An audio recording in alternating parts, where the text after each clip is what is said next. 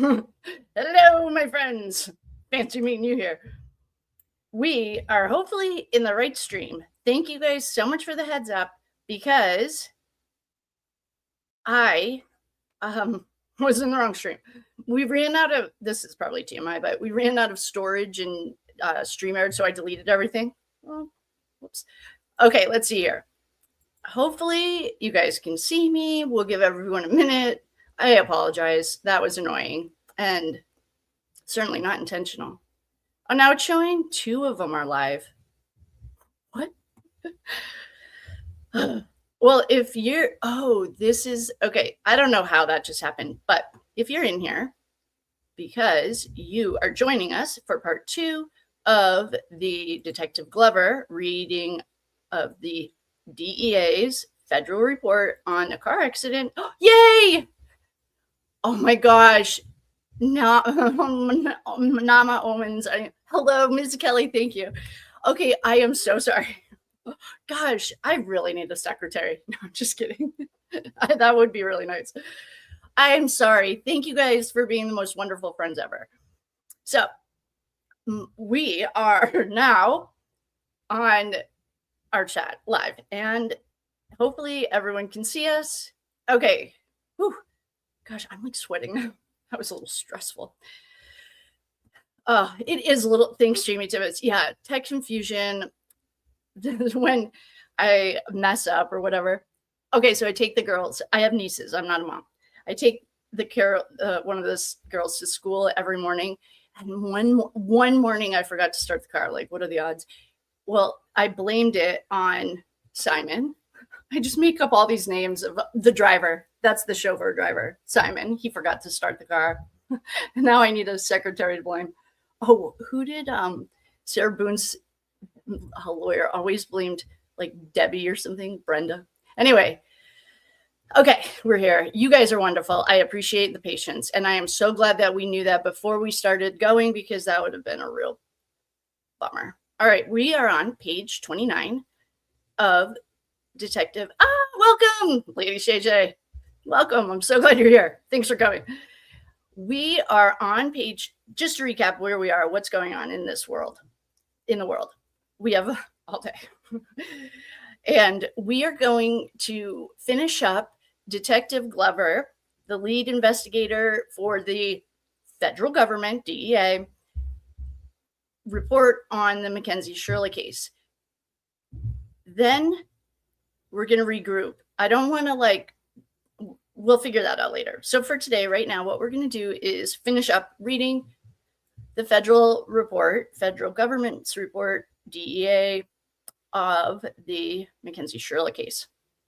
Okay, legally. Oh my God, we were still in the other one. Oh, thank you. Yes. Oh, I wonder, notes. One of our friends told me not to delete things. I was thinking I'd kick you guys out. We'll wait. Guys, there's no rush. I feel like if I could buy you a coffee, please have a sip of peach tea. What are you guys drinking? Where are you coming from? We'll wait for everyone to come. I don't want to. Did I make it? You totally made it. And it's not you. It's me. That was totally my bad. There's no excuse for it. Don't be stressed. You're in the correct live. Yes, welcome. Oh, darn it. So this is what happened. This is just my thing. We ran out of StreamYard ran out of storage. So right before we went live, I just deleted everything, thinking that it would free it because I didn't want us to record or do this and it not record because that would just be miserable for everyone. Well, actually, this is much more manageable to do twice than her text. So anyway, I deleted that. And so when I hit live, it automatically just went to our members only Black Magic chat, which we can do anyway. The magic feels really good right now. Well, life, I did go hug Freddie though. Anyway, I can't find the other one now. And they're in there. I'm still trying. Okay. All right. Hold on. I'm going to log in on my phone. Excuse me. Brenda, my secretary is a slacker. I'm just kidding. Okay. I'm just going to log in on my phone and go check on those ladies or whoever our friends over there. Kate, I found more repetition in those text messages. Oh, hi, quack, quack. More repetition. Oh, like they've been played with, like the Idaho 4 stuff. Welcome to our new members. Yay. Oh, shoot. It's gone. Okay, hold on. I'm going to log in under my name. I'm logging in on my phone right now so I can go find our friends and say, sorry, team. Brenda. I'm going to have to fire her. Just kidding. Quack, quack. Are you talking kind of like our Canton bar videos that were all doctored? Oh, shoot. It's gone. Oh, don't worry. Legally guilty, factually innocent. I am going to go find that right now and tell the lady, or tell our friends. I'm in there right now. Hi, everyone. I'm just telling them. Oh, I should probably get this link so I can be like, please come join us over here. Oh, that's a bummer. Okay. Let's see here. I'll mute myself. You guys don't have to listen to me thinking. Hold on. I'll be right there. I'm just sitting right here.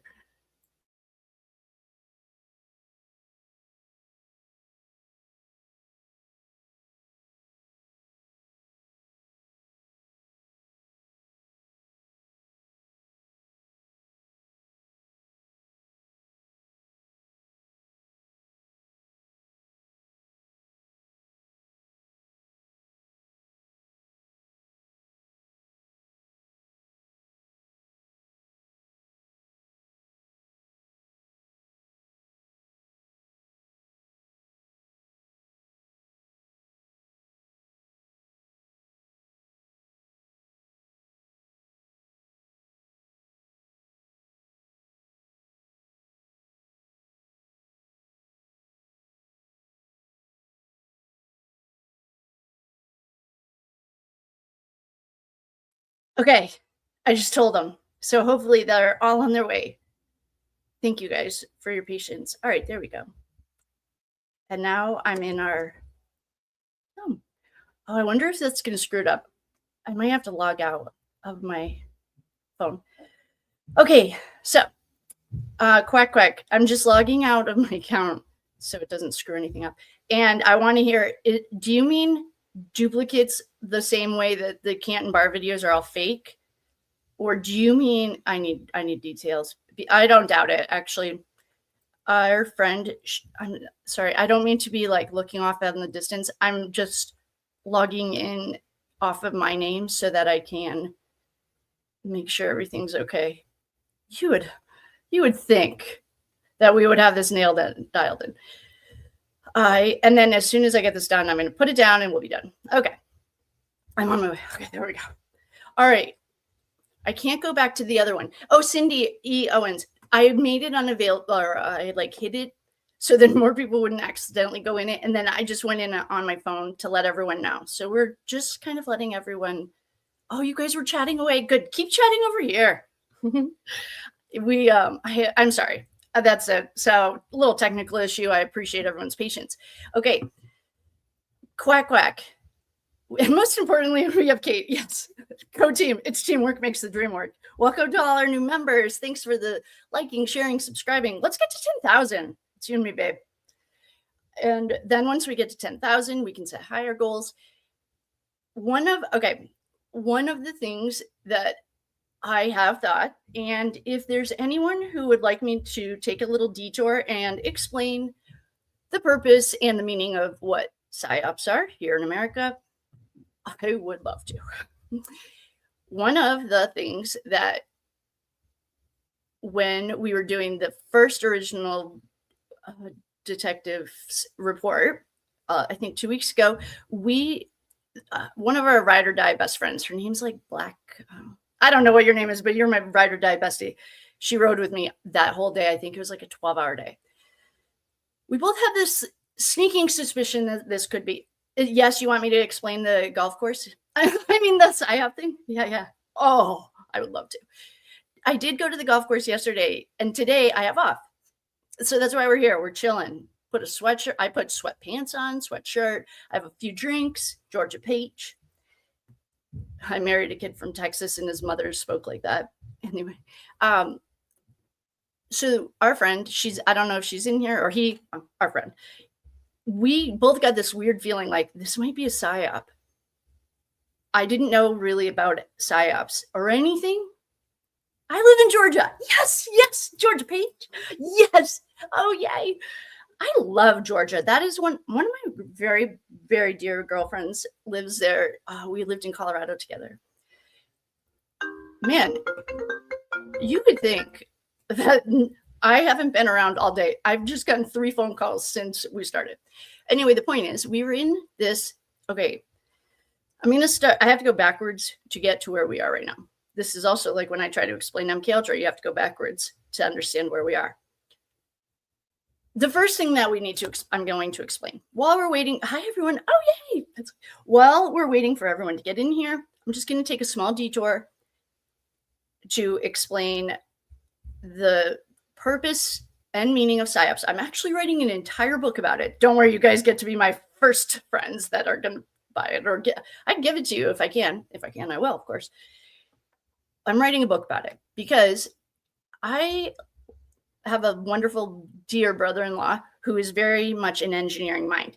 I think, first of all, you might have noticed I'm a little ADHD. I can pay attention, communicate like 10 different things, or listen to someone communicating 10 different things, and I can like completely understand it. Not everyone thinks that way. For example, he's an engineer. He thinks very linearly. So when I go off on tangents, for example, what we're doing right now, he finds it very frustrating and it's hard to follow along. So he asked me to write a book, and that's what I'm doing. I'm writing a book on the blueprint for the New World Order. By the way, we do, in my personal humble opinion, this is all my opinion. If it resonates, take it with you. If it doesn't, leave it at the door.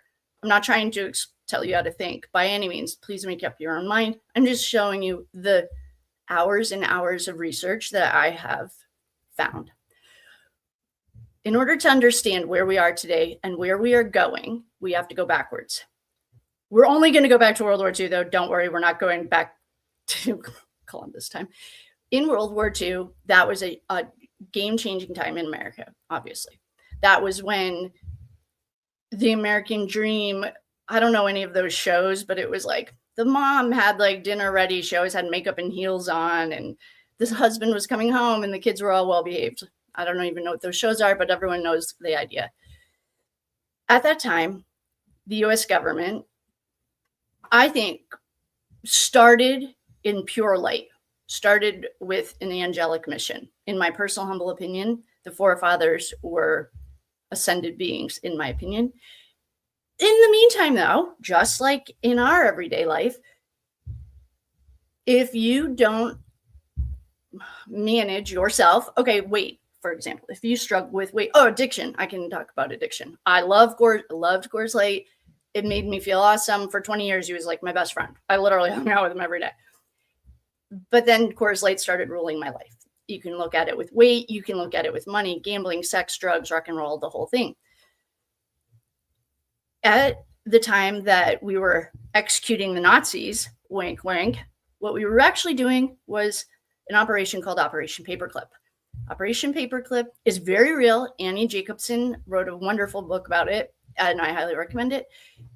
We actually brought over 1,600 Nazi scientists and propaganda. Everyone in Nazi Germany that we claimed to kill became American citizens, hidden under different names. The leader of NASA, the demonic Mengele, they called him Dr. Death. He did like horrendous experiments on twins, and so he came to America. We had the head of NASA was the leader of the missiles. I can explain all that. That's a little bit too much in the weeds. The point is, we secretly brought over 1,600 Nazis and integrated them into the American culture and told America that we were on the right side of history and we got rid of all the Nazis. That was Operation Paperclip. No one knew about it until about 1970s. I want to say 76, but I could be off. And with the implementation, or by beating Russia, okay, this is another thing. Okay, beating Russia in this fake Cold War, there was no Cold War. In my opinion, it was all manufactured through media. In this fake Cold War, they said the way they justified it at the time of releasing these documents was that we needed to beat Russia in the Cold War. Okay. One thing I will say, Russia is very Christian. And this is not about like left, right, Republican, Democrat, Christian or not, except it is. Russia is very Christian and very much will not get involved with the Rothschild Bank. Okay. So we have Operation Paperclip.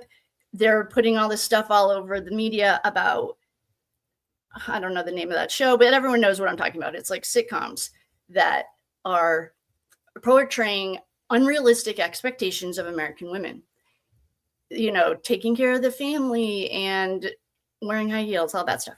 So it created, I mean, my mom, the boomer generation, survivals. Like they just are in survival. In my experience, my grandpa one of my grandpas fought in World War II.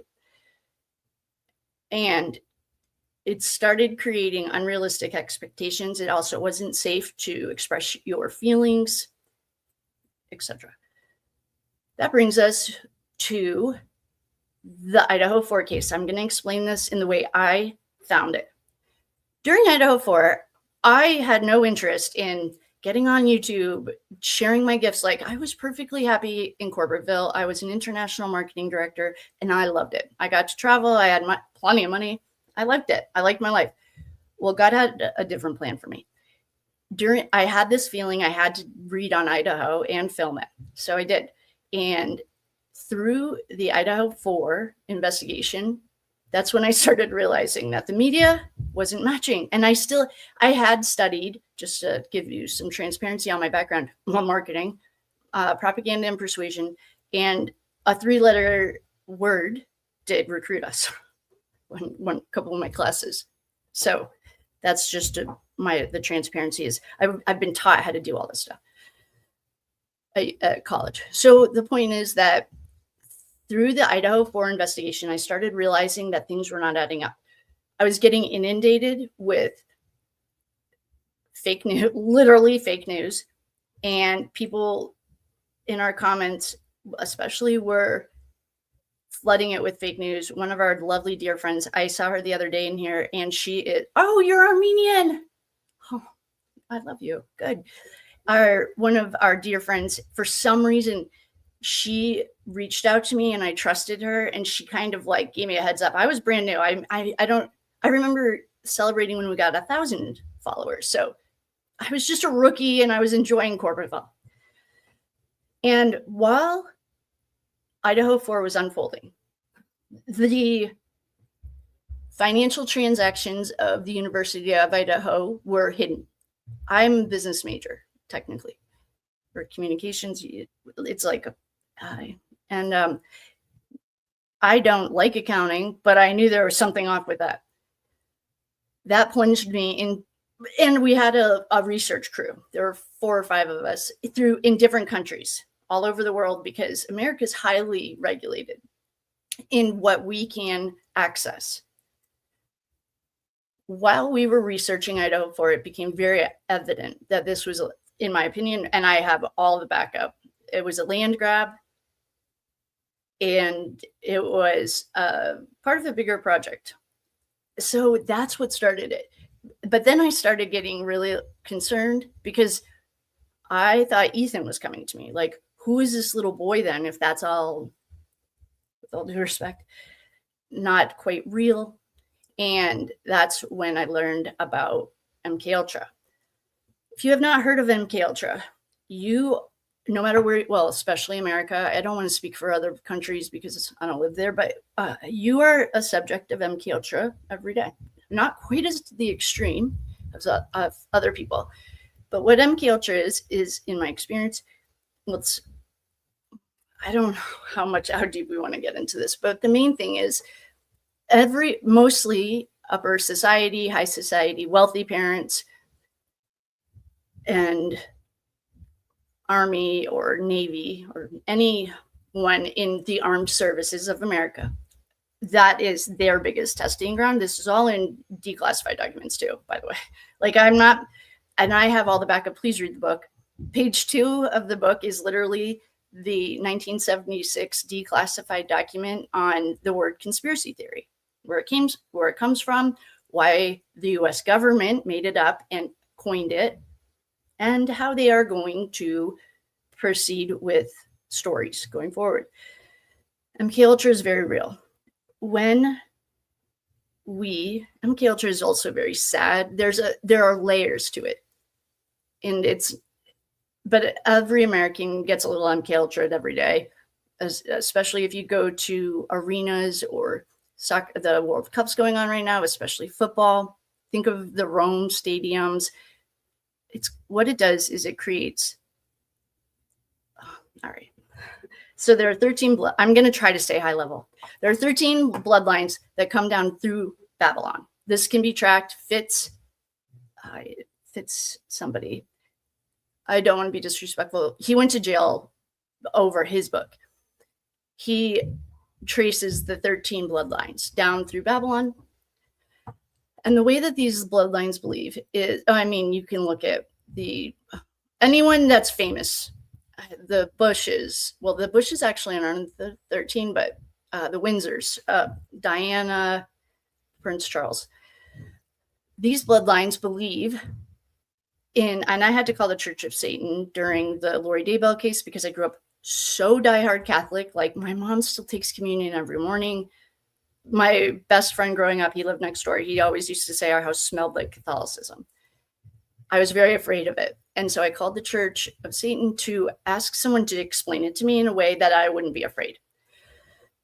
So he explains to me, they believe, and this is how I understand it. If there's anyone in here that would like to explain it, please do. I'm just trying to explain it on a high level, that the I am that I am, the way, is me. You are God, which if you're in recovery, that doesn't work very well.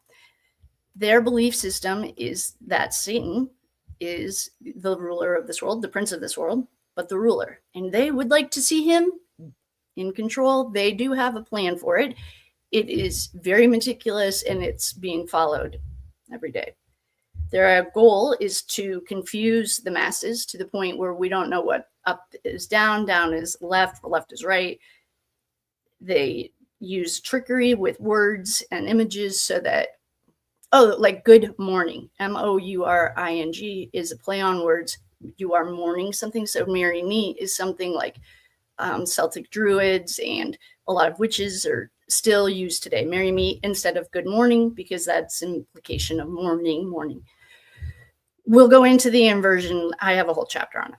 So the point is, we are in the MK Ultra thing. I have the blueprint for, it's a 6-part plan. And the reason that this is all coming up right now is because there are crisis actors. 9/11 is a great example. I am not here to say that 9/11 didn't happen. I know it did. I believe it did. But what I also believe is that it was part of a bigger plan. When you create national tragedies like that, you create loosh. Loosh is energy. If you read the news or follow the news and you stay in your red chakra, that's your root chakra. If you stay in that, they literally want you to wake up and follow the cookie cutter path. Wake up, go to school, go to work, die. Keep you in a loop. They create national tragedies to loosh off of. That's the energy that they need. It's stressful. While our best friend, Ride or Die, was in here on that 12-hour day, we both got this feeling this might be a psyop. It's so extreme. It's so extreme on every level. When quack. Okay, so that's the wrapping up.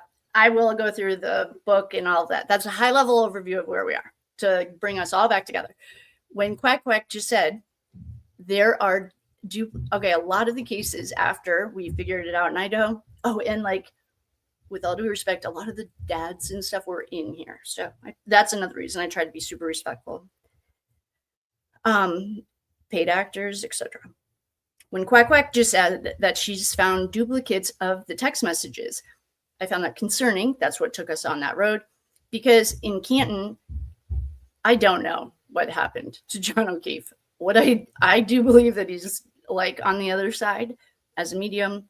He's helped me very much with that case, but there are questionable things, like none of the surveillance video is right. I mean, I've disproved it like 1,000 times that it was all doctored and played with. It's not John. It's definitely not Karen. They're not out. If you're part of the Karen Reed case, or if you followed that case, then you understand what I'm saying. The Delphi girls, another satanic sacrifice. John O'Keefe's, Craig Casey, and Sandra Birchmore all fall in the satanic holidays. I mean, look at the missing people right around like springtime, satanic rituals. Anyway, and I'm not telling you this to scare you. I just am telling you what I've found, and I'm, like I said, writing a book, and I can't wait to have it done. So all of that being said, when Quack Quack just told me that she's found duplicate texts, that's concerning, because I do also know that they hired kids like me, or when I was a kid, student or people like me, to write all that stuff. One of the courses I took was like writing headlines, and anyway, so that's how we got there. Okay. Thank you for anyone who's stuck with me. I have presentations, I've done videos, and I love talking about it, but I know that there are people who hate it when I go off track. I need to read it too. I need this book. Oh, the name of the book is Annie Jacobson, Operation Paperclip.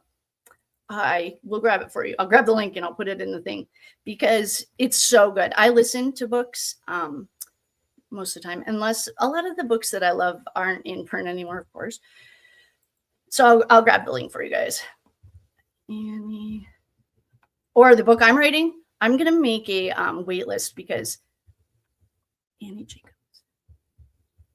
I'm writing it. I'm dedicating it to my brother-in-law, Mikey Jacobson. Oh, there she is. She's wonderful. Here you guys go. Once I'll figure out how to get it. Here we go.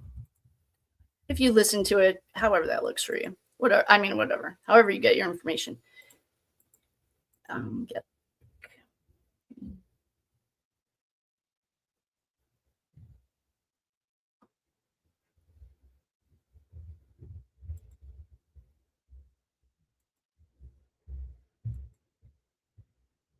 Okay, here's the link for Operation Paperclip.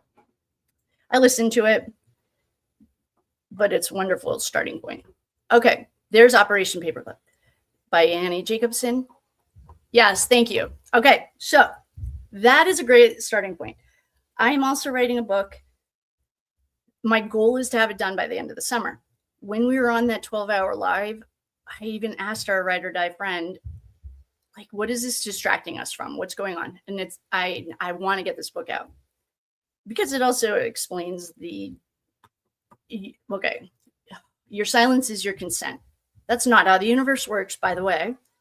And Jesus and Hitler had the same visions. One was used for good, one was used for bad. They're both very powerful, ascended beings who had the same visions.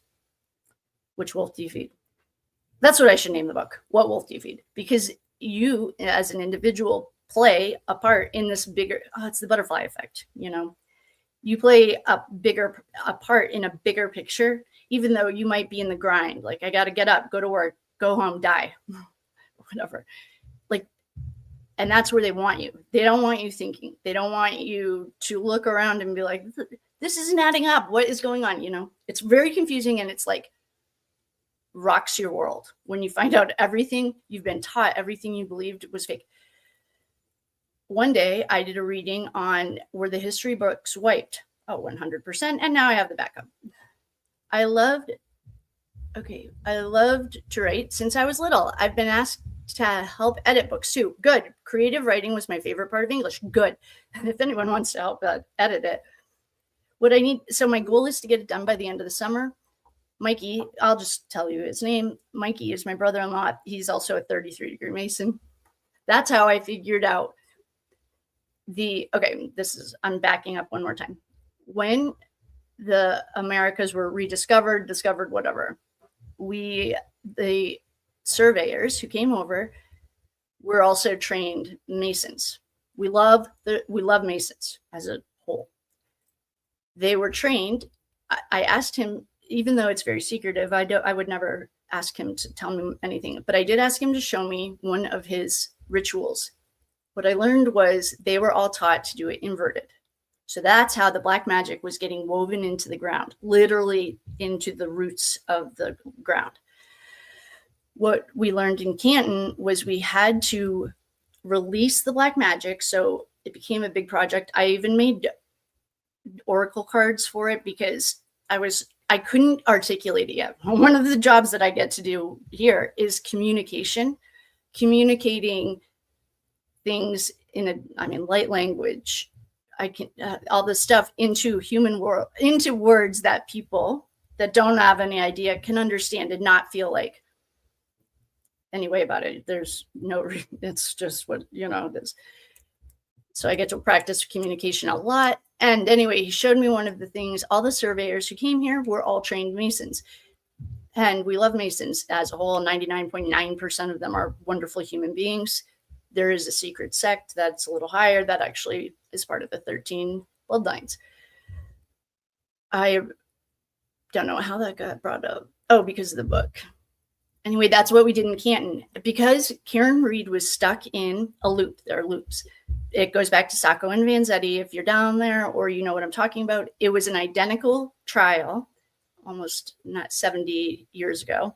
2 innocent men convicted and executed. And now with the benefit of hindsight, I have the declassified documents from Hoover communicating with that judge. This is right in the beginning of the FBI. He wants to make a name for himself. So they fixed it. And it's all in the FBI declassified documents.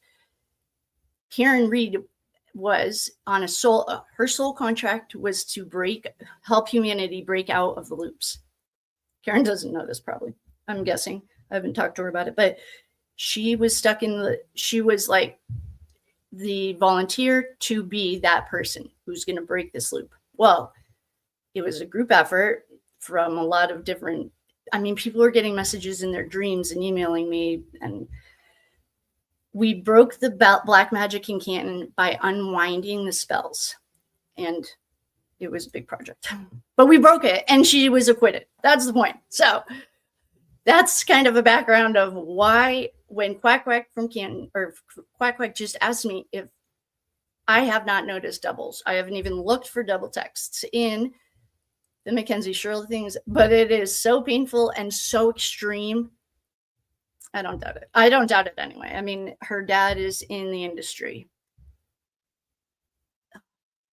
And so that's how we got on that tangent. It wasn't really a tangent though. I feel like the more you know, then you can make up your own mind. But what you don't know until you know. So we're here now.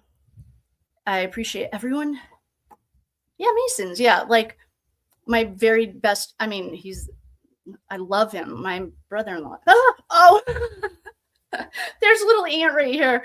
Oh, yeah, I love him. And he would never say any of that to me. I know because I recognize the symbolism. I see that ring. I know what that is. And so one time I just asked him to show me. I also now have a lot of books that old men die and they give books to whoever, pass it down or whatever. Anyway, that's the point. Yes, we love Masons. And like I said, 99.9% of them have the purest intentions, integrity. They work hard. They're very good at their jobs. There's just this, of course, secret part of it that they don't even know about. So this being a PSYOP is 100% on the radar. It's been on the radar since we read the Dr. Detective Awesome's original report about 2 weeks ago, because it is so extreme. It's beyond extreme. With all of that being said, I appreciate my grandpa, my uncle, my cousins, all Masons. My mom was a Rainbow Girls, Eastern Star. Yeah. Yes. I love it. Good. Yeah. It's and that's the other thing. It's baked in to your culture as a person, so LDS, actually, if there are any of our LDS friends, hi, if any of our LDS friends are in here, let me know. Actually, I know we have some recovering LDS, but I don't want to that's not I'm not here to shatter people's vision. I don't know. Anyway, the point is that this could be a psyop, and I've been saying that for 2 weeks. And I did say in that live, well, I can use this as a case study because we're all watching it happen right in front of us. Idaho 4, we were coming in later, and then in Canton, when we were breaking all the black magic, like I didn't have the words to communicate. Freddie, that's how the Freddie thing happened, though. And if you are stressed out or anything, one of our lovely dear friends, I don't know if she's in here, she sits I was taught to sit at the base of a tree, like put your back against the tree and journal or pray or whatever. And the tree will absorb the energy, like what you don't need anymore, and recycle it back. There was a time we were going through a phase that the Earth Gaia couldn't handle. One way I was taught is to send everything down to Earth. There was a time everyone was doing that and she couldn't handle it. So for a little while, we didn't do that anymore, but now we're back. So this could be a psyop. If it is a psyop, I won't be that surprised because it's so extreme. But what we can use it as is a learning experience for all of us. Like, we watched it happen in real time. And I was saying that day, we can make this a case study in Propaganda and Persuasion. Another wonderful book I highly recommend. I absolutely love Propaganda and Persuasion, and I rely on it all the time. One of the things that I studied was World War II from every countries. There were about 7 countries that were invested in it. I needed to understand it. And so I studied it from the Germans' point of view, from the Russian point of view, from America's point of view, from Japan's point of view, because I needed to understand what brought us there. While I was doing that, I also wanted to understand the mindset of a German in the 1930s. Like, what brought an entire country to this point? And what I learned basically was, and I always make jokes about it, like, what is this, 1930s Germany? I always make jokes about it. Because a great mirroring example is Hitler put radios in everyone's house so that Goebbels was the doctor of propaganda. Is it Goebbels? I think or was Goebbels the doctor?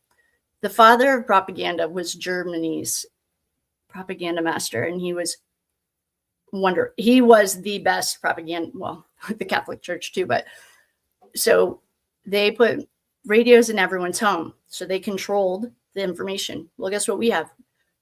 We have DirecTV, we have Netflix and chill. Guess who controls that? It's a mirror. It's just for today's society, if you're in America. Okay, with all that being said, we love our Masons, we love our Eastern Stars, we love it all. Even satanic, like, because I needed to understand it. I feared what I didn't know. Now I understand it, and I just don't agree. I just think it's stupid. I'm like, that's what drove me right into addiction. But that's my own opinion.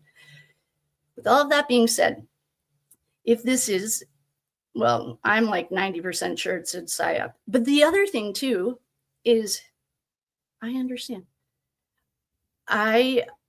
Okay, and I also don't want to get in like this huge fight in the comments either. Like, this is really just a safe place to kind of start feeling it out. Like, one of our lovely dear friends, we did a class I guess it's been done for a couple months now, but we were meeting every week for 30 weeks and watching her kind of realize that everything is like manufactured. You have to be very careful. And I don't really talk about it in real life, except I did tell my brother-in-law, I'd rather be a conspiracy theorist than an idiot. And that kind of started this whole book thing, because I wasn't implying he was an idiot. I was just implying, like, the word conspiracy theorist has such a connotation of negativity, like, because that's how the U.S. government, that's how they put it in. Anyway, we're all here together. The point is, if these are psyops, my biggest question is, like, then what is this energy? Perhaps this building, this manufacturing company, was built on a Native American reservation. Maybe it was built on an old graveyard. Because then I wonder, like, okay, if it's not Dom, or it's not Ethan, or it's not John, what is this strong male? Those guys just all happen to be males. energy that's coming to me very clearly. Is it the land that needs healing, or are these real souls? Or is it a collective? One time we released whether you believe the Titanic sank or not, that's a whole nother thing. But the point at the bottom of the ocean was, it was like a tomb, because the water encased it. So we released all those souls. Get them out of here. Look at DreamWorks. It's a little boy on the moon fishing for souls. It's all the same thing. Well, it's all the same machine. The point is, thanks for coming to my tangent.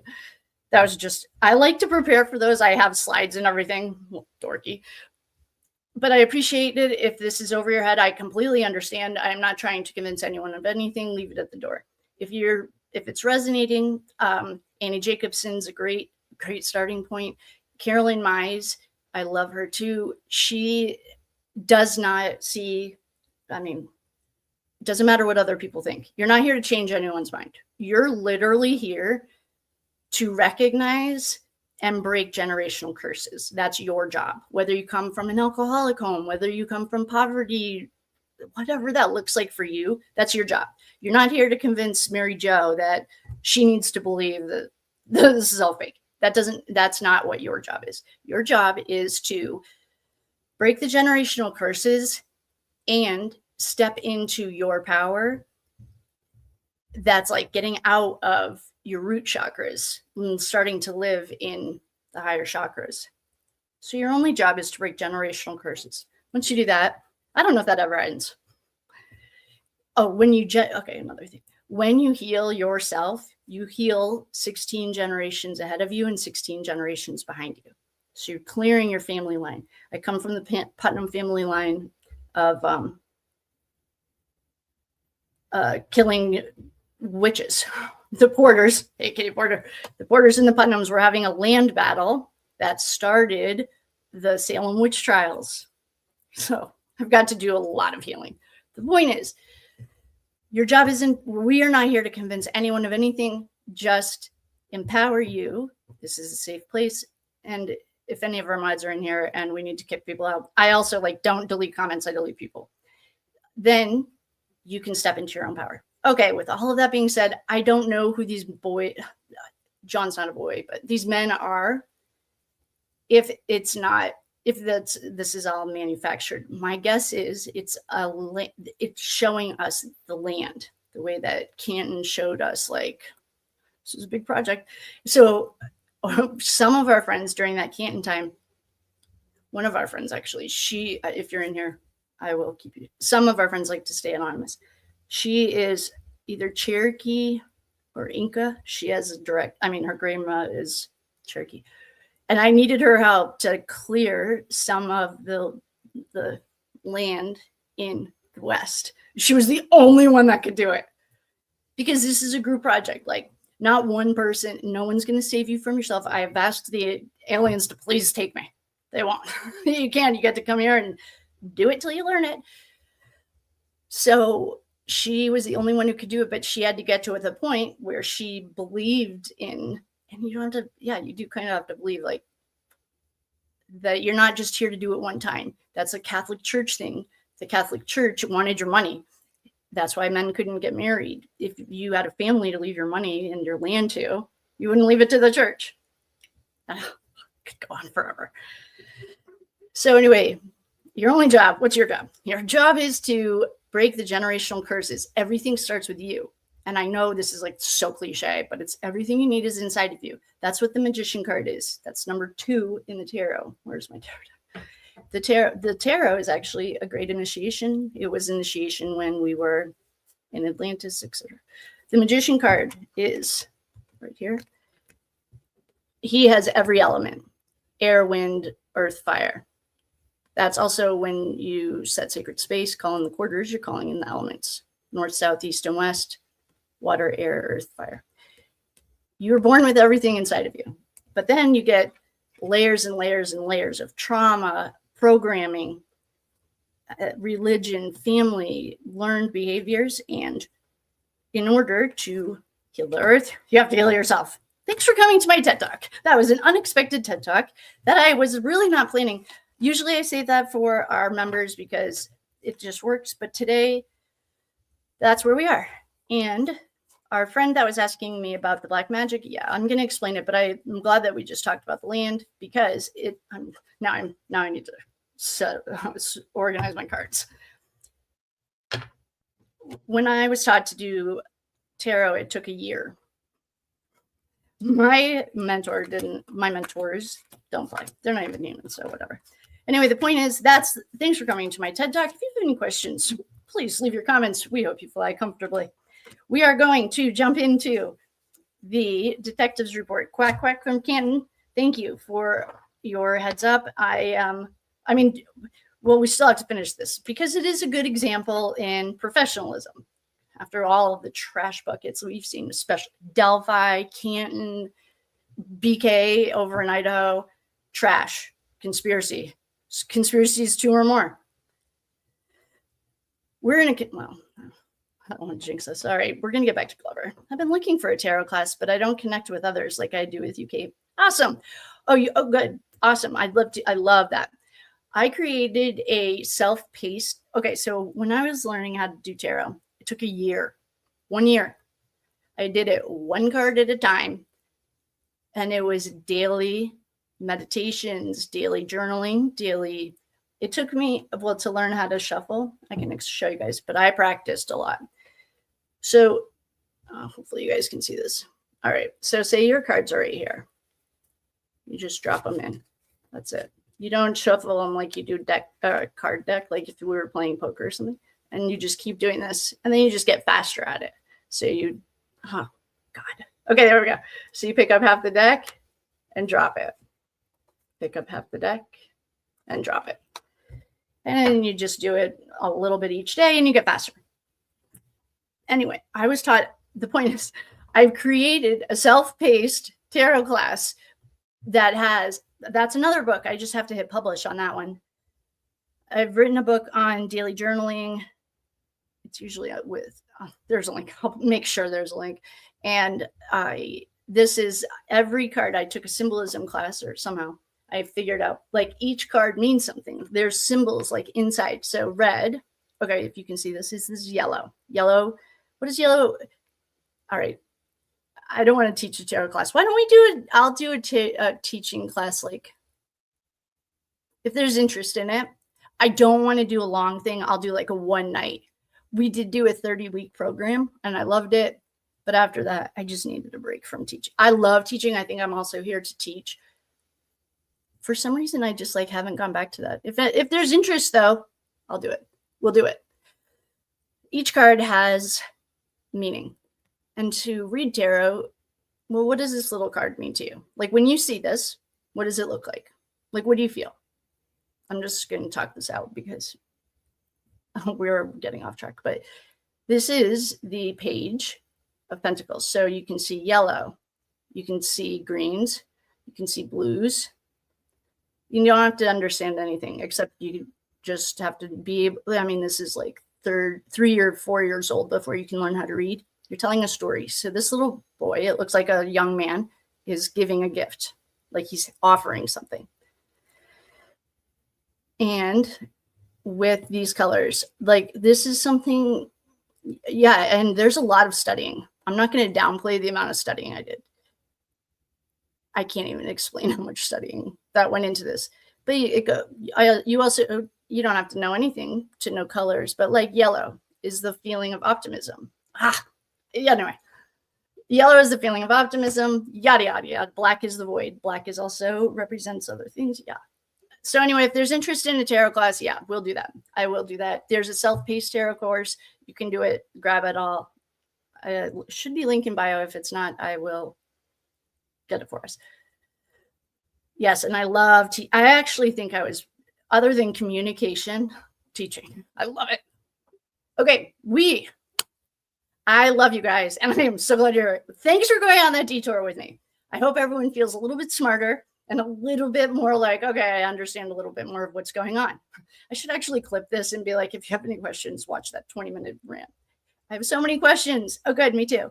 Yes to the tarot course. Okay, good. Yeah. Oh, yeah. If you want to do a tarot course, just put it in the comments. And then at the end, I can just look at them. If you're interested, then we can figure that out. We'll do that. Yeah. And I love teaching, honestly. So thanks for coming. That was my moment of teaching for a second. With all of that being said, okay, so what if this is a psyop? What are we going to do? The Canton thing, I don't know if that's a psyop. What I do know, though, is there's a huge level of corruption. And what it taught us was that we have, okay, this is one more thing. We have the ability as a collective, when two or more are gathered in my name, that whole, God, Jesus said a lot of good things. We love Jesus. And I even look at Hindu, they pray every day at noon. The power of prayer is something, no matter what you believe in. I mean, when you do exorcisms, you say, there's like 3 words that you say that ends it all. When you have a possession, or please don't do this alone, unattended. But the point is, the power of prayer is so strong. When a collective is focused on one thing, we are focused on, I don't personally have children because I feel like one of my jobs also was to prepare earth in the ground and break the black magic so that 16 generations from now, when I get to come back here, I can just be like, we worked our asses off. And so that's it. Okay. The Great Awakening also, this is another thing, is part of, it never was about humans. Humans have this inflated sense of self. It was about energy and free will. That's what it is. Wouldn't matter what we were wearing. I call them meat suits. You can call it whatever you want. But with free will, look how well we're doing. We literally have things like genocide, BK, Richard Allen. Like, I personally don't think we're very good at making up our own minds. We have, but that's the fun part of being a human. We decided, let's go together. Let's all, especially in Canton, I noticed it, and I'm sure it's here too. We were part of a bigger soul family. We've been going through these tests together. So we're going to pass, finally get out of high school or whatever grade you're in. If any teacher ever talks down to you or makes you feel like they're better or more advanced, think of it like you're in high school. So a 10th grader is not going to talk to a 3rd grader. Like he's just little or, younger. He's just not in 10th grade yet. That's the difference. So like, no one is smarter or more advanced. That's all propaganda to make you feel separation. We don't do separation. The dark side thrives. A divided house cannot stand. Like literally, I'll just speak from experience. My family, I have aunties that hate Trump, and I have a mother who loves him. Well, guess what? He is a chaos monster. That his job is to create chaos and division. When you're not speaking to each other, you can't heal because you're fighting about stupid shit that's all fake anyway. Literally, I can literally show you how fake it is. But they're also like, I don't, that would shatter their entire identity and sense of self. Our point is that if anyone talks down to you, use your intuition. Just leave and don't give them your money because their intentions either aren't pure or they're not working for the highest and widest light. I always ask for the highest and widest light. And so anyway, even if you're a beginner at anything, just think of me. I'm the senior and I'm coming back to help the kindergartners learn tarot or whatever. Like that's the only way. I mean, I would not. So as a senior, you would never look at a kindergartner and be like, oh, you don't know how to drive yet. I'm so much better. No, you just think of it as like different sections of life. Okay. How did that all happen? Where did that come from? I wanted to explain. There was some probably about division or something. About tarot courses. If anyone's interested, there is a self-paced tarot course already open. I made if any of our friends that have taken it, like the belonging, I have never related to something so much than this. Yeah, go team. Throw your girl a bone. I appreciate. Awesome. Oh, good. That makes me so happy. Yes, awesome. Okay, good. So, if you do want to learn the tarot, put it in the comments like yes, tarot, or just something I can look at it quickly. If we have enough, we'll do it. Yes, the belonging. The point is another thing. I used to always call it the dark side because that was very easy for me. If you walk into a dark room and you light a candle, you turn on a light, it's no longer dark. The secrets are coming out. what I was instructed was now it's old energy. So I slip a lot because to me, it still feels very dark, but it's old energy. So, and if you think of an animal in a cage, a frightened, hungry animal, they will attack. Like they'll fight their hardest before they go. By the way, the dark side didn't get the memo that they lost. Oh, I've also put in fail safes into AI. Not just me. I've worked with the team, but I'm speaking for us into AI because Star Wars is real. AI did Atlantis. You do have memories of it. Some people have memories or fear of water, fear of drowning because you died that way. One of the things I had to do to get over this, like public, and it's not public speaking. If I was talking about anything, like I used to present for work, and that's okay. It's this stuff that I was like literally having a very hard time communicating. I got to do this meditation or something where I went back through every single time I died by my throat. So it would be like hanging, poison, beheading, and I got to relive them all to clear them so that I could like get over the fear. It's so fun. And so the point is, I don't know where that, the AI thing. The resistance or fear of AI is very understandable and learned because we've already gone down this road before. The dark side did lose, thank God. Back in 2012, and the Mayan calendar ended because the Mayans understood that there was going to be a turning point in history, and they didn't know which way humanity would go. Was humanity going to think on their own, like heal? Was humanity going to try to heal and use their discernment, use their free will, or were they going to follow the path or the sheep? They call it sheeples, all that stuff.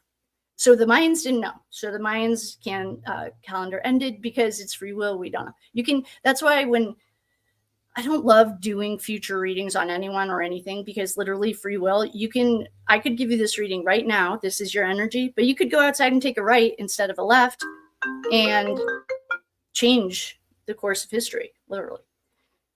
With AI, we've already fought this battle at least twice that I know of. We put in fail safes into AI. This is when we were doing the Canton stuff. So if AI falls lower than humanity consciousness, there's 3 fail safes that'll implode and blow itself up. The lines have been inverted, ley lines. If you know what ley lines are, think of chakras in your body. If someone's like, oh, I have to go get my chakras cleared, what's a good example? Okay, green for your throat. Mine was all mediums and psychics or whoever. Those are all just names too. And it's very human to want, like, I got every certification. Literally, it's like practically a doctor because I wanted that like outside validation. I was an athlete and I wanted everyone to know. But then I got humbled because it's very human. And a lot of you guys or us are remembering our gifts. Like, oh, all of a sudden you have like you're really good with herbs. Perhaps you were a witch doctor. Because until 1906, which was a big time for us, we did use the earth and magic. And I mean, Jesus was a magician. We used the stars. We used the plants.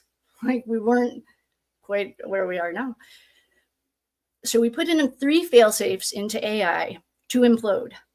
But when you do those land prayers, you help clear the ley lines and the AI grid, the AI, what would it be? A dam. They would be like a dam. I don't know what that would be, but they have been blocking it. So when you do those land prayers, you not only help yourself, you help the land around you, and you also help the generations, 16 generations back and 16 generations forward. I don't know why we were talking about AI, because I know one of our friends is very fearful of AI, and that's a learned behavior. That's because we've already blown ourselves up a couple of times. And we made it through like, it's almost like going through a needle, the eye of a needle. That's what we made it through the eye of the needle. Humanity, I thought it was going to be by our, chinny chins, but we made it through with much, we just needed, it was some number that's like abstract, but we made it through. So Mother Earth, Gaia, she didn't blow us up. let's just say that if we didn't make that, then we all volunteered to come in and try to help Earth, but we were going to end in like disaster. Because she doesn't need us. She also has her own ascension. She's in 3rd grade. She wants to graduate high school too. So she has her own ascension process.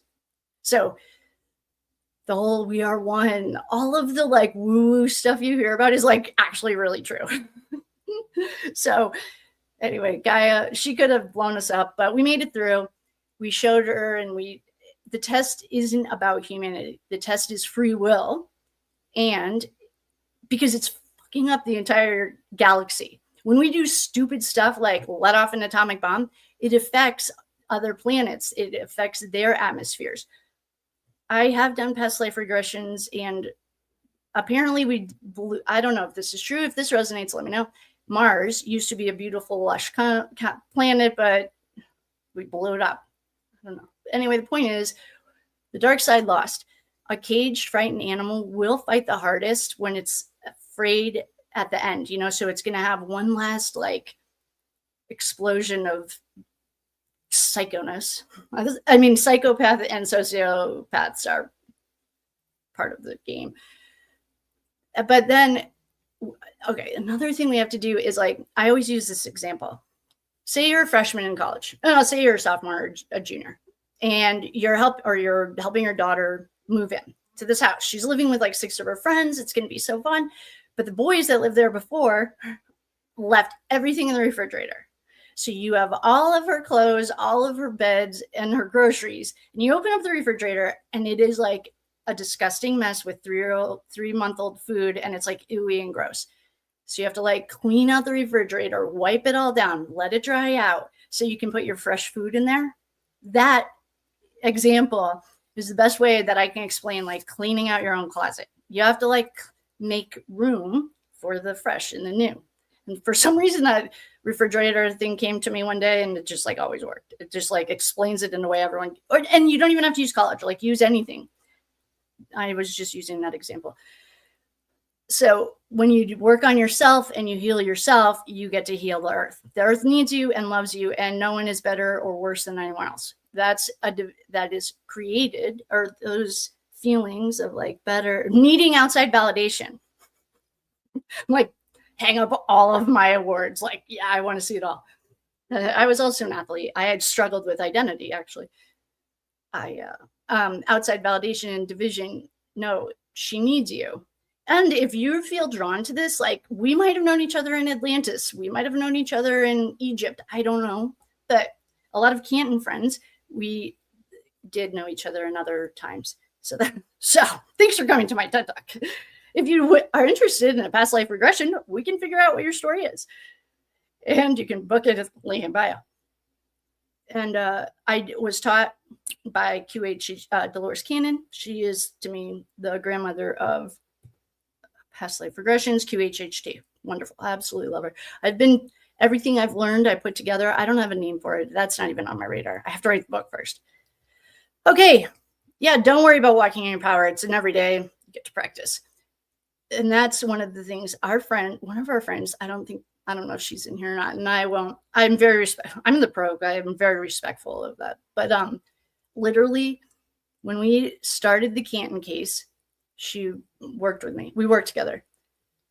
The woman that came to me in the beginning of the Canton case, at the end, doing the prayers every single day, journaling every single day. It seems really monotonous and exhausting, but it's part of like living. I mean, it's like move it or lose it. If you don't exercise your body, you're going to like have, not be able to use your body. The woman that came to me when we started the Canton thing, we were all learning it together too. Like I might just be the voice of it right now because apparently I had a little problem with that, is not the same woman that ended. She looked literally 10 years younger. So she was glowing. Her skin was beautiful. She was like standing in her power. It's an everyday project. It's like learning tarot for me. Took me, but then, and I appreciated how hard my mentors were on me. At the time, I probably got annoyed. Sure, I bitched about it, but I need good coaches like that. Like for me, I'm very coachable, but I have to respect you. And one of my very best girlfriends, I know she's not in here, she's sleeping, she's on the West Coast. The tarot that she was doing 3 years ago looks the exact same as it does today. And that's okay. That's her path. But for me, I want to like learn and improve. I don't want to be the same person I was a year ago. God, even though I might have been in a rut lately, but I'm getting out of it. Or I was in a rut. All of that being said, thanks for coming. That was really fun to talk about, actually. It feels so good to talk about that. I practice asking my angels. Yeah, journal. If you're a member here, I have so many exercises, and you can go to my website, KatePutnam.com. Oh, Kate-Putnam.com. So much free stuff like journaling. I was going to write a book on journal prompts because I need journal prompts. I usually don't just like sit down and journal unless I'm doing channel journaling or something every day. Oh, and it doesn't have to be a long time. It can be 5 minutes. 5 minutes prayer, 5 minutes meditating. That's okay. So when you are praying, you're asking, speaking. When you're meditating, you're listening. And when you're journaling, you are tapping into ancient times. I got to learn Aramaic. No. Hebrew, not Aramaic, last summer. And by learning it, I mean, if someone spoke it to me, I wouldn't understand. But I started writing it every day, just like 5 or 10 minutes a day. And one of the things that they did to invert and, confuse us is the writing left to right. Once you learn how to do it right to left, that's like, it feels so natural and smooth. I was like, what did they, and I made a joke to one of my girlfriends. Would they switch the poles? Like, is our north really north? I don't know. That's a long story, and there's a whole chapter on inversion. Oh, but when you take 5 minutes to pray, 5 minutes to meditate, and 5 minutes to journal, so 15 minutes a day, you are making yourself the CEO of your life, and you are not going to be the same person you were yesterday. You want to improve. I mean, God, I don't want to come back here and do it again. One of the things I also got was we are 16 generations away from this, like, and it's not going to be like a utopia. It's just going to be normal common sense stuff. Like, I'm not going to drop bombs on a bunch of kids. Like, and no, I don't. I want to know the point of two things. One of them is there is an underground tunnel system that was built during Eisenhower's time. It goes along the highways. There are also U.S. military bases at highly important locations. Those tunnels are used for moving children, guns, rugs, and money. Okay? That's the God honest truth. Anyone who tells you isn't probably works for the CIA.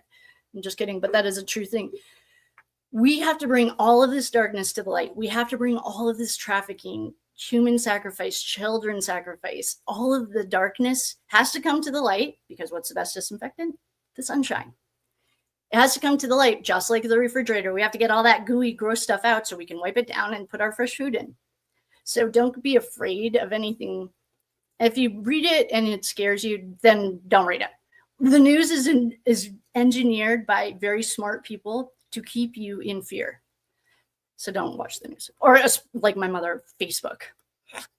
That's a whole thing, it's part of it. But the point is, don't be afraid about the darkness coming to the light. The darkness must come to the light so that the earth can start healing. There are locations on earth, for example, the Titanic. That's a good example. Whether that happened or not, I have no idea. But what I do know is all of those souls were encased in a tomb. So we went there.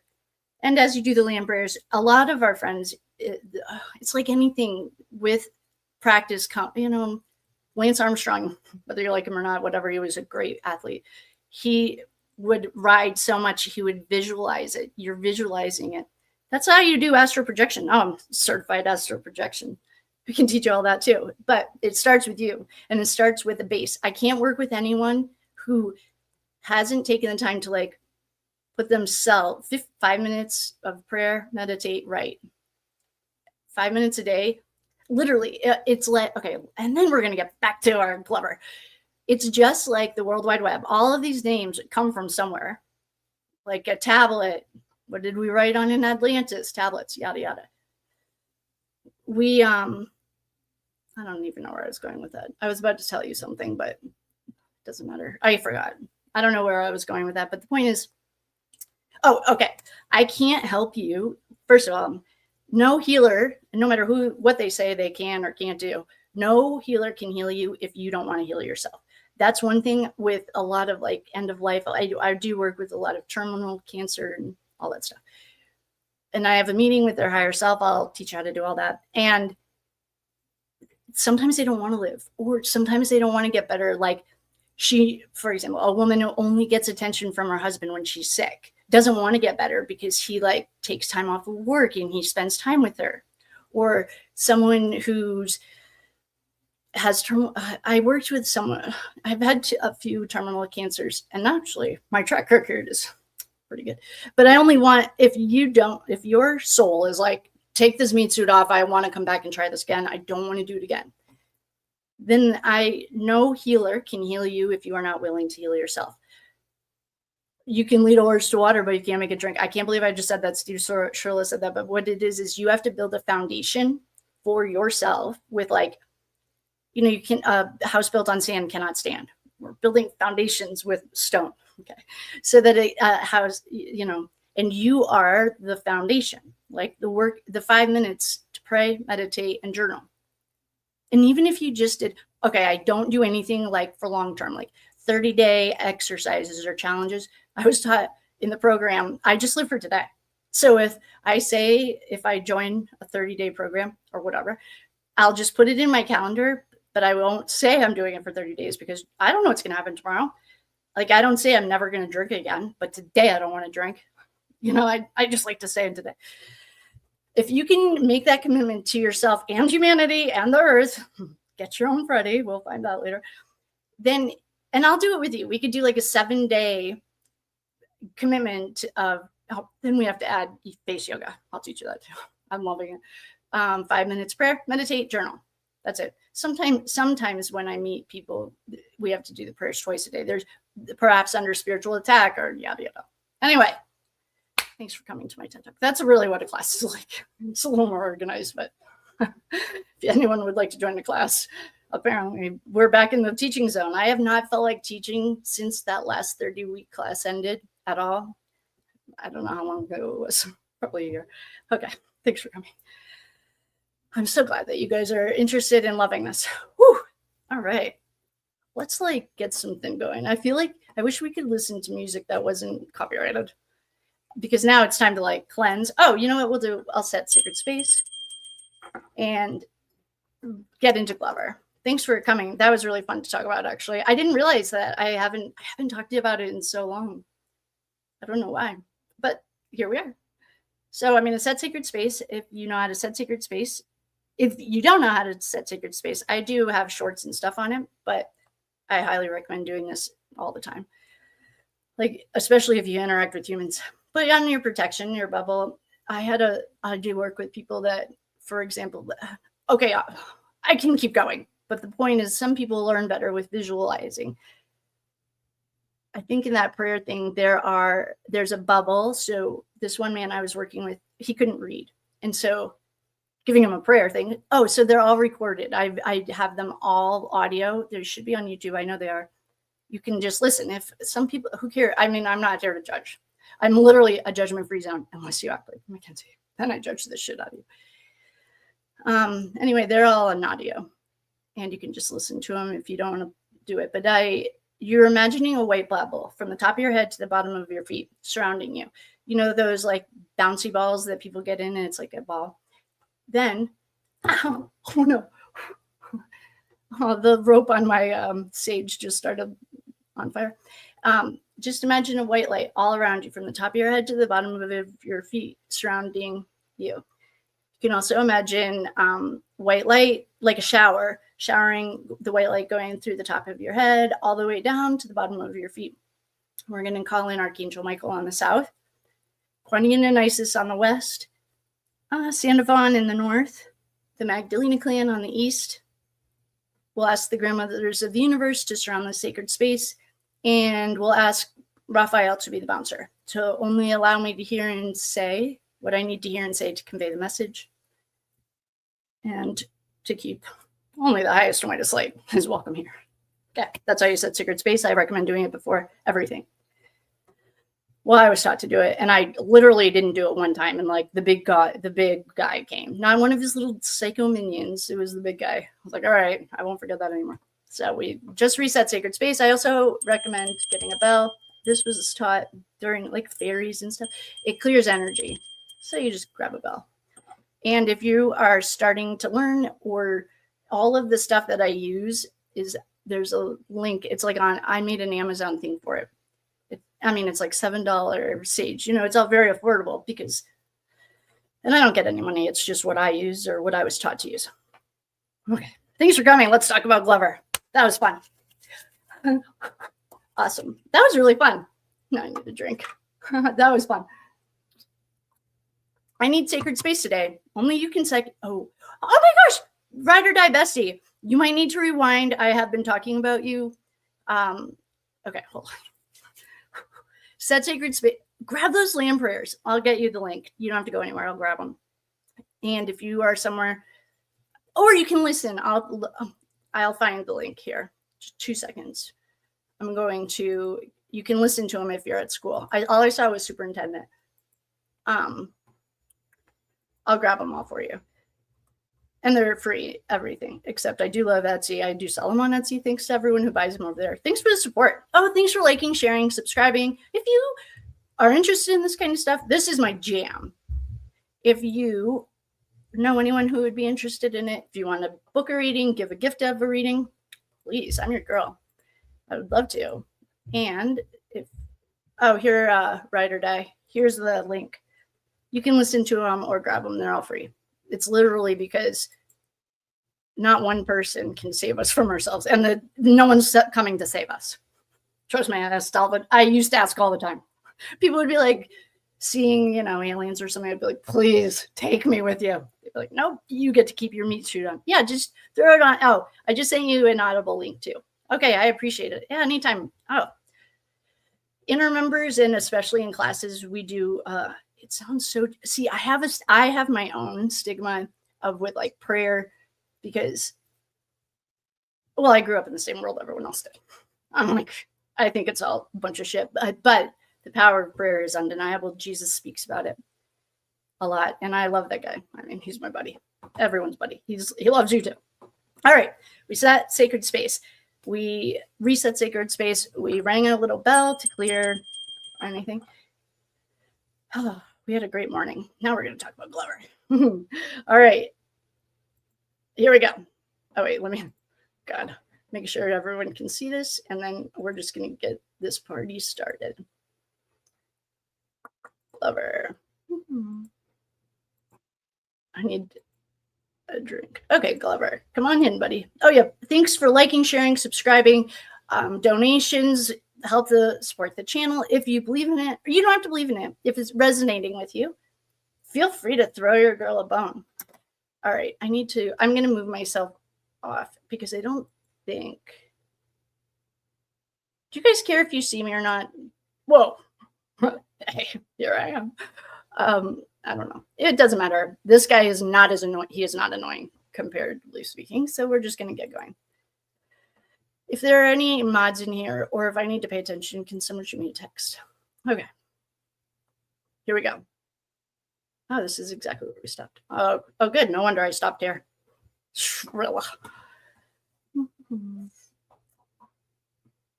All right, here we go. I'm like, darn. I actually am going to pause you. I'm going to go get a fresh drink and go to the bathroom before we go into this. I'm sorry. I won't even put music on or anything. I'm just going to just pause it long enough to go to the bathroom.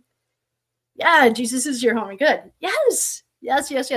Oh, and another, if you like Audible or They Walked with Jesus by Dolores Cannon. That's the work I do. She was my teacher. Rest her soul. God rest her soul. She doesn't know me. But They Walked with Jesus is a past life regression of women.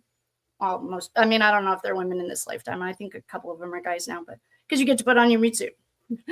I'd like to be a chick this time because I've been a male wife beating. Oh, the other thing, one last thing is, okay, hold on. And then we're going to pause and I'm going to just run to the bathroom because we're going to get in the zone. Is like some people I've heard of are afraid of what if I was a bad person in your past life? You were.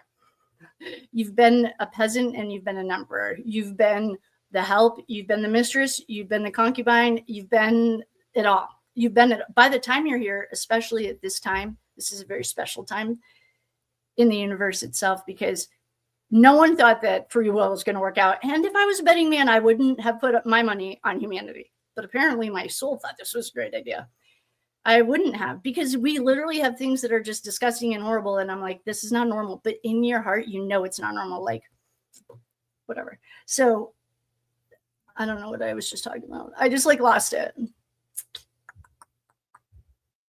Something about Jesus is there on me. Oh, I'm just going to pause it. I'm not even going to like put music on, because if I hear the music, I'll stop and get lunch.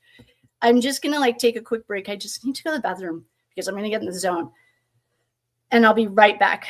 Oh, I wanted to get fresh drinks, but I wanted to tell you something. So I'm literally just going to turn my camera off so you can look at Jenny on the stand line. Hi, Jenny. And I'm just going to grab a fresh drink. Get a drink, get a snack. If you're driving, don't do any of that.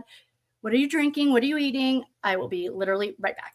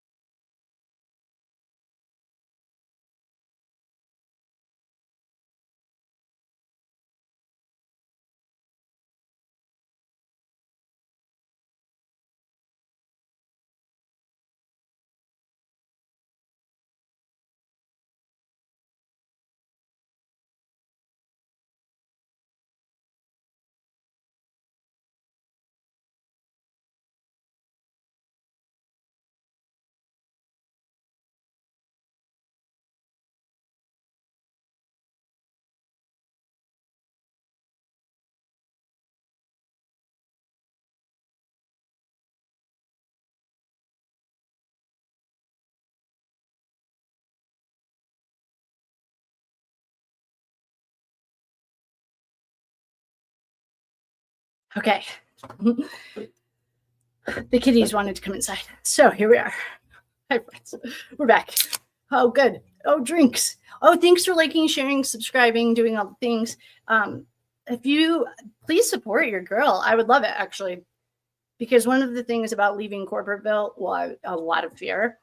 But my family, I come from like finance and teachers. And the idea of like going to an office every day, that's what they want. Let's just say that. So here we go. Everyone has a drink.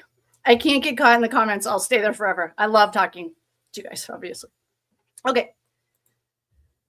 Oh, I am just going to remove this one comment. Only not because we don't love you, but then we can see it. Okay. Here we go. We're going back in. All right, here we go. Oh gosh, I knew it. Why I always do this to myself. I get sick of her. All right, just to recap, everyone, if you're new or if you're just joining us, welcome. I'm so glad. If you want to have the spiritual detour, please rewind and then come back. We are reading Detective Glover's report of federal DEA agents' report on the Mackenzie Shirilla case. I'm not convinced that it's not a psyop, but for right now, we're going to stick with our plan. All right. So, Shirilla. Okay. And the reason I call Shirilla whatever comes to mind. Mostly it's derogatory things. But Graham is Rosie Graham. Hey, Rosie, if you're here, welcome. I call him Mr. Awesome because I don't remember or say his name correctly, and I don't want to be disrespectful. Detective Awesome, in the 12-hour day that we had, called Rosie Graham up, Shirilla's pimp, and called Shirilla the plug. So Rosie pimped Shirilla out, and Shirilla got the drugs. Okay, so that's why I don't just call her a pimp because I think she's like 50. She's not like cool like 50. I think of PIMP when I think of that. All right, here we go. All right, Shirilla. Okay, so what are we doing right here? He's showing us these cringeworthy text messages, and we are going to read all of them, actually. So I'm going to skip them. I'll just do it. Okay. I was going to skip them, but we might need the context. All right. I got you, girl. Wait. I've got you. Okay. IGU to girl. I got you too, girl. I don't know. Oh, I've got you too, girl. And Graham and the pimp writes that. What kind of bud? Like, okay, what kind of bud? She's asking her if she can get her some pot, and Shirilla's asking what kind. Oh, well, this is why we read them. Because Graham wrote, "Thank you, you're the best plug." I don't even know drug language, but if you do, please feel free to jump in and help. I do know what plug means. Plug, you call your plug or whatever. So that's where this detective, probably, I'm guessing the last detective, Detective Awesome, got that Mackenzie is the plug, Graham is the pimp. And Graham wrote on July 11th of 2022 at 10:55, "You're the best plug. Do you want the low or the higher price?" The low. Bet. Oh, it's hard to like read them. They're both like the same annoying tone to me. It's like Valley Girl meets Trash Bucket, or like White Trash. Oh, okay. One last book that I highly recommend is literally called White Trash. It's about only like the peasants and the poor came to America because the English starved. If you've heard of the Irish famine, the English starved the Irish and sent all their white trash to America. And Australia has a lot of like convicts too. They would send like the prisoners to the New World or make them like marry prostitutes or whatever. So that's the book is called White Trash. If you are interested in it, I'll find a link for you. Okay. Yeah, you're the best. Yeah. You should make a TikTok vlog of you tripping. LOL. LFMAO. I want so bad, but my mom had TikTok and I blocked her. But this is Graham. She like talks just like her. But her weird ass would just make another account. Do you want me to come now? I wish I could post shit like that too. My mom follows me too. Well, oh, she does. Actually, I'm glad we just read this because I want to also take this because, in my relentless thing to discredit her trashy dad, he said that he didn't know that his daughter was doing all this bad stuff. Well, where's our lie detector test? Determined that was a lie. Said no, the lie detector determined that was a lie. And we can confidently tell that we know that that's not true because of this comment that Shirilla just made. The next thing I want to highlight, nice highlighting, I know, was plug. Here you go. Oh, Shirilla. Oh, I didn't even see that. I didn't understand that. Shirilla called Rosie the plug. Maybe, I don't know, but the detective calls Shirilla the plug. All right, Graham. Yeah, LOL. Shirilla, how far are you? Oh, and then Rosie says, yeah, but your mom's chill. She's at Bubba's. So I'm right by the high school. Oh, good. She'll probably catch a few charges for operating in a school zone then. Oh, seriously, I wouldn't be surprised. Shirilla, okay, pull up that. Also 50, but okay, Shirilla, it's also $50 for the queue, but he said he's gonna give you a little bit more than a Q. God, this is like Dom's worst nightmare. And then Rosie says, thank you. Do you have a 10 and change? All I have is 20s. Asking your drug dealer for change kind of feels like making change out of the collection basket at church. Like, stop at the ATM. Rosie, no, actually, never mind. I got it. Oh, my bad. I didn't even see you say that. But I could have. It's okay. Bubba has 10s. Okay, just let me know when you come. I'm going to be waiting in my driveway. Oh, my driveway. Okay, I'm on my way. Bet. I'm just in my driveway. Number 72. In the above conversation, the pimp, Rosie Graham, is asking the delinquent if she can come pick up the shroomy soon. The delinquent advises, yeah, let me tell Dom. Oh, God, Dom would be so pissed. I'm actually glad Dom didn't see this. I mean, he did go to excessive lengths to keep his extracurricular activity outside the spotlight. That's why he had 3 phones, etc. And here Mackenzie's just like not being careful. Okay. Yeah, let me just tell Dom. The delinquent then provides the pimp with a price of $40 and says, come through to my house. Come through to my house. And then the pimp, Rosie Graham, liked Shirilla's comment, which is a feature on Apple iPhones, which allows the user to like a comment simply by pressing a button. But Shirilla didn't have an iPhone. I wonder if that's why he's using this explanation. Well, in the text messages I saw, it was green and blue. And green to me is not an iPhone. It's like an Android. So perhaps that's why he's explaining it. This feature is utilized to quickly acknowledge a message. The delinquent says, I've got you. Oh, God, I love that he broke this down. Yeah, I got you too, girl. Shirilla then asks Graham, what kind of bud? Oh, he like decoded this whole thing. What kind of marijuana?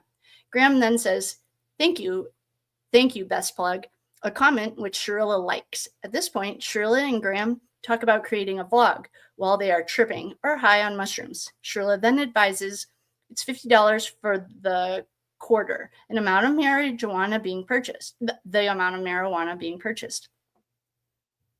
But he said he's going to give you more than a Q. At the end of the conversation, Graham is saying coming, to which Shirilla replies, bet, I'm Jay in my driveway. Jay, I've learned through her horrendous punctuation means just. So I'm just in my driveway. Number 73. Based on my training and experience, basically based on everyone's training and experience, I know Shirilla to be acting as the middleman described above. In this portion of the conversation, Graham identifies Shirilla as the best plug. A plug is commonly used slang term for a drug dealer, a source of the supply for drugs. The term comes from the idea that one plugs other people or friends into a connection for drugs, such as a traditional plug plugs into an outlet for electricity. By using this term, Graham and Shirilla are acknowledging that Shirilla is acting as Graham's plug or drug dealer. As the deal continues, Graham also orders marijuana, in addition to the mushrooms, both of which Shirilla states she will get from the angel, Dominic, and provide to Rosie. At the end of the conversation, Shirilla tells Graham that she's waiting in the driveway for her to arrive to purchase the drugs. In this case, $40 worth of mushrooms, approximately 6 grams worth, and a quarter ounce of marijuana for $50. Number 74. On July 14th, 2022, another conversation between the pimp and her plug ensues, during which both parties again begin discussing tripping and going to the carnival. That's Strongsville. Oh, she was on homecoming committee. Strongsville Homecoming Carnival. Below is a transcribed portion of this conversation. I want to go to the fair on Friday with you. Friday, I'm tripping with Bubba again because his parents are going to be out of town. You can come over and trip if you want, though, with Dom. Yeah, I was going to go to the fair on Friday, too. We want to go trip at the carnival. Maybe while I'm tripping, ha ha ha. We should all trip, ha ha ha. Laughing my ass off. Oh my God, this is so funny and such a good idea to text about. Okay, we're down. Oh boy, we're going to have to remember. July is going to be a busy month for us. Bro, you about to see me geeking. We just need a ride, or we could just walk. Bubba lives right by the high school. I'll pick up a few more charges for us, Mackenzie. He didn't even mention the school zone. I wonder if he's just overlooking it because she's implicated herself so many times. I'm dead. It's going to be so funny. We can scoop at the effing carnival. That is so funny. Okay, bet. Bro, euphoria moment. Oh, she takes the time to respell moment and she spelled it right. Moment. No, literally. I'm so excited. We need to drip. I'm kind of scared. It's going to be too much if I'm going to be just looking like a crackhead. With all the people there, I'm probably going to be geeking. That's why we should let it hit at home. God, this is like, I don't even do drugs. And I know this is a horrible conversation to have over text message. Okay, Shirilla. That's why we should let it hit at home and then see if we feel in it. Yeah, true. We should just do it at Bubba's. Like, none of his parents will be there. Yeah. If it's chill, I'm down. Bet. Paul's going to come too. Ooh, whoa. Holy smokes. This is the entire group of the mushrooms that Mackenzie, when she crashed, had on her. I just went over the mushroom thing yesterday. Okay. Bet. Oh my God, even better. It's going to be fried. I'm so excited. Number 75. In the above mind-numbing conversation, Shirilla is seen telling Graham that she wants to go to the fair on Friday. Graham tells Shirilla that she and Bubba are planning on tripping because Bubba's parents are going to be out of town. Graham then invites Shirilla and Dom over to trip with them. The two then remember their brains and stop communicating over text. Just kidding. She's not that smart. The two then discuss how much fun tripping can be at the carnival, but that they are scared to be around so many people while they're high. The delinquent and Graham concoct a plan to use the drugs and see how they feel prior to going to the fair. Graham then advises Shirilla, okay, Paul, Bubba, Rosie, Dom, and Mackenzie are the night of the accident. The murder too. Oh, this is like scary foreshadowing. I wonder if that's why he's pointing it out. Actually, that would make sense.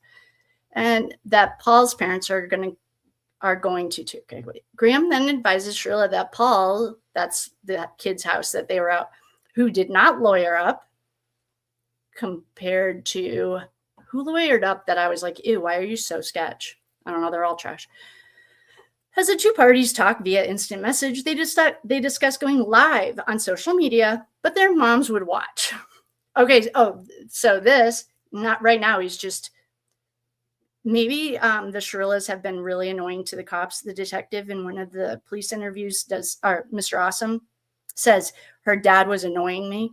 So this could be just letting the judge know that her parents are friends with her and follow her on social media. So when they say, we didn't know she was doing so much, that's not true. They follow their children. I bet that's why he's putting this in here.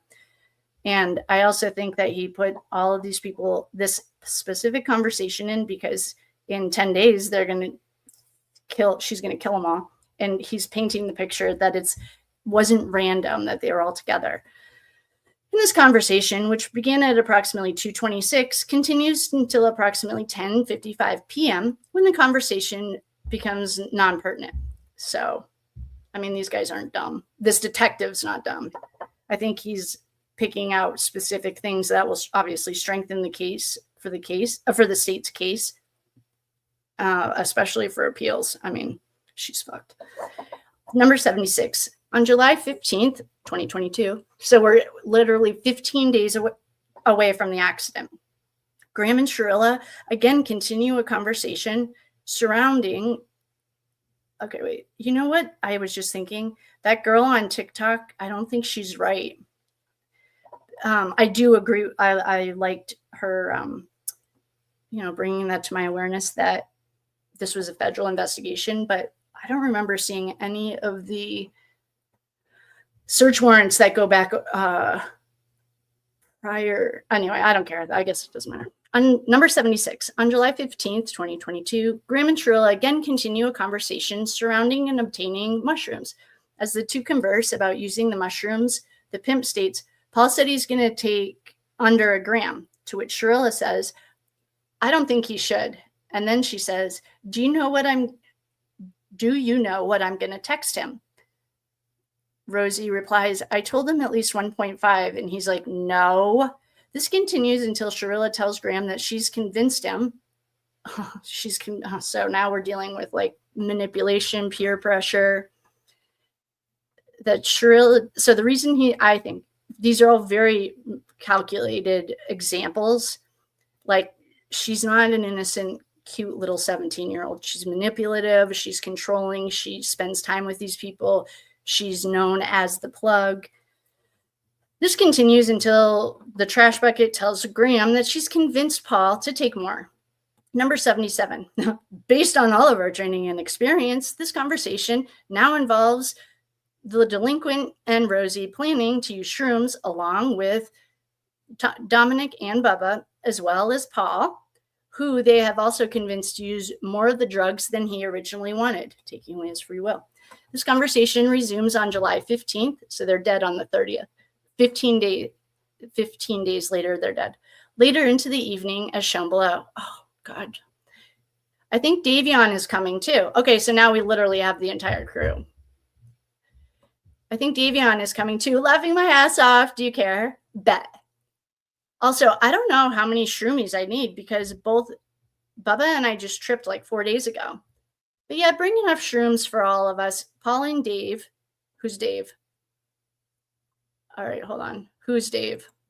Why are we having a new person being introduced to our party? I have questions. Who's Dave? Why are we getting a new party? We should all, let's see here. Yeah, but bring shrooms for Paul and Dave. Laughing my ass off. We should all have cash, and I have some. I'm excited. Except my mom and stepdad haven't gone yet. They haven't left yet. I don't know if they're still going to go, I'm going to pass out or run away if I see my mom. Funny, laughing, LOL. How much do you and Shirilla is getting straight to the point. How much do you want? I don't know. I took 2 and he took 3 last time. But since it was 4 days ago, does that mean I need more or I can take the same amount? And then Rosie says, maybe 2 for me. Probably a little bit more. Yeah, of course, Mackenzie. Mackenzie's a dealer. She only makes money when you buy her stuff. So she wants everyone to buy more from her. She's a little salesman. Man, then I don't know. Maybe 2.5 and 3.5. So now they're just talking about the shrooms themselves. And Rosie says, whatever you think is good for me. She's like literally asking what is that saying? The snake oil salesman. Of course, Mackenzie's going to say you need more because the more you buy, the more she makes. Whatever you think is good for me. Sure. Okay, Shirilla, have you took over 2 grams? So Rosie, I think I took 2.5 last time. So just think of these as like 1 little mushroom is 1, 2 is 2, half of 1 is 0.5. It's the only way I can think of this. And I don't think these 2 broads are. Anyway, okay, I took 2 the first time. Oh, then just do 2.5. At least you can't go wrong with it. Was your trip too strong on 2.5? We got to go get some Kit Kats too. Okay, bet. Yeah, it was fine. Yeah, then you should be fine. Take that much or more. Right. Shirilla is like, think of her working on commission. The more expensive car you buy, the more money she makes. Yeah, buy more. I tripped balls, but it was nice. I think the first time was the most because I was so confused. Yeah. Oh I bet. Well, we'll get you right. Yeah, just come to Bubba's and then I'll take them there. Oh, take them here. Oh, so they had a little trial run at Bubba's. Oh. Then we'll go to the carnival. Yeah. When should we come? I'm still waiting for Bub to get home and then we're going to go get his car really quickly. So maybe in 30. Okay, just let me know. Okay, Bubba said yes to 3.5 and Davion wants 2.5. So this perhaps 15 days earlier was the first time Davion tripped. And this is when Davion, I bet, Dom gets arrested during one of these times. And that's when his dad says, show me your friends and I'll show you your future. How much does Paul want? He said, he told, is our friend in here with the mushroom conversation? We're getting a lot of the answers that you were looking for right here. Yeah, we're coming. We're about to go back home right now. The carnival is packed. Oh, shit. Like, you're surprised, you idiots. You live in a small town. It's homecoming. Come on. Okay, wait. One sec, though. Bubba's picking up Dave. Oh, Dave is who we don't know. Or I don't know who Dave. If we know who Dave is, I don't know. I can't remember. Come here, Dave, you little bee.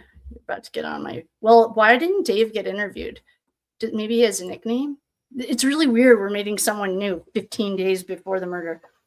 We're not coming to your house right now. We're leaving the carnival. Oh, that was... Wait a minute. Wait a second. Oh, 2012. I was like, oh my God, they are so bad they forgot what year. No, wait. Oh, okay. I think these are times. Right. Okay, we're not coming to your house now. We're leaving the carnival. I don't know Bubba's address. God, I bet you this is driving Dom absolutely. Okay, Bet. It's on Raccoon Trail. I think 17066. Okay, Bet. I'm at the light by the carnival right now. These two parties discuss driving from the carnival. So they're driving while they're high, picking up more charges. Well, this could be, I don't think they can charge her after the effect, but just builds their case. 2.5. I saw your sparkly license plate and I knew. Oh my gosh. And is a 20 good for the 2.5? I'm at Bubba's, so you can come now. Bet. As the conversation continued, on July 15th, plans came into action as seen above. Her pimp advises the delinquent, I think Davion Flanagan is coming too. Do you care? To which Shirilla is surprised, no problem. The two parties discuss how many shrooms Graham and Turner are going to need since they tripped 4 days prior. Graham also advises Shirilla, but yeah, bring enough shroomies for all of us, Paul and Dave. Ugh. I don't want to look at the comments, but can someone tell me who Dave is and why are we just meeting this new character? Oh, he might be in the document dump. I can't look at the comments or I won't come back. All of us, Paul and Dave, we should all have cash. I have some. Shirilla and Graham discuss and decide that Graham should take 2.5 little shroomies, just think of it that way, and that Bubba should take 3.5. Graham later says, okay, Bubba said yes to 3.5. And we're just remembering that Mackenzie works on commission alone. She doesn't get an hourly rate. So the more she sells, the more she makes. That's why she's telling everyone to take more. And Davion wants 2.5. Based on our training and experience, I point out several levels. Oh, that's why he added these.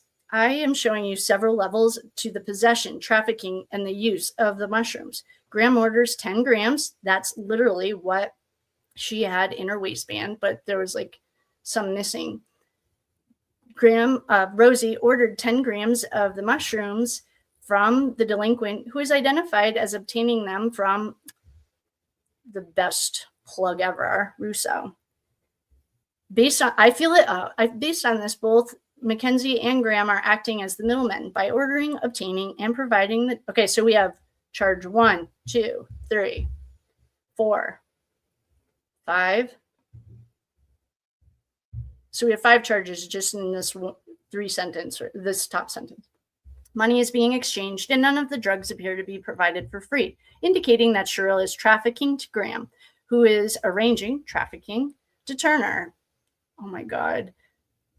No, okay, wait. So we had 3. So 1, 2, 3, 4, 5, 6, 7. Wait, 6, 7, 8, 9. 9 times 3 is 27. Here's 27 charges just in this one part because he's showing the judge. I can charge her for ordering, obtaining, providing the drugs. This is the sale. And so we actually technically he could charge her. So all these charges times 3. We have Turner, Burlinghouse, or Paul, and Flanagan. So times 3. I mean, she's looking at some serious jail time if they took her up on this. As the conversation continues, Rosie provides the address of 17066 Raccoon Trail in Strongsville, Ohio, as the home of Bubba, whose parents are out of town. Oh, well, that makes a lot more sense when Bubba's dad came to the interview. Out of town as a location in which everyone will use the shrooms prior to the carnival. Based on this information, Rosie and Bubba are now hosting a drug premises at which the drug trafficking and usage are being permitted. Okay, so wait a minute. He mentions the address, but he doesn't mention if it's in a school zone. He's also mentioning drug trafficking and the use. Additionally, at least Shirilla at this time was underage, being only 7. So now you're in front of a child like this. She's a minor. Okay, so literally paragraph 70 explains, I mean, there are over 100 charges just in one, probably not 100, but she's pushing like 70 charges in this one paragraph. In my opinion, I'm not a cop. I didn't go to cop camp, but I can read the law. This pattern of activity, number 80, this pattern of activity continues with several conversations about the delinquent obtaining and providing marijuana for Rosie. No wonder Rosie shut the hell up. Her dad's a cop. She knows how much trouble she's in. But why doesn't she have a burner phone, you dummies? I mean, maybe that's what Rosie took. If Rosie was the one at the back of the car, maybe that's what she did take. I don't know. Okay, providing marijuana for Rosie and the others to smoke when they hang out. Additionally, on July 30th, Graham and okay, this is our accident day. July 30th, Graham and Shirilla engage in another conversation about using the mushrooms at Paul's house. Below is a transcription of their conversation. Are Paul's parents going to be there? No, they're gone. Do you think it's cool if we trip there? Yeah. Okay, I'm trusting you. His parents aren't tweaks like Bubba's. Oh, you mean like parents who parent? Like Bubba's. They would probably let him have people over. Does he have outside? Wait, does he have outside we can sit and lay? Does he have outside we can sit in? She wants to lay in the sun. Is there somewhere I can tan? You know what that reminds me of? The lady in what is that one movie when she puts like cum in her hair and it makes it stand up? Cameron Diaz and the old lady with the like foil. That's what this reminds me of. Never mind. I remember Paul's backyard. Big backyard. We were at his graduation party. Yes. Okay, cool. I'll keep you updated. Bet. What are you doing? We're almost back. Also, can we give you like 40 for some bud too? We're somewhere else right now. I don't know if we're going to come back yet. Oh no, you should come. I'm going to be at Paul's by 11, says Rosie. Wait, because did Paul's parents must have left. Oh, we're on the 30th now. Okay. So Paul's parents are out of town. Either they're in the Carolinas or Davion's were in the Carolinas. Okay, Bet, you need some? This is the day of the accident. 22:06. So this is 10:06 p.m. Okay. I'm going to pay a little bit. All right. So they're talking about getting bud and shrooms. All right. We could still, okay, Graham. I'll be at Paul's by 11. So it's 10:06. Rosie, we could still buy off of Dom if you guys don't want to trip. We could still buy it off of Dom if you don't want to trip. You should just come and hang out for a little bit and smoke weed or whatever. Okay, what do you need? We might come. Okay, what do you need? We might come. Yes. Nina, welcome to the party. Nina. I don't remember Nina in the documentary, but I do remember her name. Okay. Yes. Me, Paul, Nina, and Bubba need them. And we need some bud. Do you not want to trip? Did you guys already today at the zoo? Oh, did you already trip today at the zoo? Oh, so they did go to the zoo. We're not sure because it's already, okay, wait. Ugh. We're not sure because it's already so late. Dom says, because Dom is smarter than you guys, we're not sure because it's already so late. And Dom says, and now we're going to, but we didn't. Yeah, we can give you guys I don't know what she's trying to say. And I was going to say, it looked funny at AF on your story, but you should pull up to Paul's at like 11. Or I can always pull up if you guys don't want to come over. Oh, we're in Parma. Go fuck some of your Parma bitches. We're in Parma, but I'll let you know when I'm back. Okay, we're on our way home. Bet we're probably going to come. Okay, cool. So we want $40 worth of bud, and Bubba wants 3, and I want 2.5. Nina wants 1.5. So just think of these little shroomies. And Paul wants 2.5. Nina claims she just wants a gram. Oh, Nina, everyone's catching charges. Bruh, tell her to mope. She said 1.5. Okay, by the way. Okay, we're at Paul's. I'm about to come. Okay, so this is at 11:22, 11:25.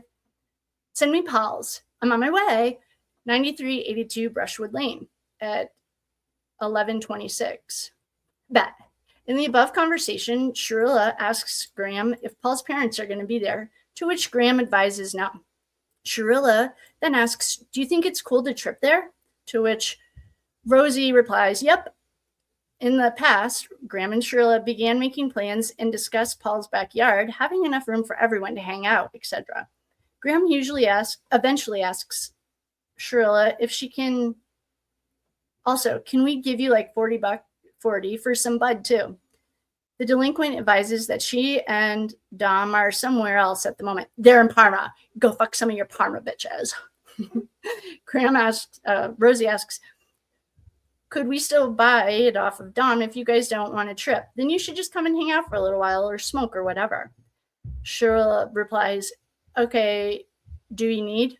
And Graham says, yes. She says, me and these guys are not a good example of proper English. Even if you're in a text, Paul and Nina and Bubba and I still need them and some bud. The delinquent and Graham talk about the delinquent and Dom at the zoo and what are their plans. The delinquent eventually advises that she and Dom are coming to Paul's house. Graham then advises that they wanted $40 worth of bud, and Bubba wants 3 grams. I want 2.5, and Nina wants 1.5, and Paul wants 2.5. The delinquent confirms, and Rosie provides the address of 9382 Brushwood Lane, Strongsville, Ohio, as the address to Paul's house, in which Shirilla confirms. Number 82. Based on our training and experience, I highlight again that we see Rosie ordering drugs from her plug on behalf of Bubba, Paul, and Nina. Rosie places the order with the intent of providing these mushrooms to the others. This order for 9.5 grams was later located on Shirilla's person, down her pants, by the Ohio Fire Department medics after Shirilla was extracted from her vehicle following the fatal motor vehicle accident. The mushrooms located on Shirilla and seen being ordered by Rosie were found to be 6.91 grams. Man, we did all that work on the mushrooms and all we had to do was read this. 6.91 grams in weight, indicating that someone at the party that night used or obtained approximately 2.5 grams. The mushrooms were located on Shirilla's person, were sent to the forensic science lab for chemical analysis testing, which determined that the drugs to be 6.91 grams of psilocybin with a probability of 95.4 certainty. Schedule 1 drug. Basically, she's fucked. Below is the portion of a laboratory report. This is the forensic science lab, drug chemical factory, laboratory, final report. Okay. All right, here's the report date, August 26, 2022. Case number, so the year 22, 006-794-001. Agency case number 22. I wonder if that's a federal number. Oh, that would be a really easy way to figure out the Fed thing. I don't know if this is a Fed, if anyone knows off the top of their head. I bet this is in Pacer. Oh, I have a Pacer thing. I should check it. Okay. I bet you one of these is Fed and one of these is Strongsville. Either IN 2022-01425 or 22. I bet one of these is Fed. Anyway, that's that. And the person is Mackenzie. The submitting agency is DEA Cleveland. Yeah, this must be a federal number. The address is blah, blah, blah, and the representative is Glover. Submitted on August 1st. Item 001. Oh, you know what I have? I wonder if I can, I might have to down just a second. I want to show you guys. I have this. I'm just going to put it into a PDF so I can show it to you. It's like with the phones and stuff. All right, here we go. No, not my phone, or my computer is about to freeze, I think. Okay, yeah, I'm just going to grab this one thing for you so you can visualize it. I also found all the names of the ladies that Shirilla accuses Dom of cheating on him with. Oh, she's fun. Okay. Jada, Audrey, Kendra. There's like a couple more names, but I'm just looking for this one thing to show you. Here it is, number 197. Okay.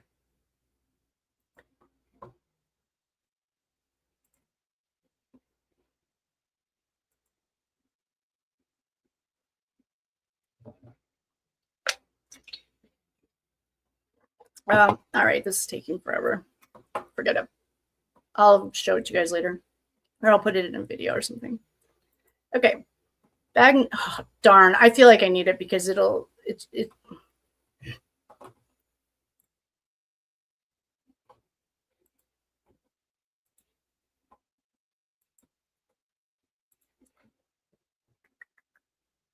Thank you for flying Conair. Please relax. We will have smooth skies ahead. I don't know why I'm doing that. I'm just looking for this one thing because I wanted to show you. I just made it yesterday. And by making it, you'll see what I mean. I just copied it from the one they had, except I wanted it all on one sheet.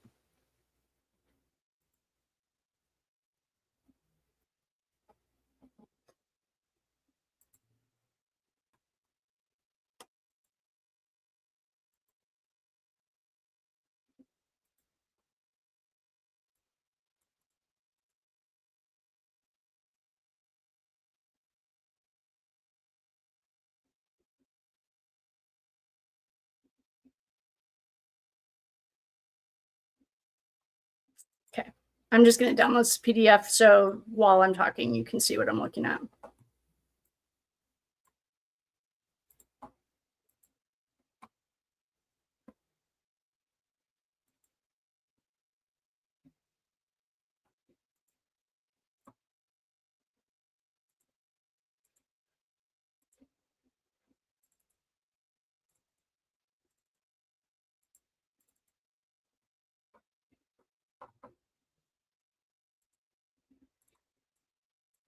Okay, here we go. Oh, thank you.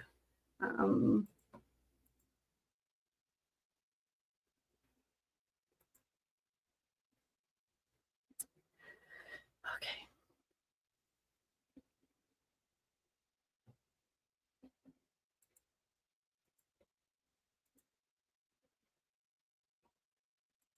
There you go. So this was on different paper in the document dump. So what we're looking at, if you are driving, is case number 22-086777. It is the paper with the evidence found at the crash site. And the first thing is a blue iPhone with an orange case. The second thing is a silver phone. That's Dom's phone with a, oh, that's not Dom's phone. A silver phone with a pink case. There's a bag of shrooms. There's a scale with residue, a Cadillac key. And there were 5 1s, 7 20s, and 4 5s, equaling $165.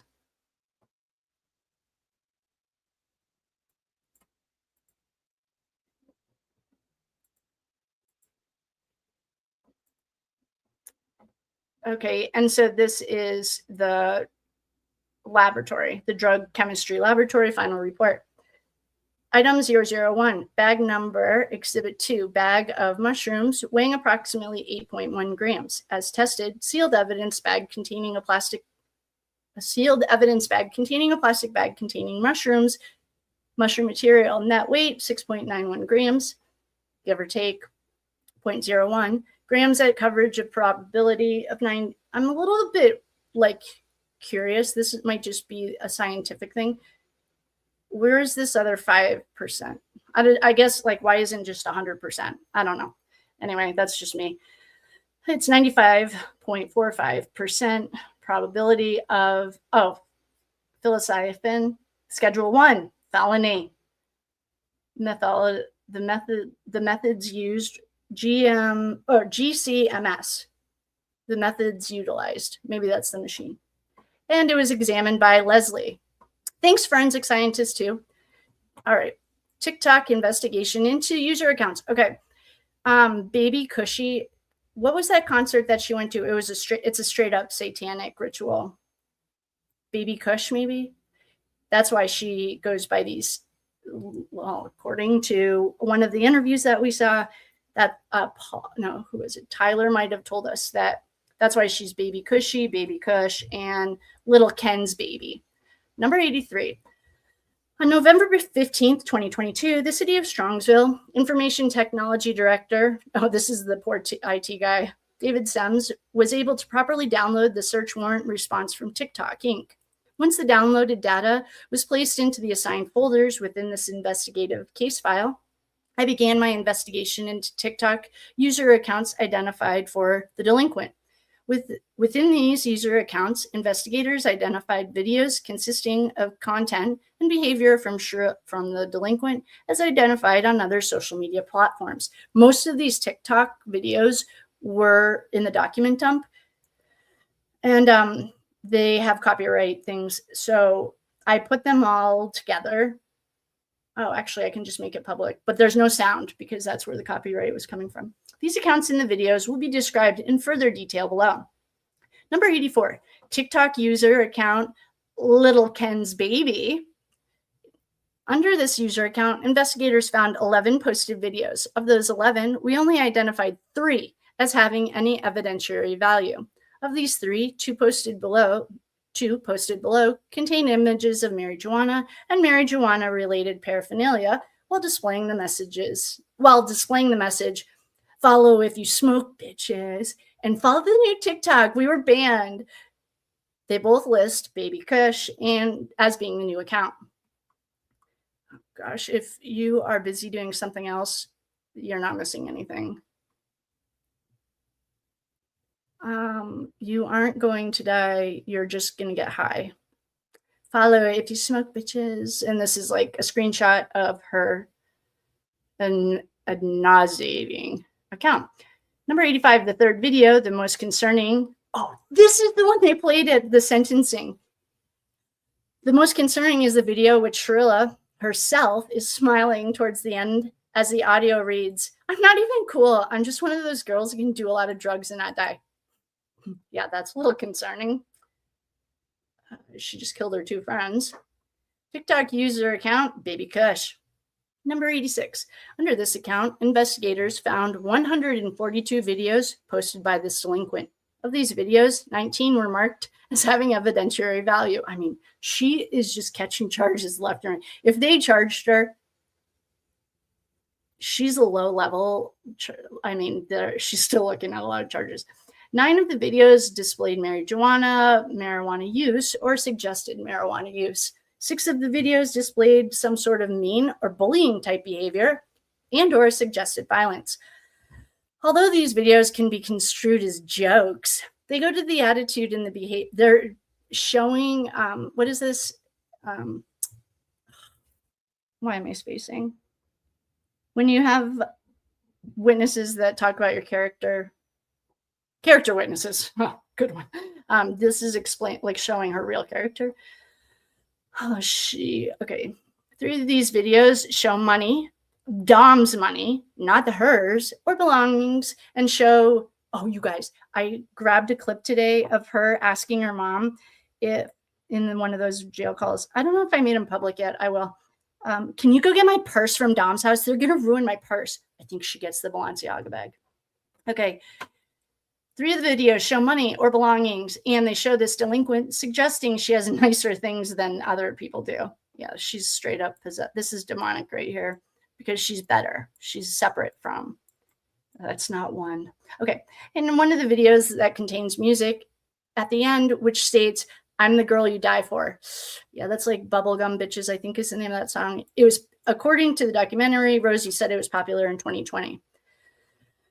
It does put a little bit of a different context. In this context, the song is stating that she has a figure like a pinup and wants to be adored. And then she states that she's the girl you would die for, meaning that she is so great, one would do anything for her. Below are several screenshots taken from the above-mentioned videos. The last 2 show this delinquent posting herself smiling with a quote, "When everybody shows me," what the fuck is she saying?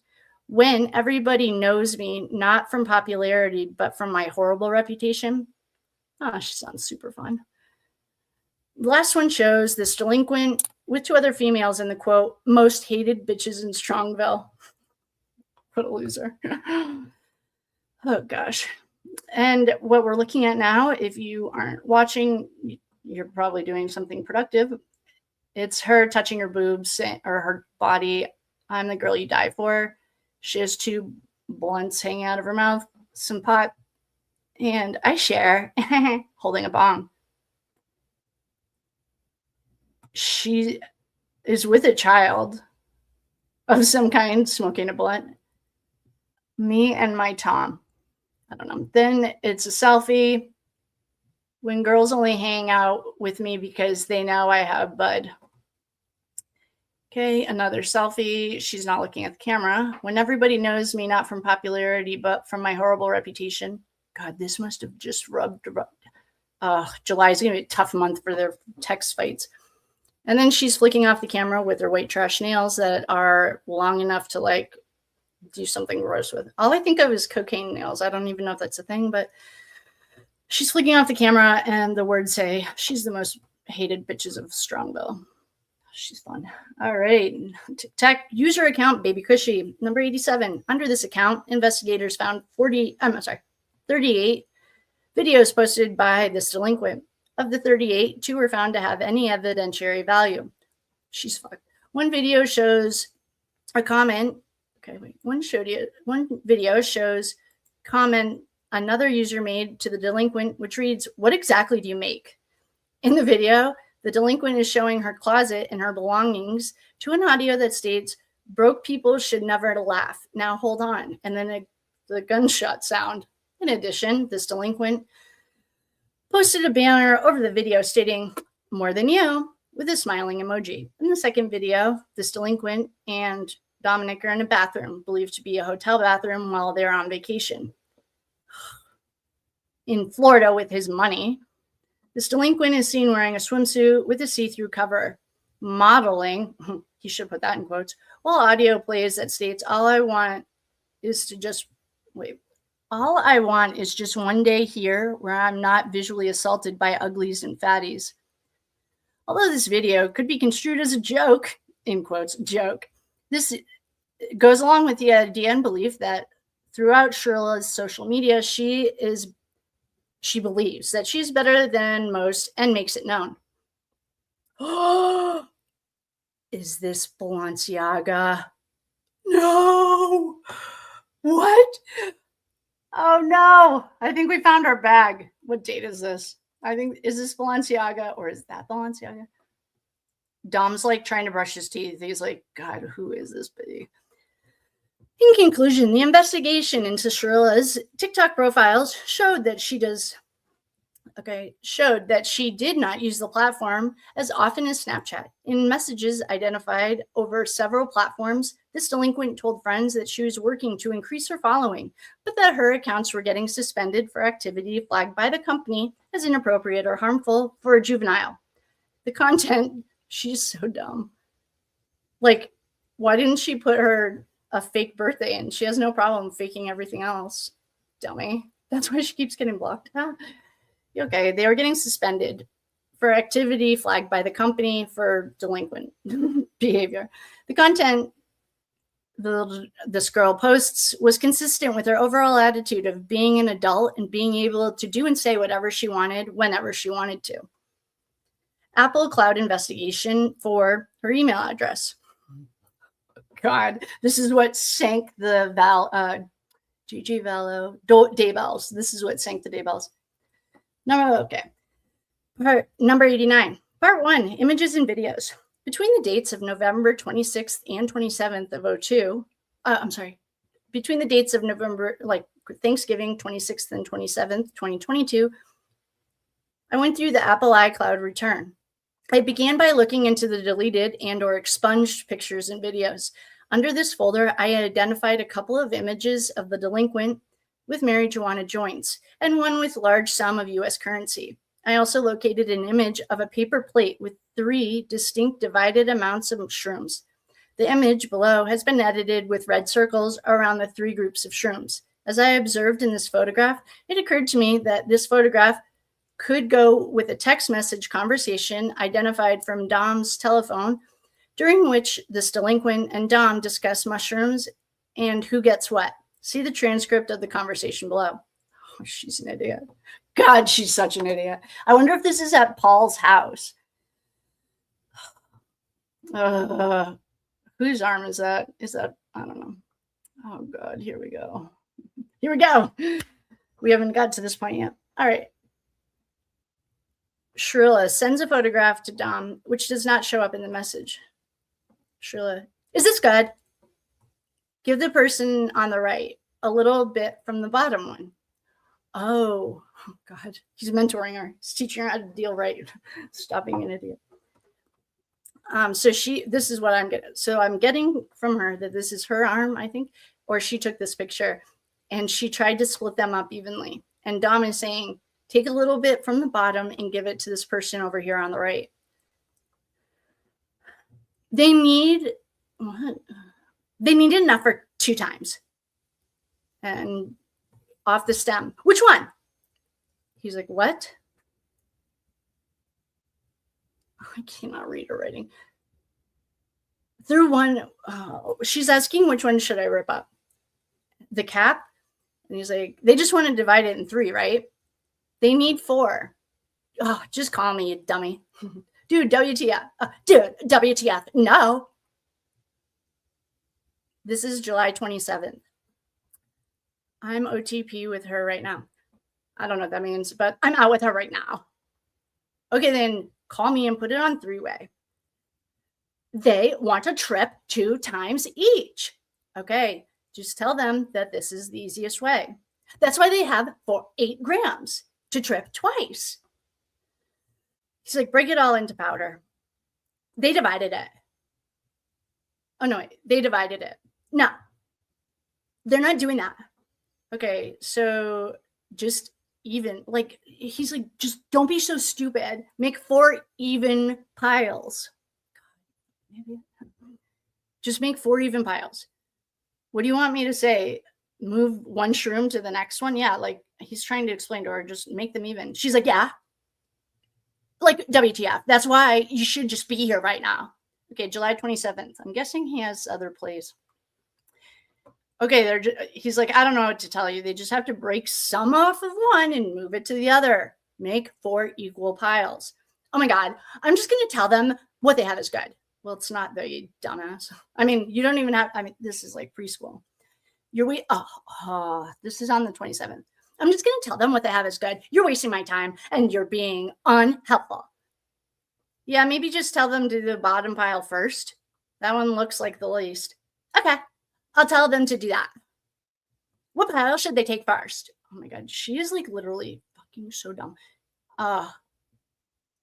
End of even the detective's like, end of conversation. In the above conversation, this delinquent is sending photos of the shrooms to Dom and asking for advice to evenly distribute. Even the detective is making fun of her.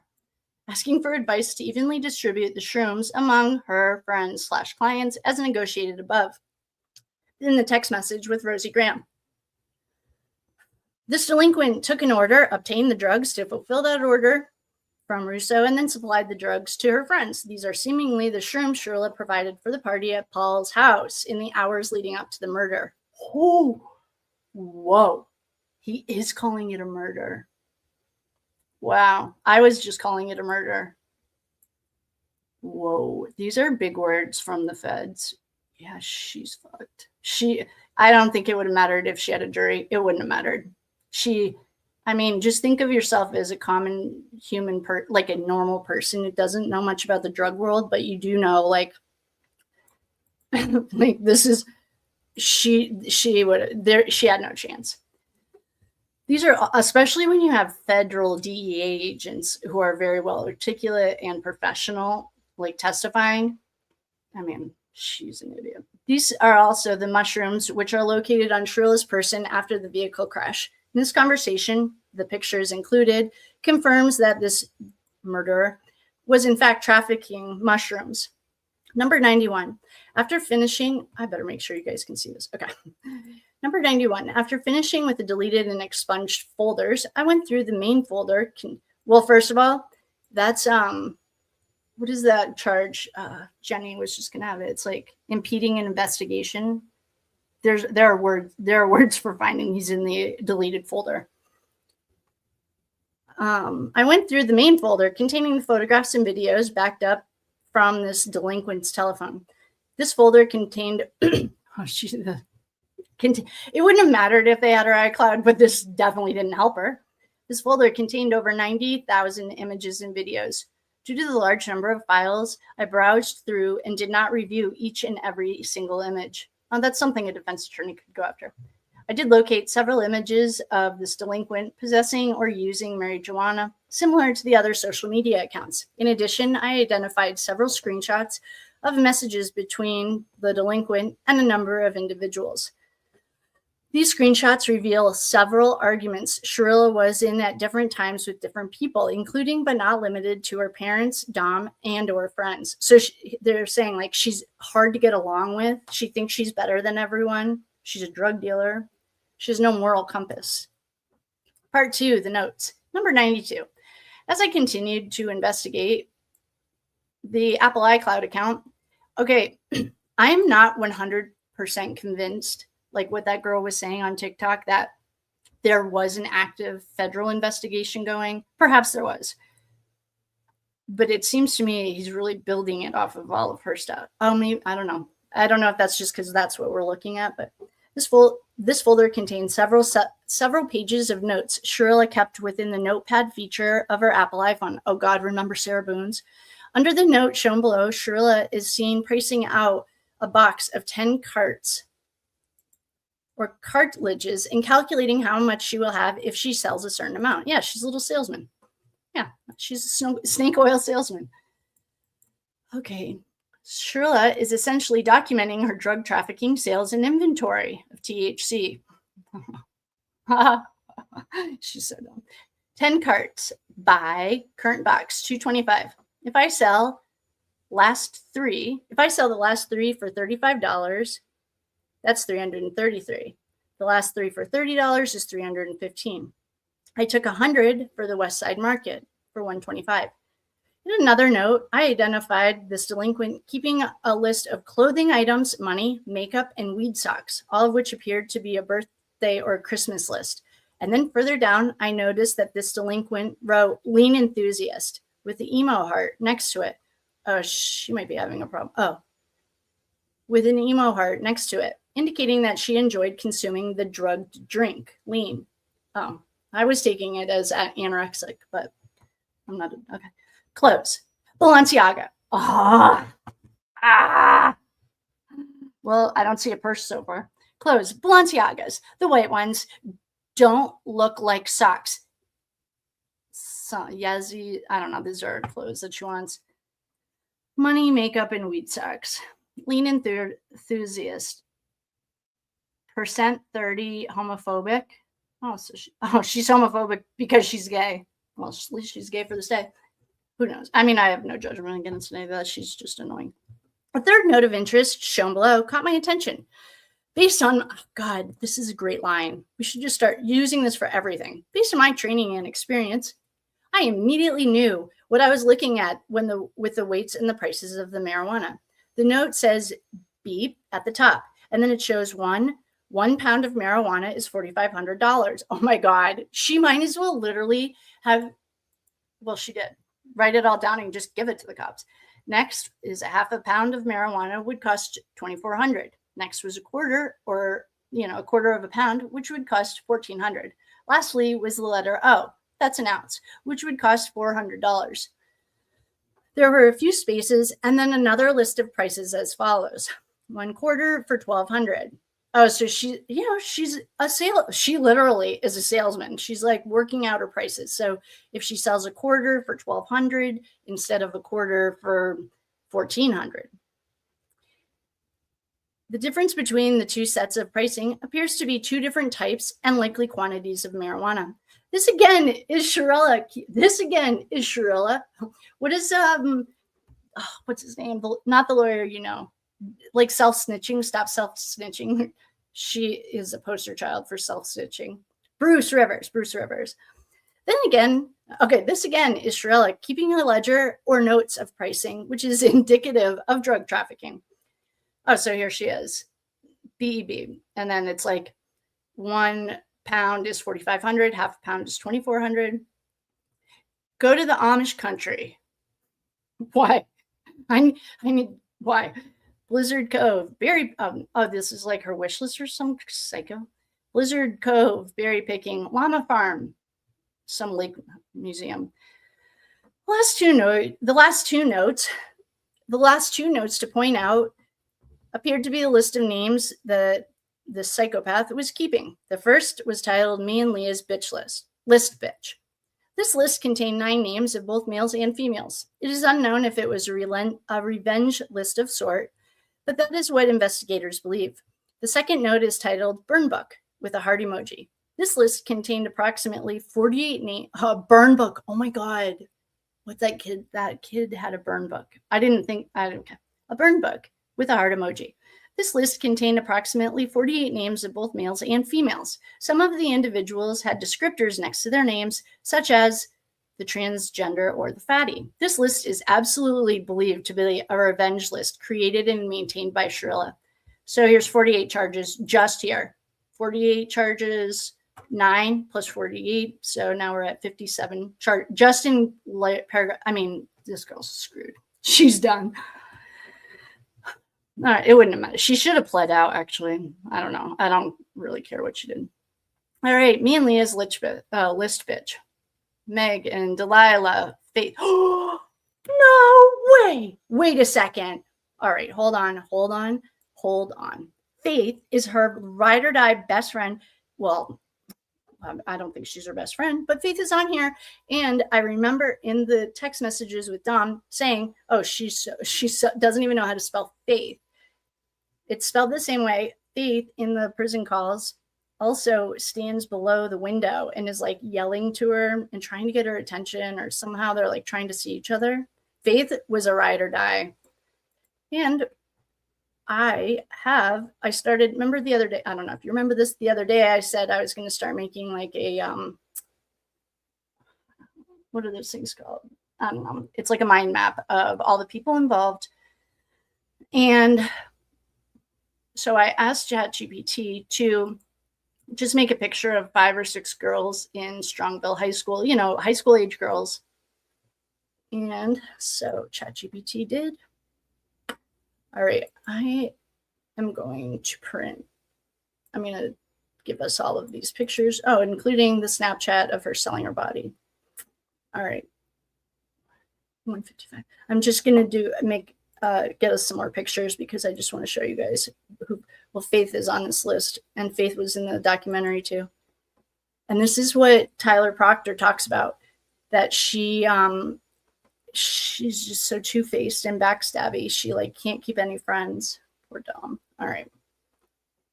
150. Okay.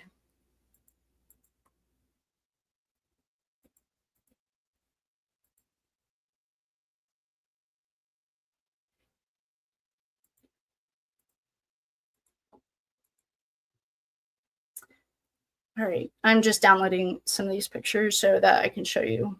I started making like a mind map. But Faith, I know. Oh, you know what we could do is listen to the call when Faith is, oh, I might have it. Faith is literally trying to find her at jail, and Faith made this list of, oh, what an asshole. Oh, well, I guess that's, I mean, whatever. Okay. So, she's such an asshole. All right. Okay, so these are the documentary people. If you're not looking, it's just pictures of everyone. I literally screenshot it from the documentary while I was just trying to figure this all out. I'm scrolling through it because I don't know. I don't remember Faith. Oh, here she is. So if you're not watching, Faith is in the documentary. I think she's the one who says there's no way she could have killed him. She wouldn't even need a chicken nugget or something. Anyway, so, all right. So Faith is on this list. Oh, what an asshole. So I started making a list, all of the people attached to each person. Oh my gosh. Anyway, the girls that he cheated on her with, allegedly. She tells about half-truths. Jada, Audrey, Kendra, Emily, and Julia. Watch this. The reason I pulled that up is because I have a strong suspicion that we are going to read this list and find all those chicks. All right. Okay, we have Megan, Delilah, Faith, Jada, Christian C, Christian S, Alana, Haley, and Alyssa. She sucks. Okay. I guess, why am I getting upset? I'm not even upset. We know she's trash. I want to see if, okay, Jada, I have to just, I don't know. I'm cross comparing Jada, Audrey, Kendra, Emily, and Julia. Jada, Faith, Audrey, Kendra, Julia. Okay. 2 of the girls, Jada S, I think, is one of the ones she accused of cheating on her with. Okay. Burn book. All right, Joey, Andrew, Leah, Jaslyn, AJ, Ellie, Haley, Christian, Nolan, Amanda, Cameron, Alex, another Alex, Kayla. Oh, Kayla's on our list. She thinks he cheated on her with Kayla, right? No, never mind. Kayla, Omar, Haley, Taylor, Dylan, Vanessa, Lauren. Okay, we don't care about all these names. There's 48 of them. I'm just looking for people's names that we recognize. Well, I mean, yeah. Show me your friends and I'll show you your future. Literally, that's how this feels. She just has a list of names. Like, who cares? We don't know any of them. If you care about me reading them, please let me know. Or you can find the document dump, or I'll share this link with you. Okay, Shirilla text message. We haven't gotten to. Wait, who's Grace? Wait, Rosie? Who's Grace? Grace Corton. Oh, I wonder if that's in the document dump. Number 96. On Thursday, January 17th, 2023, while conducting follow-up investigations into tips and information obtained in this investigation, I began to review text message conversations between Shirilla and Grace. Okay, this must be in the document dump. During the course of reviewing their conversations, I located a portion of a conversation that is transcribed below. You should come downtown Saturday with your fake. Oh, she's an idiot. Oh, wait. Wait a minute. Okay, wait. Oh, okay. All right. So this is on April 19th. Remember when we haven't gotten to April. Okay, April 19th, 2022. You should come downtown Saturday with your fake. I would, but I'm going to be in Florida Bay. Oh, yeah, I forgot. When are you leaving? And be careful driving with all this stuff on you. Please don't speed. My friend in Chicago got pulled over for speeding and they searched her and found drugs and $400,000 in cash, vacuum sealed. And now she's facing a federal case. Shirilla, I'm totally ready to pick up federal charges. I'm already on the way there right now. We're going to be there at 6. We have everything locked up in a bag with a key, so they would need a search warrant. Well, that's not that hard to get, obviously. Love you, girl. Okay, she's so dumb. I feel like Dominic would be like, literally throw her phone out the window if he knew she was texting this stuff. Like, why don't you self-stitching? We need one of those Bruce Rivers hats. In the above conversation, we see Grace invite the delinquent. We should call her the snitch and the delinquent. Gosh, she's everything Dominic hates. Okay. Invited the snitch to go downtown with her. And I'm only calling her a snitch because she's typing everything like self-snitching with her and bring her fake. As established above, Shirilla is known to have obtained a fake ID, which she would utilize to enter adult establishments and consume alcohol. When this delinquent advised Gracie that she's headed to Florida, Gracie gave her a heads up to be careful with all of this stuff, and then provided his story about a friend who was stopped with drugs and $400,000, presumably the $400,000 which was seized, because Grace goes on to state that the friend now has a federal case. So I looked it up and added it to this case. Shirilla goes on to respond that she already is on the way there to Florida, and they are due to arrive around 6. That's why we haven't heard of the Florida trip. Shirilla then states that that's Dom and herself, have everything locked up in a bag with a key, so they need a warrant, alluding to the fact that they feel safe driving with drugs from Ohio to Florida. Ooh, yeah, Dom would kill her.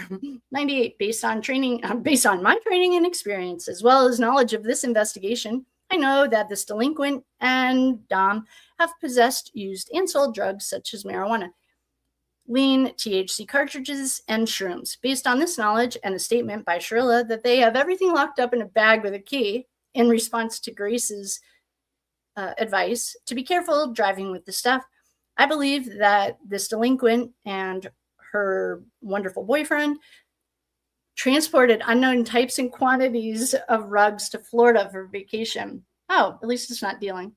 He's not getting them for traffic then. Based on the amounts of the marijuana and the THC, Shirilla and Russo that Dom smoked on an almost daily basis, one could believe that they took a significant amount of rugs to last 7-day vacation. Number 99. Finally, I would point out the fact that this delinquent not only acknowledged the fact that she and Dom were transporting drugs over state lines. She's so dumb. Additionally, this delinquent showed a level of knowledge of search and seizure laws when stating that they locked up the stuff in a bag with a key, which would require them to need a search warrant. This delinquent is stating that she knows if they were stopped by law enforcement, those officers would need to obtain a search warrant in order to search the locked bag within the vehicle, and that reasonable suspicion and or probable cause would not be enough without the search warrant. This indicates not only a knowledge of the law, but how to circumvent law enforcement efforts to interdect drug trafficking. Additionally, I would point out that the level of thinking is not typical of a juvenile and is more in line with that of an adult. This is how it got passed from juvenile to an adult. I'm sure they used some of this argument. That in line with an adult, in which who has experience possessing, using, transporting, and selling drugs. Closing of the narcotics investigation. Throughout the course of 4 months, I have reviewed and or watched thousands of mind-numbing videos, snaps, read social media posts, text messages, as well as reviewed several other forms of data, including but not limited to this delinquent's cellular telephone extraction, her Snapchat account, Pinterest, Insta, TikTok, and her iCloud data. In doing so, I have located and or identified hundreds of charges, hundreds of images, countless videos, and several conversations across multiple platforms surrounding this delinquent obtaining, possessing, and using and or trafficking drugs, including marijuana, THC, mushrooms, and lean. Additionally, I have located and identified several images and videos depicting reckless behavior and or mean, angry, or bullying type of behavior from this loser. All this information, in combination with witness statements and interviews, have identified this delinquent as being a 17-year-old living a crazy, reckless lifestyle with little regard for consequences, appearances, or the feelings of those around her.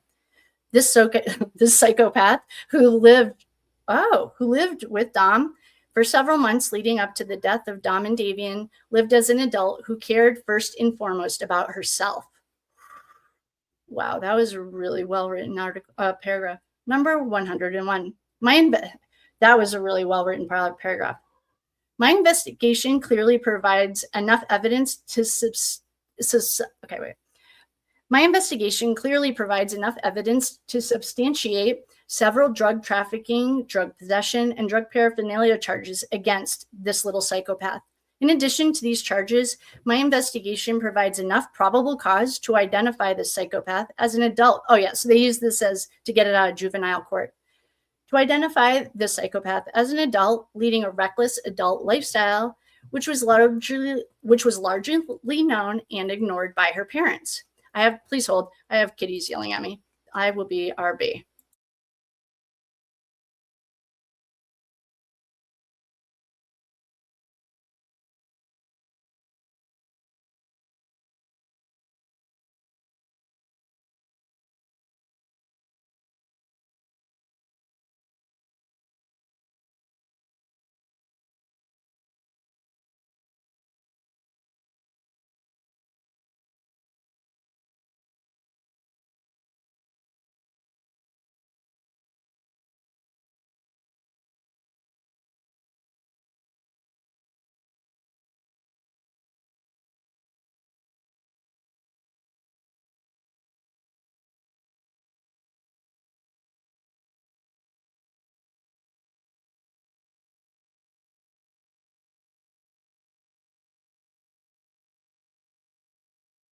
Okay, thank you for holding.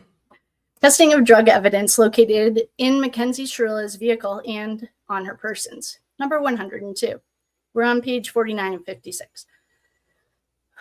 On Thursday, January 26, 2023, at approximately 10:45 a.m., at the direction of that county's of the prosecutor, Tim Troop, I removed the drug evidence located inside both Mackenzie Shirilla's vehicle as well as on her persons from the scene of the murder. Holy smokes. I was like just calling it a murder because I felt like it was. I didn't realize, maybe the Mr. Awesome called it a murder too.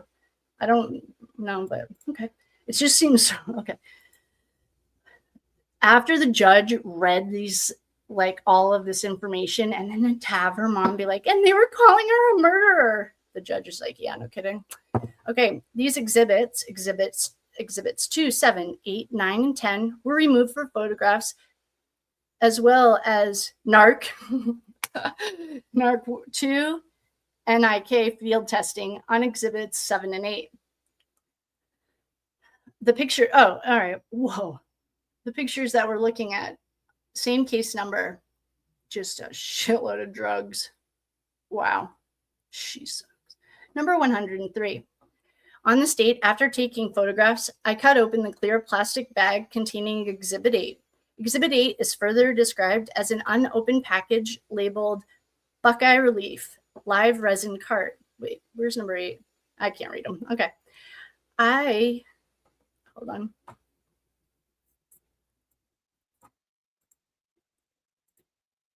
I know this to be a cart or a cartridge referred to throughout this report utilized in these cigarettes. So I guess in Ohio, I don't know, obviously pot's illegal there, or was in 2002. It should be noted that the package was unopened and the new unused cartridge was inside. Cartridge was inside. On the back of the package, I documented the cart is listed as having a total THC amount of 622.38 milligrams. Additionally, the label listed cart. Okay, there's a lot of data of like THC, Delta 8, THC, CBD. Wait, CBD is not illegal. CBD, and other cannabinoids. and document CBG and CBGA. Under ingredients, the package lists 100% single strain live resin. So I'm guessing this is all illegal there. Okay, this exhibit was not field tested. Oh, yeah, okay. So this is like live resin. Okay. Next, I removed this small round container displaying a Yeti wearing ice skates. Okay, wait. Next, I removed this small round container that displays a Yeti wearing ice skates, skating around a winter scene, smoking what appears to be a marijuana cigarette. As I opened the container, I observed a yellow-colored sticky wax-like substance that, based on my training and experience, I know to be THC wax. I know this wax is manufactured by putting large amounts of leaf. Oh, you know who makes this? Well, whatever. A leafy marijuana. Okay, by putting large amounts of leafy marijuana under pressure with butane and other chemicals to extract the THC wax from the plant. This wax then contains large amounts of THC and smaller amounts of the wax, which is smoked in specialized pipes, such as the one here in Exhibit 10. I then utilized as NARC-2, Nick Field Test Kit. Oh my God, they actually name it NARC. Wait, what does NARC stand for? I thought NARC was like snitch, like a NARC is actually a word. Okay. Anyway, THC, sorry, that's like me just showing THC inside the suspected marijuana. I utilized the provided black plastic stick to remove a small amount of the wax, which I then placed into the test kit. And then I closed the kit, the test kit. Oh, so these are like on the side of the highway, the guys that, the feds that have like the kit right with them. Okay, the test kit indicated that with the presence of THC, the liquid inside the kit will turn a color purple. As I broke the three ampoules, shaking the liquid inside, the liquid immediately turned purple, indicating the presence of THC. I documented this in the photographs below. I then closed the top of the wax container and placed both the wax container and the cart. I can't believe she took this even to trial. She's fine. And the inside packages back inside exhibit bag 8. I heat sealed the bag, closed, and I signed over the seal indicating today's date. She's so screwed. Number 105. Next, I removed the small nugget or a piece of marijuana from exhibit bag 7, cut it in half, and placed half of the small nugget into the test kit. I then followed the instructions printed on the test kit. As I broke the 3 ampoules, shaking liquid inside turned purple, indicating the presence of THC. I documented this in the photographs below. After testing the marijuana, I placed the baggie back into the evidence bag. God, Canton should read these. And heat sealed the evidence securely, signing over the seal, indicating today's date. Man, she's not very smart. And then it's just like him taking pictures of him drug testing it. Closing of the field testing of evidence. 106. Based on our training and experience, as well as the appearance, odor, and consistency of both the wax and the green leafy substance, in addition to the field test results, I know that these items to both contain THC and in fact be THC wax and marijuana. I also documented in the photographs the items in their evidentiary bags with labels, and all are listed below. Why didn't she take a plea deal? The feds don't play, man. I mean, she's an idiot. Okay. I mean, it's just pictures of the sealed packages, the evidence, chain of custody, labeled in clear. With Mackenzie Shirilla, it's like, I hope by the end of this, he says, if he was going to charge her in federal court, XYZ charges would result. And it's like a vape pen and just more THC, drugs. Oh, there is nothing further. Jason Glover, January 30th, 2023 at 11:47. Whoa. So not like, okay, Strongsville Police Department, narcotics detective. DEA, Task Force Officer, Cleveland District Office, Heroin Enforcement Group. Enforcement? That's a play on words. That's like dark side. Why are they enforcing heroin? Get it? Okay, Jeffrey Mason, Strongsville Police Department, Detective Lieutenant. Date and time, January 30th, 2023. They didn't say how many charges she would have if they charged her federally, but I'm based on my training and experience, she's effed. You're done. All right, I'm coming over, guys. Thanks for hanging out with me today. Hello, my friends. I'm back. Fancy meeting you here. Hi, everyone. Thanks for hanging out with me. Oh, boy. Oh, boy. Hi, everyone. Hi, Bobby. Hi, Cindy. Okay, I'll start a little higher. Hi, guys. I am so glad you're here. That was, man, though, compared to her texts, those are not hard to read at all. I mean, he's literate. All right, let's see, where are we? The last one we saw was Lady Shay Shay. Welcome, new members. So excited you're here. Oh my God. Oh, okay. Then we had some technical issues. Okay, technical issues. Technical. Okay, then this one right here, our friend Quack Quack. This sent us down an hour-long discussion on spirituality. Oh shoot, it's gone. Okay, all right, sorry, skipping. This is tech sport. No, the baby witch and maybe trying to cast a spell. Oh. All right, let's see here. Oh, good, you found the date. Sweet. Welcome to all our new members. Yay, thank you, Deblane. You fired Brenda. Oh, Brenda, that was her name. I was trying to think of my secretary. Thank you, Jamie Tibbetts. Legally guilty, factually innocent. But now I can't. Okay. All right. We're trying to figure out where everyone was. Now we're here. Quack, quack.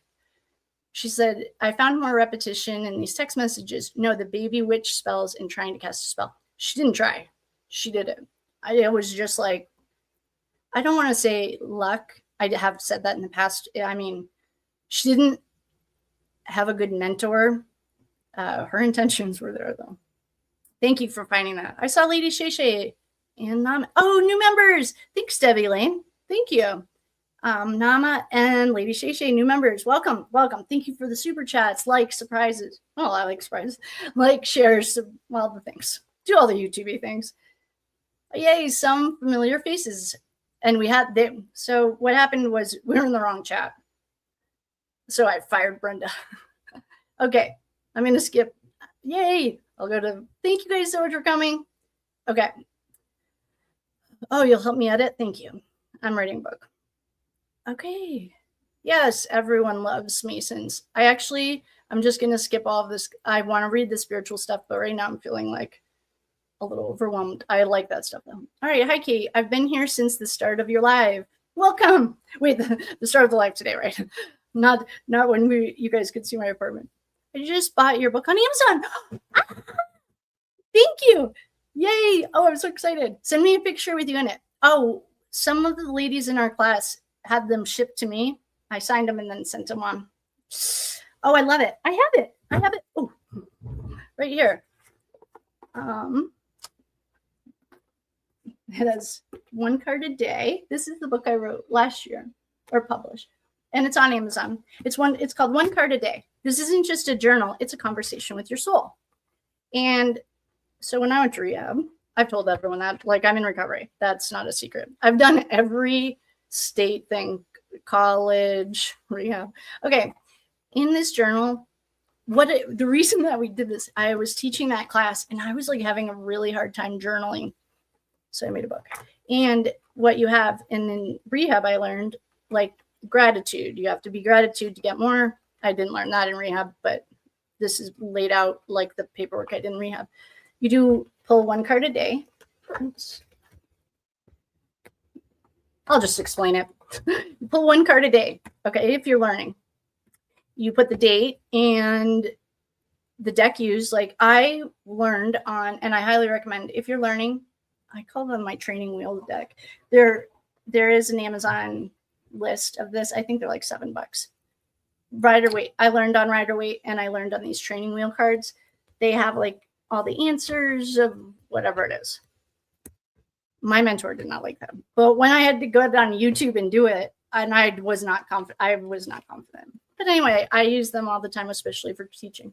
Okay, so, there's like how to call in the quarters. Oh, goodness. So I teach you in the first page. I'm so happy you're here. How to get the most from this journal. How to call in the quarters. What you need to know about the major and minor arcana. The prayer I pray before each reading. The major arcana cards. The card name, the meaning, and the keywords. And then the minor arcana. I'll explain all this when we learn. But it's pentacles, cups, wands, and swords. And then there's an example of pulling one card a day. So you put the date, the deck down, your question or what's going on. Like, then you pull the card, and then it's like just the feelings basically that it invokes. I had to learn all the like numbers. What else did I have to learn that you guys get to learn? The elements. Well, that's, if you know the elements, you got it. The numbers. What does the number mean? The symbols that I noticed. I took a symbolism class. Keywords and themes. Okay. And then, so you do that on one page, and then the next page, they lay so that it opens like this. So this is one day. So this is your card that you pull, and this is your gratitude list. And it's a gratitude check-in. Today I'm grateful for, name 5 things. My schedule. Actually, I'm sorry. I'm grateful for, you name 10 things. Today's daily affirmation, like if you were overwhelmed with the superintendent, today I will remain calm. I usually get to practice patience. This one says, I am enough. I am a magnet for something. I can't even read my own handwriting. Okay. This is like, I started using it, and then I liked using it as an example. So I got another one. The notes, like, thank you. Today was so easy, because you have to like change your mindset before you can, it's like speaking it into existence. And then I'm proud of, like 3 things that you're proud of. Like, I'm proud that I made it through the day without yelling at the principal or yelling or whoever, whatever that looks like for you. And then you have a daily reflection. This is the evening. This is all rehab. You have notes section. So you get a page of notes. And then it's like, today, this good thing happened to me, and I appreciate it because today, this not so good thing happened, and this is how I handled it. Today, this made me happy. And today I discovered blank about myself. And you just get to write a little bit. So then the next day you get to pull a card. It's Groundhog Day. So anyway, thanks for buying the book. That was the first book that I published. That was my first ever published book. And I have another one. All I have to do is hit the button and publish it. But the one I'm working on is the one that's like awesome. I'm so excited. Thanks for buying it. I love you. It's almost like a journal. I have the Rider-Waite deck. Yeah, that's good. Well, for me, I learned on Rider-Waite, and I didn't really start branching out until I felt comfortable enough with Rider-Waite that my mentors would be proud. Okay, good. From the technical difficulty to where we all shifted over to this life. I know, I'm so proud of everyone. Thank you guys so much for really that Brenda. We're going to have to let her go. Maybe we'll send her to the golf course. Oh, poor Brenda. And that was like, I'm the only reason. Okay, who cares? All right, so we got through that. And is our friend in here, Ride or Die Bestie? I know your name if I see it. All of the Mackenzie, okay, the feds have a 99 or 98% success rate. That's why, right there. It also tells me that Mr. Awesome's a fed too, but they built a case so strong, you could hardly go against it. It's all self-snitching. We could ask Bruce Rivers, or if Bruce Rivers has done a video on her, I'd be curious to see what a defense attorney, I guess the holes they would poke. That would be a hard case to poke holes in. I mean, I don't know. I'm not a defense attorney.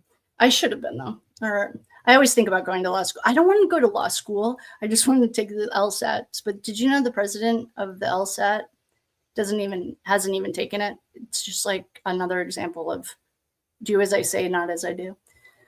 Okay. Congrats on your first book. Thanks. Thank you. Thank you, Raider. Yeah, I was psyched. This was another, it came from a pain. The pain was journaling every day.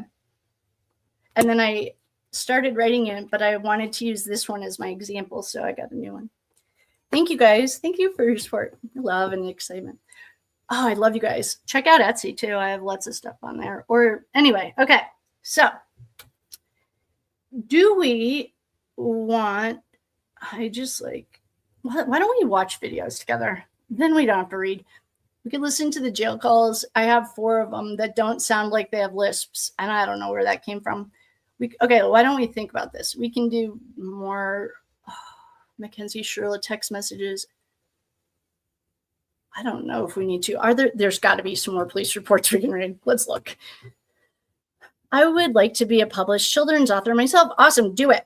This is the recommendation that I would do if I was, well, now I'm doing it again. I wrote mine in in Google Docs, I would start it in Microsoft Word. Then you can get it on Kindle so much faster. And I would do it through Amazon. Oh, I should make a how-to. Yeah, actually, maybe I should. That would be helpful, it sounds like. And it would be nice to remember for myself, too. But I would do it. I would not do it in Google Sheets. I would start in Microsoft Word.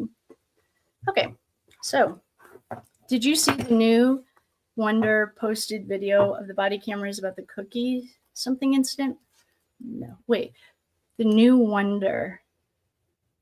Oh, wait, do you mean Plunder? Plunder video of the body cams and the cookie something incident? No, it's probably going to piss me off. She's being mean to Dom. He's trying to make it with coconut oil. I didn't see that, though. I did see something recently. I mean, is her dad an actor? I don't know. Okay, I'm making myself a list. I don't know. This is like how I published a book.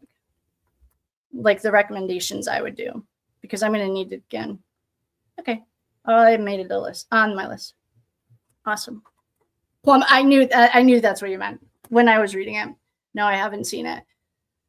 But you know what I did see in these documents?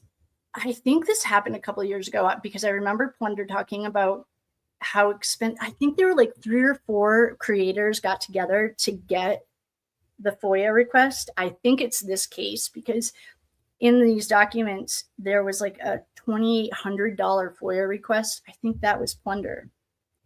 I don't know. I don't follow her close enough to know. Shirilla. Yeah. Okay. Yeah. I was about AG Trap. The one I just saw AG draw. God, he's so funny. He said something. Oh, you know what I didn't notice? That he said Russo in Karate Kid is the bully. Remember the big mean kid? His last name or his name is Russo. I forgot about that. All right. I watched it under AG Tactical. Okay, wait. I would love to because I don't want to read. I don't want to get dumber today. I want to improve. Maybe we learned enough of what we needed. I don't know. Okay. Yeah, I'll watch it. Of course, I would love to. Let me find whatever we're looking at. I'm going to jump over here. Oh, here. If we had any question about her. Oh, you can't even see it. Mm-hmm. I mean, I guess do we really need to like get dumber? She's just like a little demon. All right. I can't find that thing. There we go.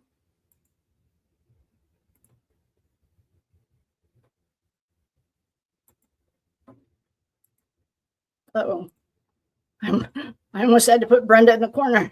Okay. This is the trafficking. I mean, her prostitution stuff. We know bans are 4,000. I mean, if you want to watch that while I'm looking for this, whatever we're looking for. Okay. We have jail calls, but they're the ones when she first gets out of prison. I have to come back and see.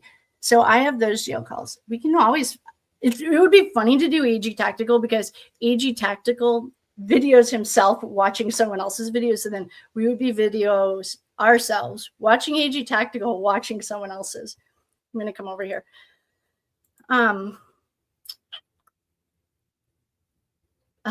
talk to text. Oh, I get it. You don't even worry about it. Okay. So we do have the first 4 calls, and I haven't listened to them, but if we've all heard them, that's cool. There was something. Oh, in Davion, I don't know if you guys have seen this yet. Where are you? I need to come over here. In Davion's Snapchat, he and Dom are rapping about, and they talk about themselves. I grabbed a clip. It's really cute. He says something about being ballers, and Dom and Davion, they like rhyme it into their music. Okay, what other things? All right, I would love to watch whatever you're talking about. I'm just going to look on. I have so many that I've uploaded that we haven't watched together. I've been waiting for you guys to watch them with me.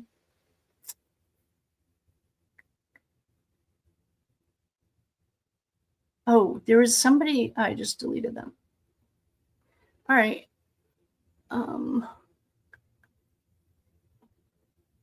While I'm watching, this is the girl that was on that live. While I'm looking, I'm just going to put this on for us. I think this is when she got her 30,000 or 30 million likes. Where are you guys? I'm just going to put this on as I'm looking for the other stuff.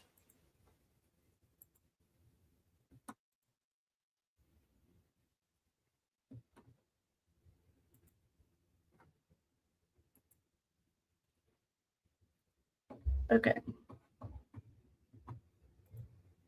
So this is the girl if you guys saw did you guys all see the pizza thing? His dog was driving him nuts. Oh, you wish you could find Dom's music? Oh, I think the closest we're going to get is Davion. It's really good though. I need to rewatch that video and write down where to follow him and stuff. Which video? Okay. The girl we're looking at, and if you didn't watch the video of the pizza, we could watch the video of the pizza. That's the one, the 3 girls, remember they graduated from the compound, and they're out now and they're talking about their experience, and somebody knocks on the door and it's 2 pizzas delivered under the name Mackenzie Shirilla. Psycho. The girl in the video, that's the blonde one, is this girl right here.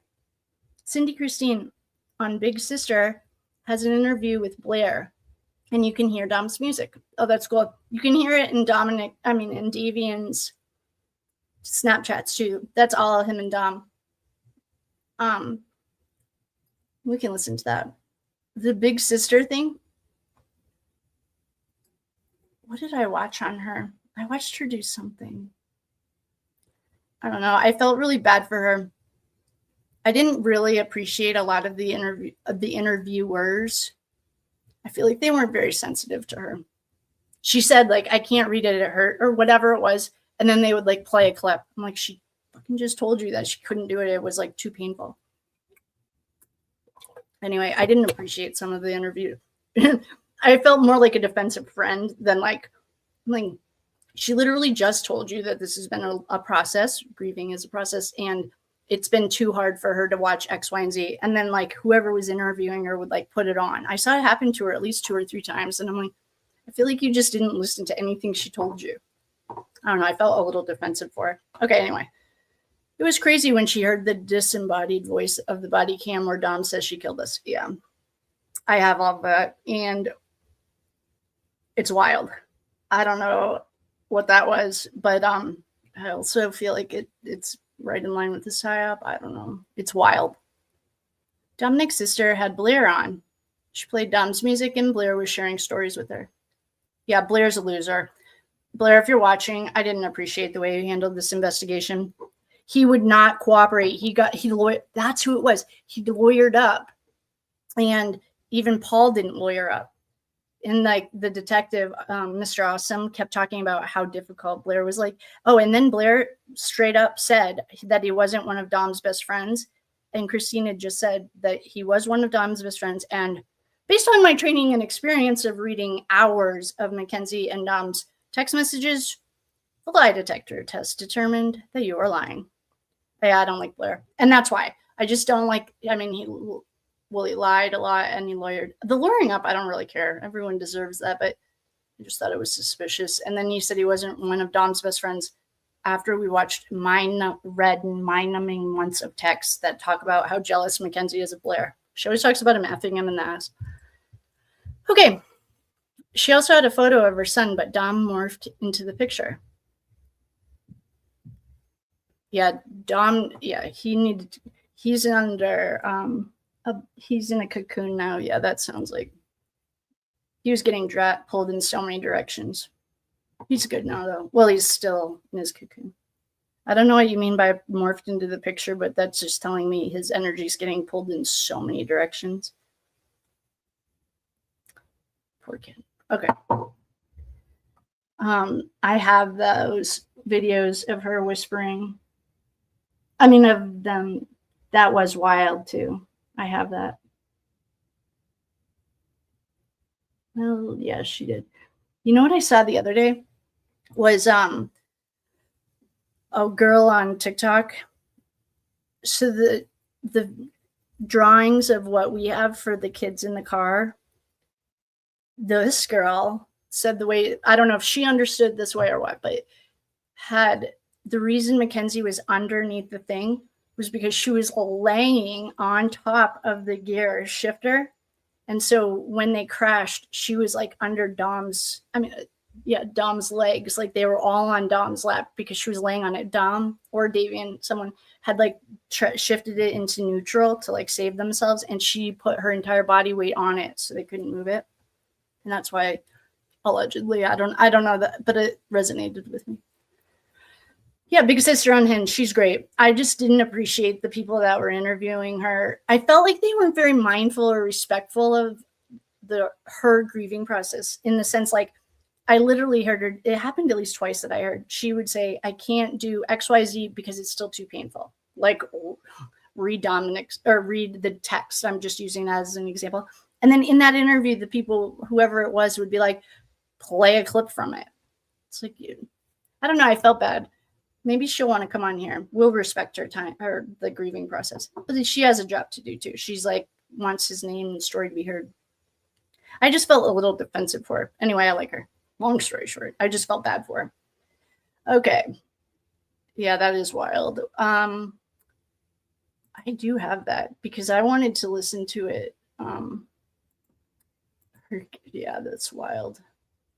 Even the cop like responded to it. Where is that? Oh, we have all of these first responders stuff too, where Davion was alive. Well, I did hear, probably AG Tech, I don't know, somebody said, is that why when she's getting in the ambulance, she says, is Davion still alive? Because Davion could have told her story. All right, let's get some, I'm going to put the body cam footage on for us so we can watch it while we figure out what's going on, so you guys don't have to stare at me. And then we'll figure out where to go. This one's hard to watch, I think.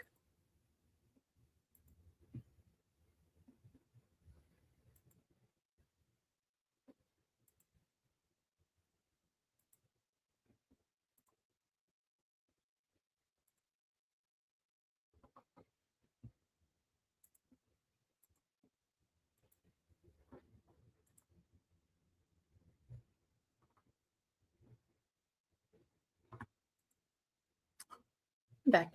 Oh, baby witch stuff. I'll take that down. Thank you so much for coming, you guys. Oh, welcome. Oh, cool. All right. Oh, I can show comments so you guys don't have to guess. All right, where is this thing? Oh, here we go. We are going to watch the body cam. Just while we're figuring out what else we want to watch. I know someone just said something about AG Tactical. Let's look at it.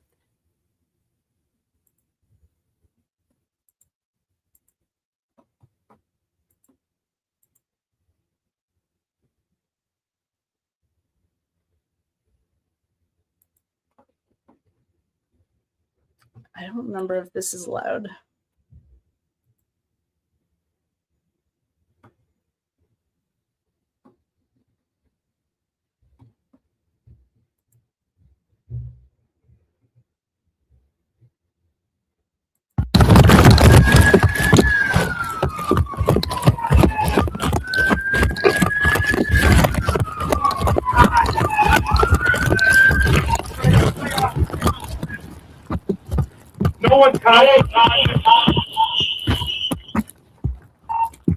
No one's breathing. Bust that window out. All right.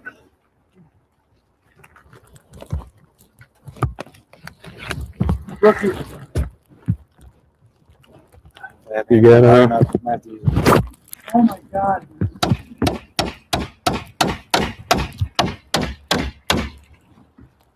Who can hear my voice? Who's in here? Drivers, not. Radio, driver.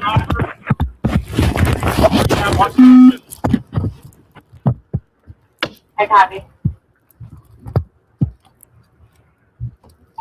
Radio, track, all three. Come here. Call him the plates. Let him call it in. All right. Radio.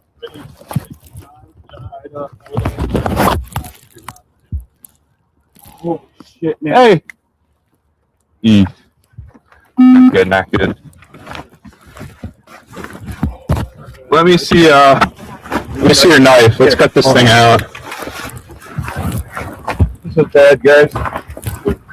She's alive. We gotta get her out here. All right. Reach up and unlock the door.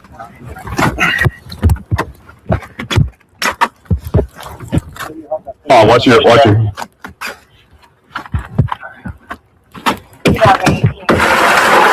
Fired.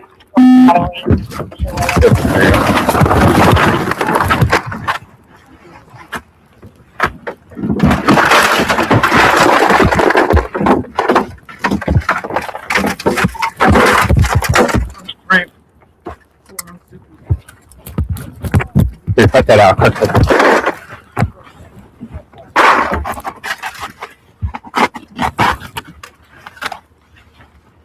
You doing good? All right. Oh my God. Sarge, we're good to try to get her out? Oh, dude, I don't know what's my hand there. No, just until the squad gets here. Yep. He's filming that. Oh my God. Can you see her room? She's breathing. She's breathing. Head wedged. Let's see if we can get some IDs, guys. Wait for God. You look younger. I was younger, yeah. Yeah, they're all pretty young.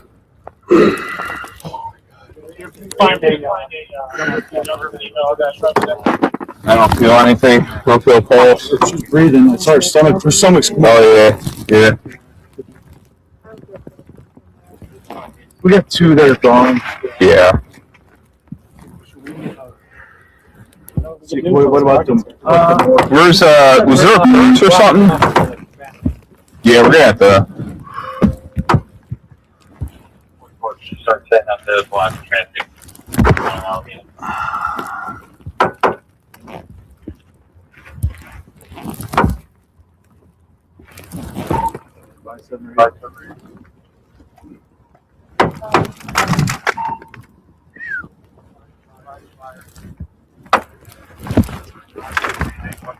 Check the bathroom.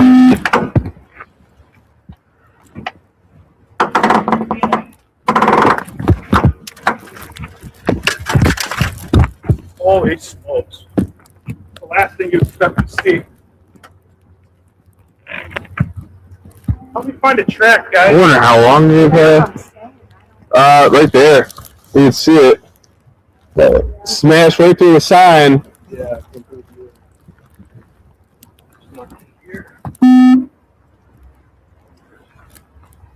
She's moving a little bit. She can move her leg.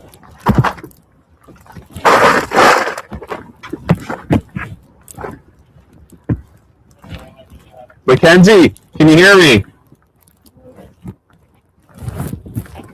Can you move your leg or your arm or anything? She talking? Yeah.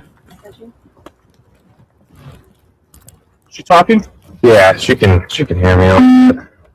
I saw her moving her left leg.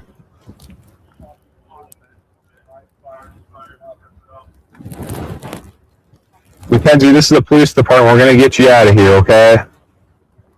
We got the fire department on the way. All right, thank Your you. stuff getting here pretty good.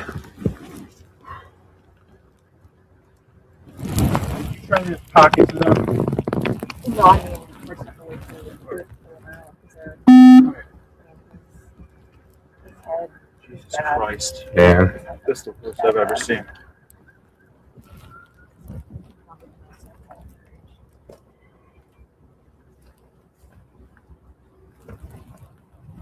There's nothing we can do right now, guys. The fire hurries up. No. I had There is nothing.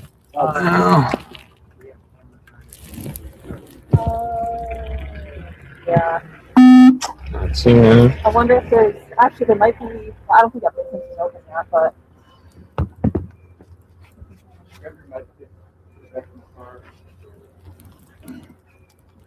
This thing must have flipped a couple times. Look at the damage on the top. How to get it split in half and get in the building. that's what I'm saying.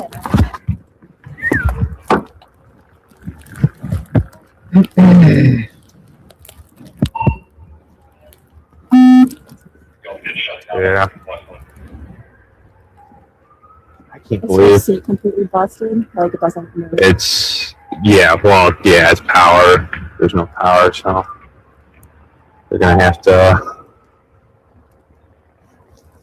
get the big boy tools.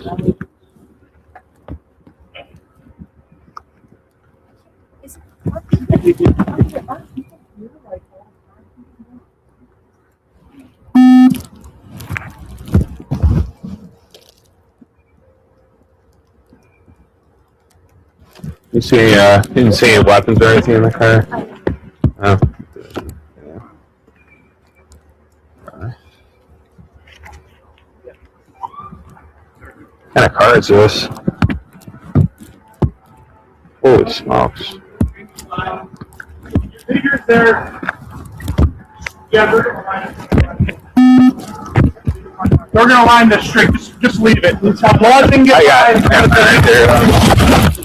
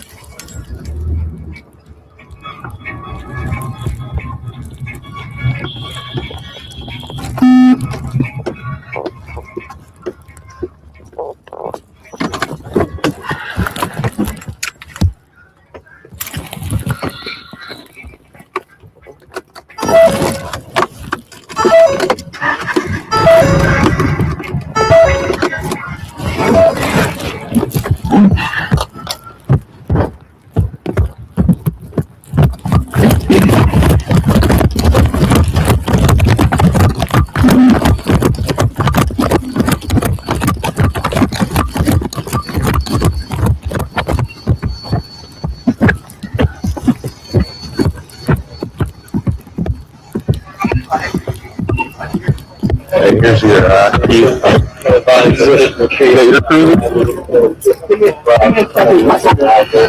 There's one out right here. Yeah. Go ahead, talk. Don't lose.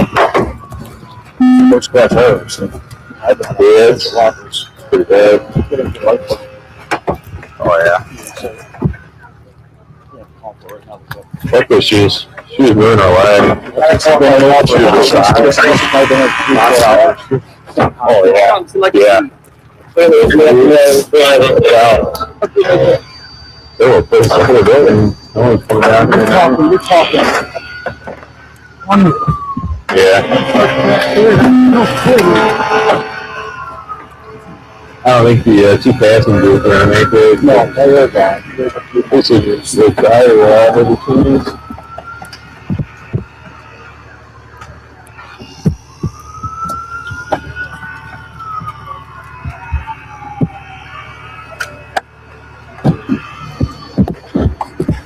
We really wanted to read the sign. Oh. That'll wake you up. Yeah. I'm awake now. I think it's all like, I knew someone was in it. We gotta start sprinting. Yeah. Let's go. Yeah. Work hard for it.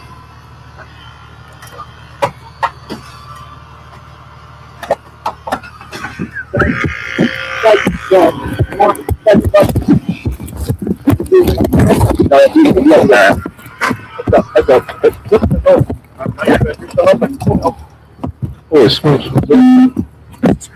Is it the gas? Pedal? I don't know. I don't know anything about that. Some of the brake. Turn it up.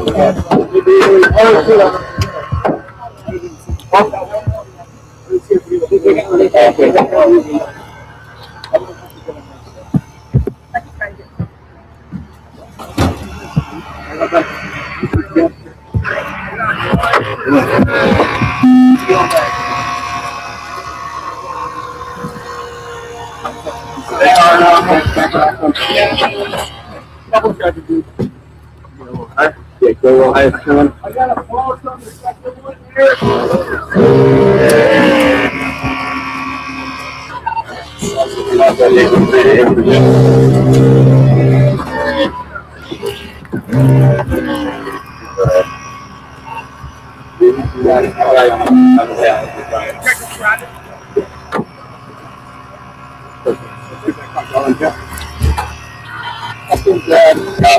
Living sweaters that celebrate.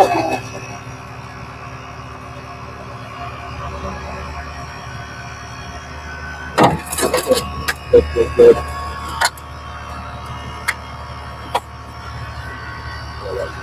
Yeah. Yeah, find that.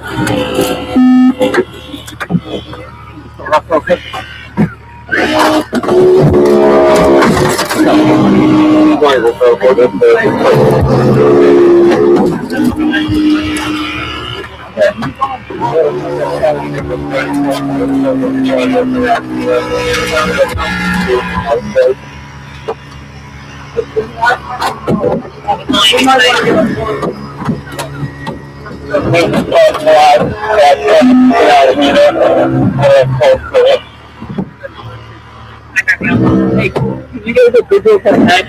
No, I can't.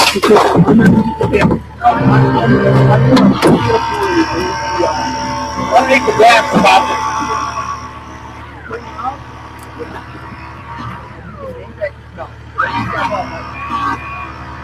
Hey, just put it back under the gas so I can't see it right. This guy might come out and I think you're right. I'm pretty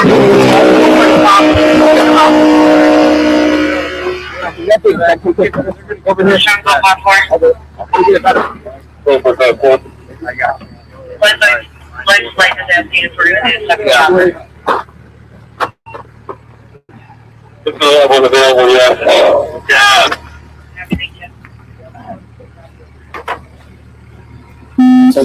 He's getting an extension for this. Her head underneath the very middle of the dash is deep in there. Look at the second one going off the back of the ETA.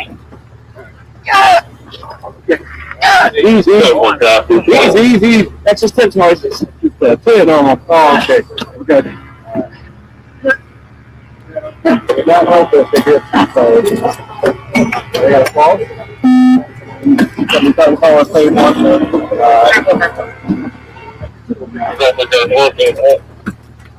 Messages left for both deputy chiefs and how many were there.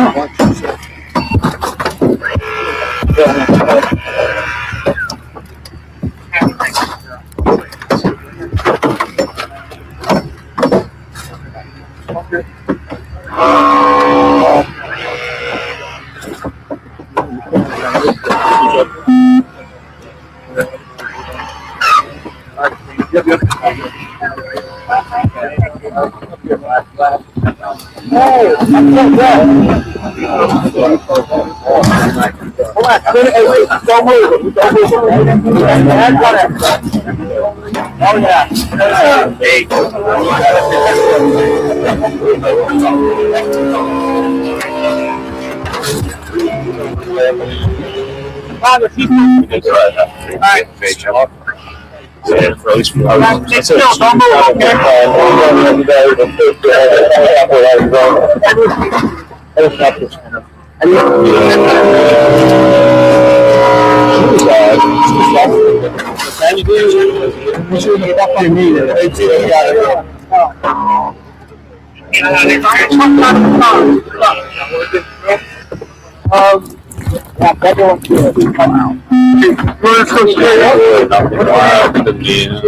You see this?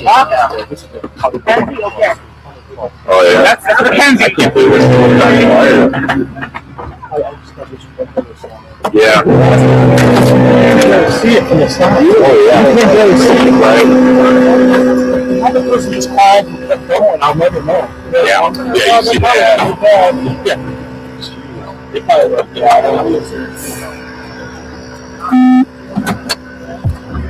I'm gonna get that juice and all. I gotta find it at all.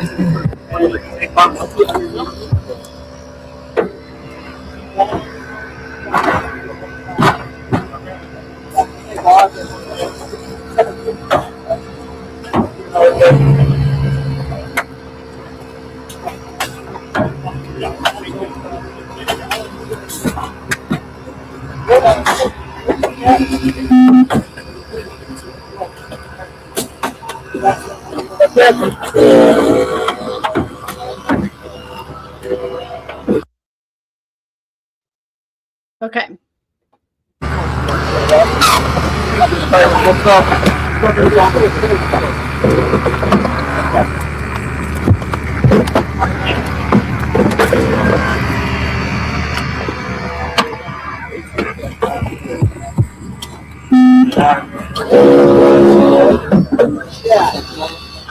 I'll just check it off.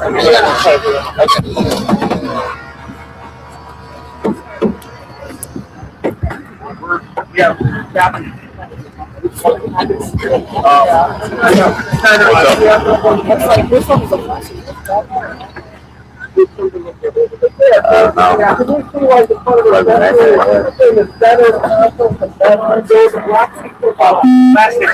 Going straight back with the face.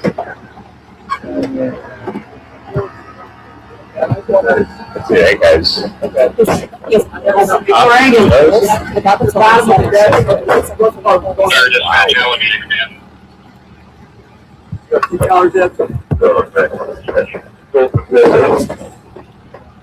Metro Life Flight would like to know if you want to set up on 2 seconds no the doors that have now need to drive I think.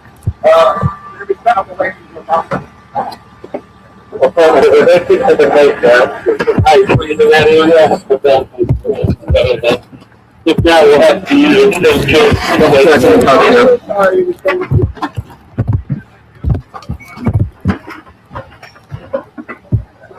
Set it down on the floor.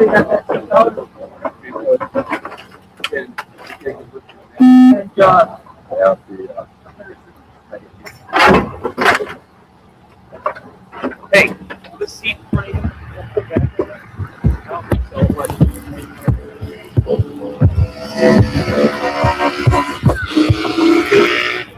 You just talk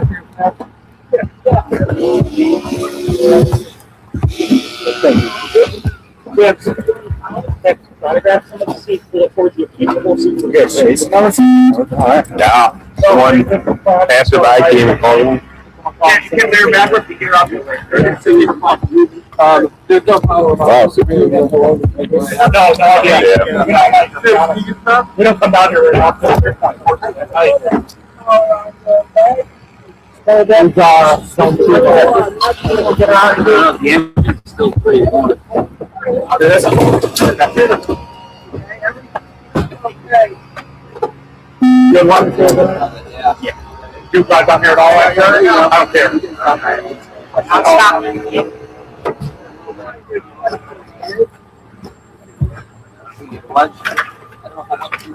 Yeah.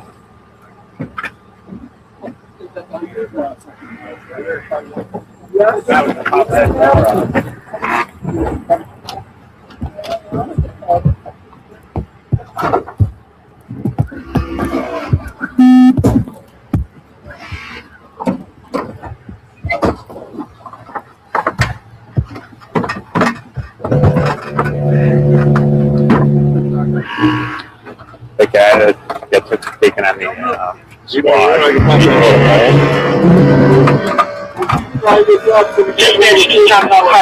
Yeah, he had a pulse driver, this guy, On the first whole She was just on it, seeing her knee. She's moving her leg. Oh, okay.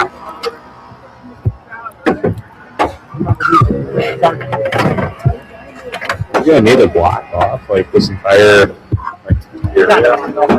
Alright.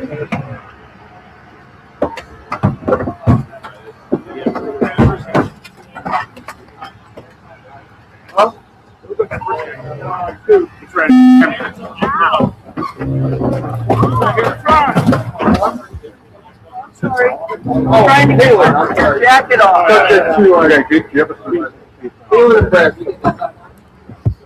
So they don't even know.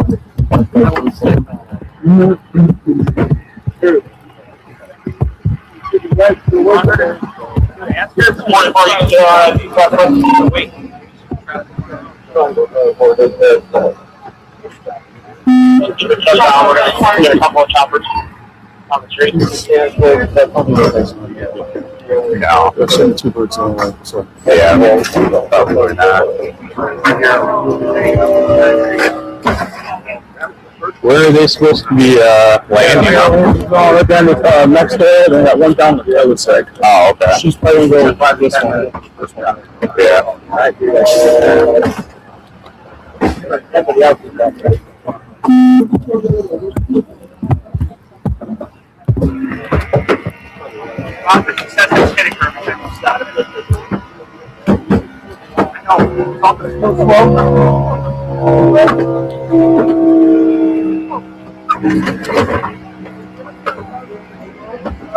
Right there. Nobody playing.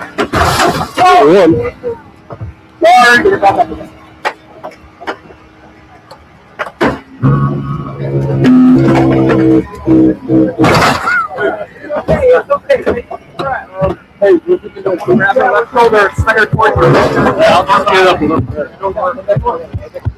Go ahead. You can grab the shoulder. Pull it towards you. Who's that your call for?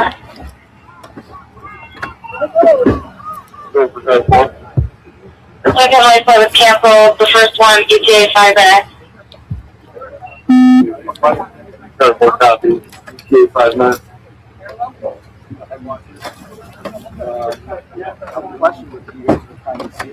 No, tried the powers out. Straighten this leg out for me. Left arm and right. You guys got somebody you put down?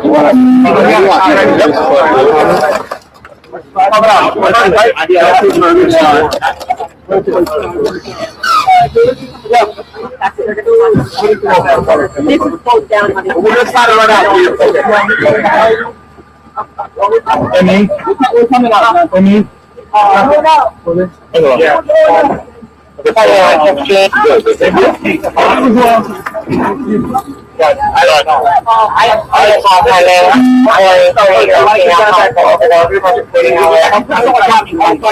Someone get inside here if they got it.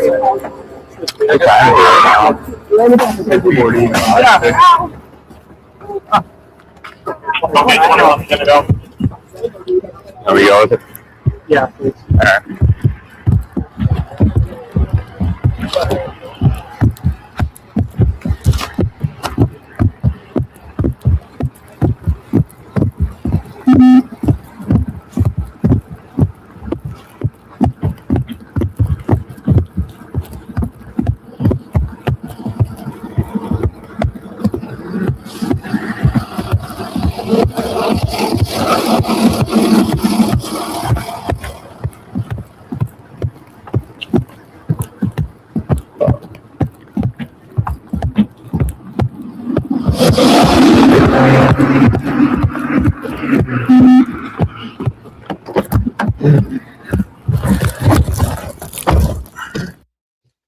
Okay, Bobby, I found the 911 caller, and I think the 911 caller mysteriously died. Well, not mysteriously, he died allegedly in a car accident, and it's a short, so we can.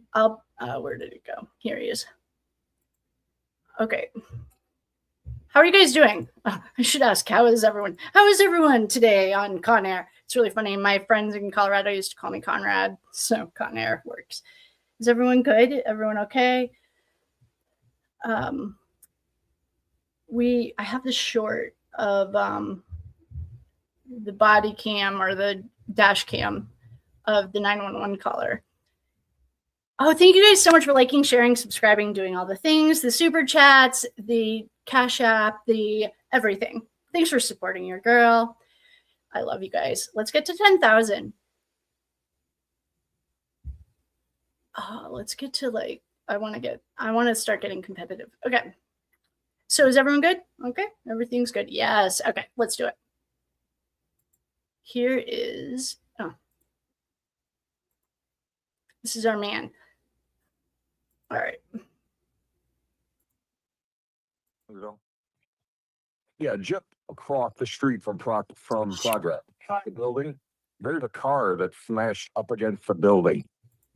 Oh no! Hold on. This is just the 911 call. Oh, I thought this was the one of him on the bike. This might be. I mean, do you guys want to listen to the 911 call? I saw his obituary. He died. Yeah, I think that is too convenient. It's way too convenient. I think. I don't know. Maybe I'm just overthinking that, but okay, this is the call. Shoot. I'll keep looking through our videos. I was just uploading like them extracting Dom, extracting Mackenzie. We just saw Mackenzie get extracted. I mean, we can listen to this while I'm looking, but there is a video of him on his bike. I just don't know where it is. And there's like, you know how it is. I'm going to keep looking for it though. All right. If everyone's good, then why don't we listen to Tom call and I'll keep looking. I know there's a video of it. I don't know if he actually speaks to the cop or if it's just on the dash cam. He has a huge, beautiful Harley. So fast.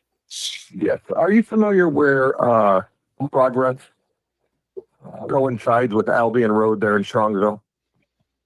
Yeah, just across the street from Progress, the building, there's a car that smashed up against the building. I didn't go up to it because I was on my motorcycle. Like it thrust, like they ran the curve. I can see she smashed the sign and hit the building. The car smashed. You know someone was in it? I didn't go up to it. I was on my motorcycle. How long ago was it? 2 minutes. I live right on Westwood. I live right down the street. Which corner? Okay, so if you're coming from the police station, saying you're made a right on Pearl and went Progress, when you dead end into Albion, if you look across straight ahead of you west, you'll see the car up against the building. So the northwest or southwest corner? Well, it's not really. It's west. It's that big building. They're a piping company now. Piping company? Yeah, it used to be a Japanese company. Now it's a. And I know the sign was out there. So they hit the sign and smashed the building. Oh, yes. I mean, I can go back over there if needed. But, yeah. I just want to leave your name and number to have them check it out. Sure. Yeah, my name's Tom. The last name's Lost, LOS. And my number is 440-799-0470. All right, we'll have them check it out. Thank you for calling. All right. Okay. All right. So he did go back, just so you guys know. He does go back. And when the first responding officers are pulling up, he's there on his bike. Is it just me, or is everything that I listen, or everything that comes from here sounds like everyone has a lisp? I'm like, what is going on? Some people claim Rosie and Bubba showed up. Oh, you want to see what I think? Well, they don't claim it. It's like on video. I have a video of them and their phone puts them there. It's not a claim. It's witness statements and body cam. I mean, not body cam. Sorry. Surveillance. Kate, I also heard the video of her flying by right when she hits the wall. There's another car. Yeah, I have that video. I'll show it to you. Of a car right behind it. I will find it. It is. I just have to think where I put it. Man, where's Brenda? All right, I do have that, and I can't remember. Well, maybe it's a short. Here's some of Dom's, Davion's friends. While I'm looking for that, I'm going to find that video. I just don't know where it is. I just have, it's already uploaded to YouTube. I just have to find it. Actually, no, why don't we just, I can slow down. I have it on YouTube. I just have to remember what it's called.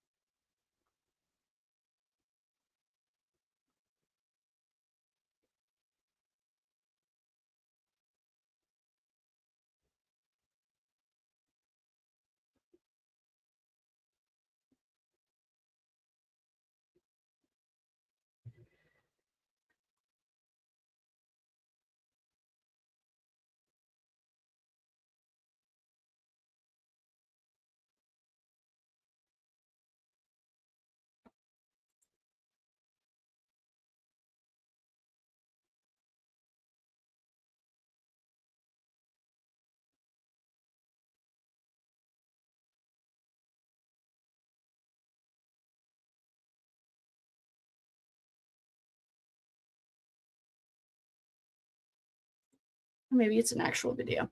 Okay.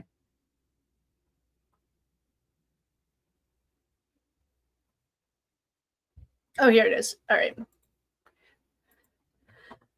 This I found on TikTok, but I loved it. And I feel like it's right on. Okay.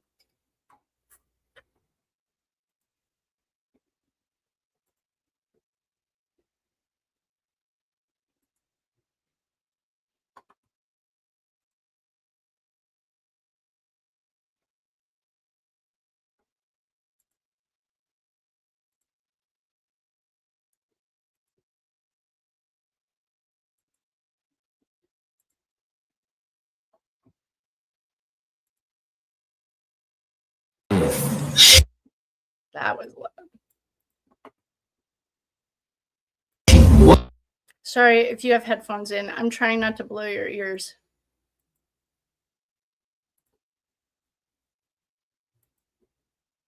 Wasn't running to something. What if she was running from something? Do you think it's possible Mackenzie Shirilla was fleeing somebody that was chasing her?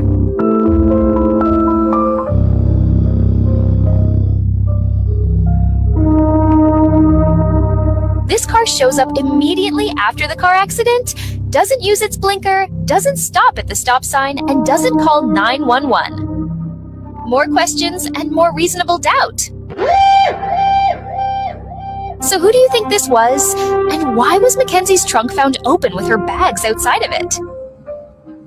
A car shows up immediately after the crash, doesn't use a blinker, doesn't stop at the stop sign, doesn't call 911, just leaves at 5:35 in the morning in an industrial corridor where almost no traffic ever moves. So I want you to ask yourself, who was that? And why were they there?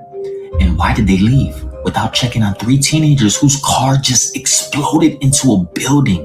If you saw a crash that violent and you had nothing to hide, you would stop, you would call, you would help, unless you had a reason to make sure nobody saw you there. And now I want you to ask yourself a second question. Why was Mackenzie's trunk open with her bags outside the trunk, sitting on the ground? How does a trunk open and bags fall out. In a frontal collision into a building, a frontal impact doesn't pop a trunk. A frontal impact crumples a hood. So who opened that trunk and who took it or moved what was inside? Between the moment of impact and the moment first responders arrived, I don't know, I'm just asking. But some people have suggested the car leaving the scene was her best friend. Maybe it was, maybe it wasn't. But here's what I do know. Dom was involved in selling drugs. That is documented in these own text messages. He sold with people named Marco and Martin and rolled blunts for somebody named Trippy. Trippy Red? No, I'm just kidding. But he owed people money. He could have. People knew what was in the car. 8.1 grams of mushrooms, a digital scale, marijuana, THC pen, $165 in cash, 2 iPhones. Man, that's documented inventory from the crash scene. That's not personal use. That's distribution, right? Just a little bit. So let me ask you the hardest question of all.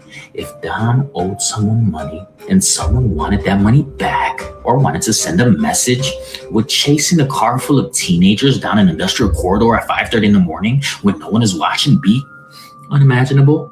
Or would it be exactly the kind of thing that happens in this world when the cameras aren't on? But they were. I don't know what happened. I'm just asking the questions. Nobody at the trial bothered to ask. Because here's the thing. Here's the thing about a drug supply chain. It doesn't stop. When one person dies, it just finds the next person to use and the next and the next. So if you want to know why these questions matter, it is not just for Mackenzie. It's for whoever's in that supply chain right now, wondering if they are next. I'm not telling you what to see. I'm asking you what you see. Okay. It looks like someone's confused.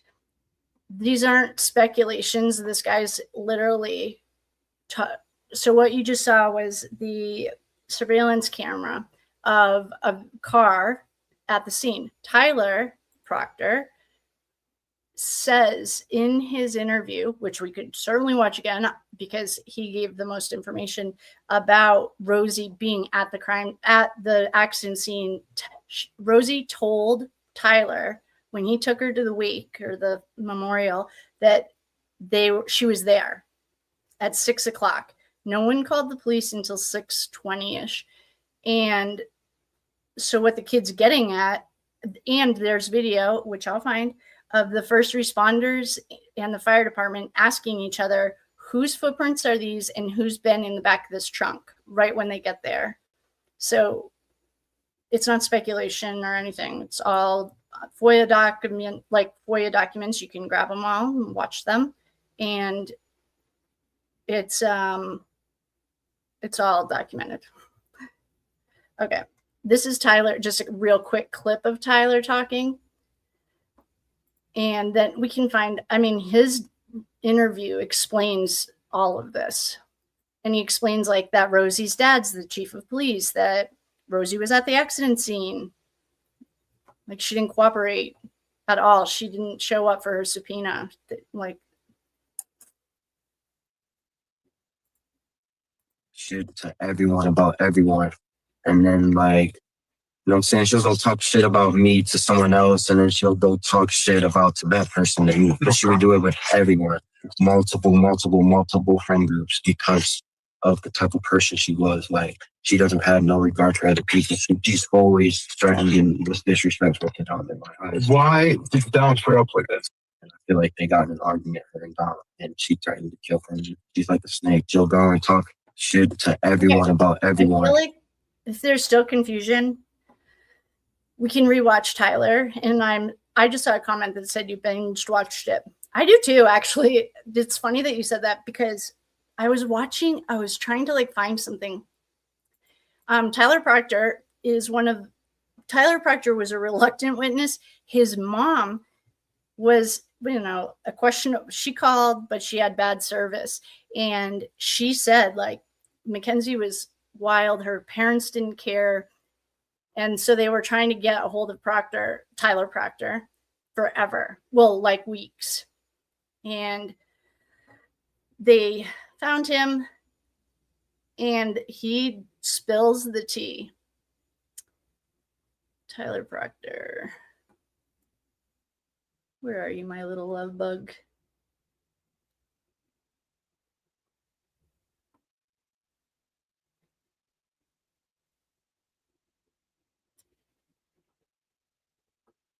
Here's Tyler. I'm just going to play this one.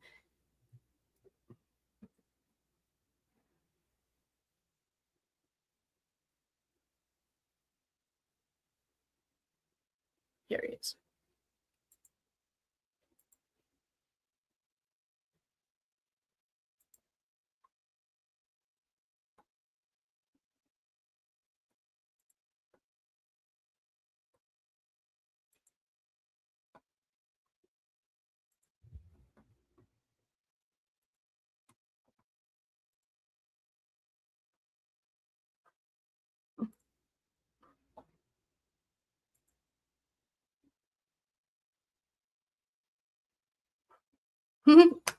Thank you. You guys are the best. All right.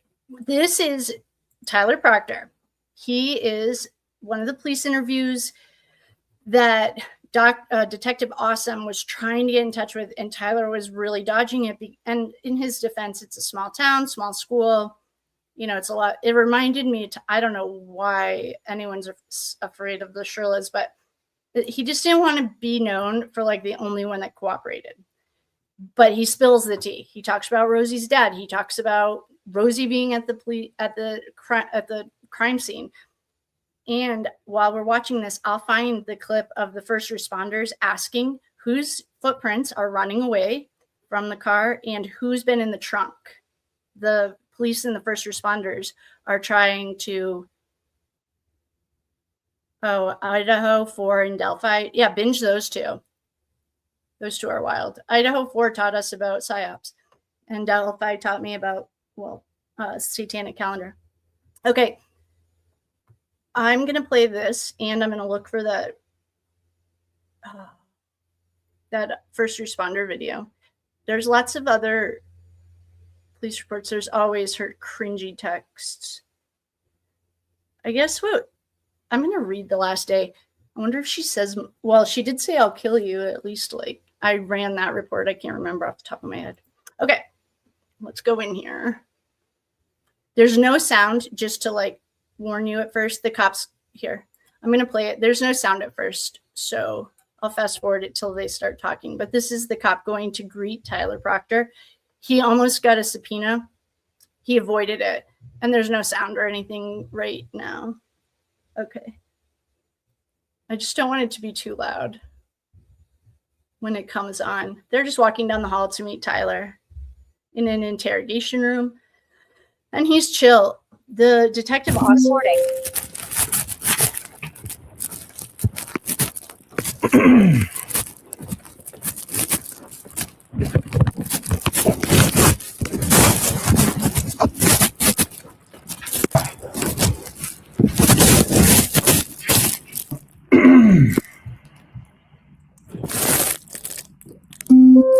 We understand you're not under arrest. Yeah.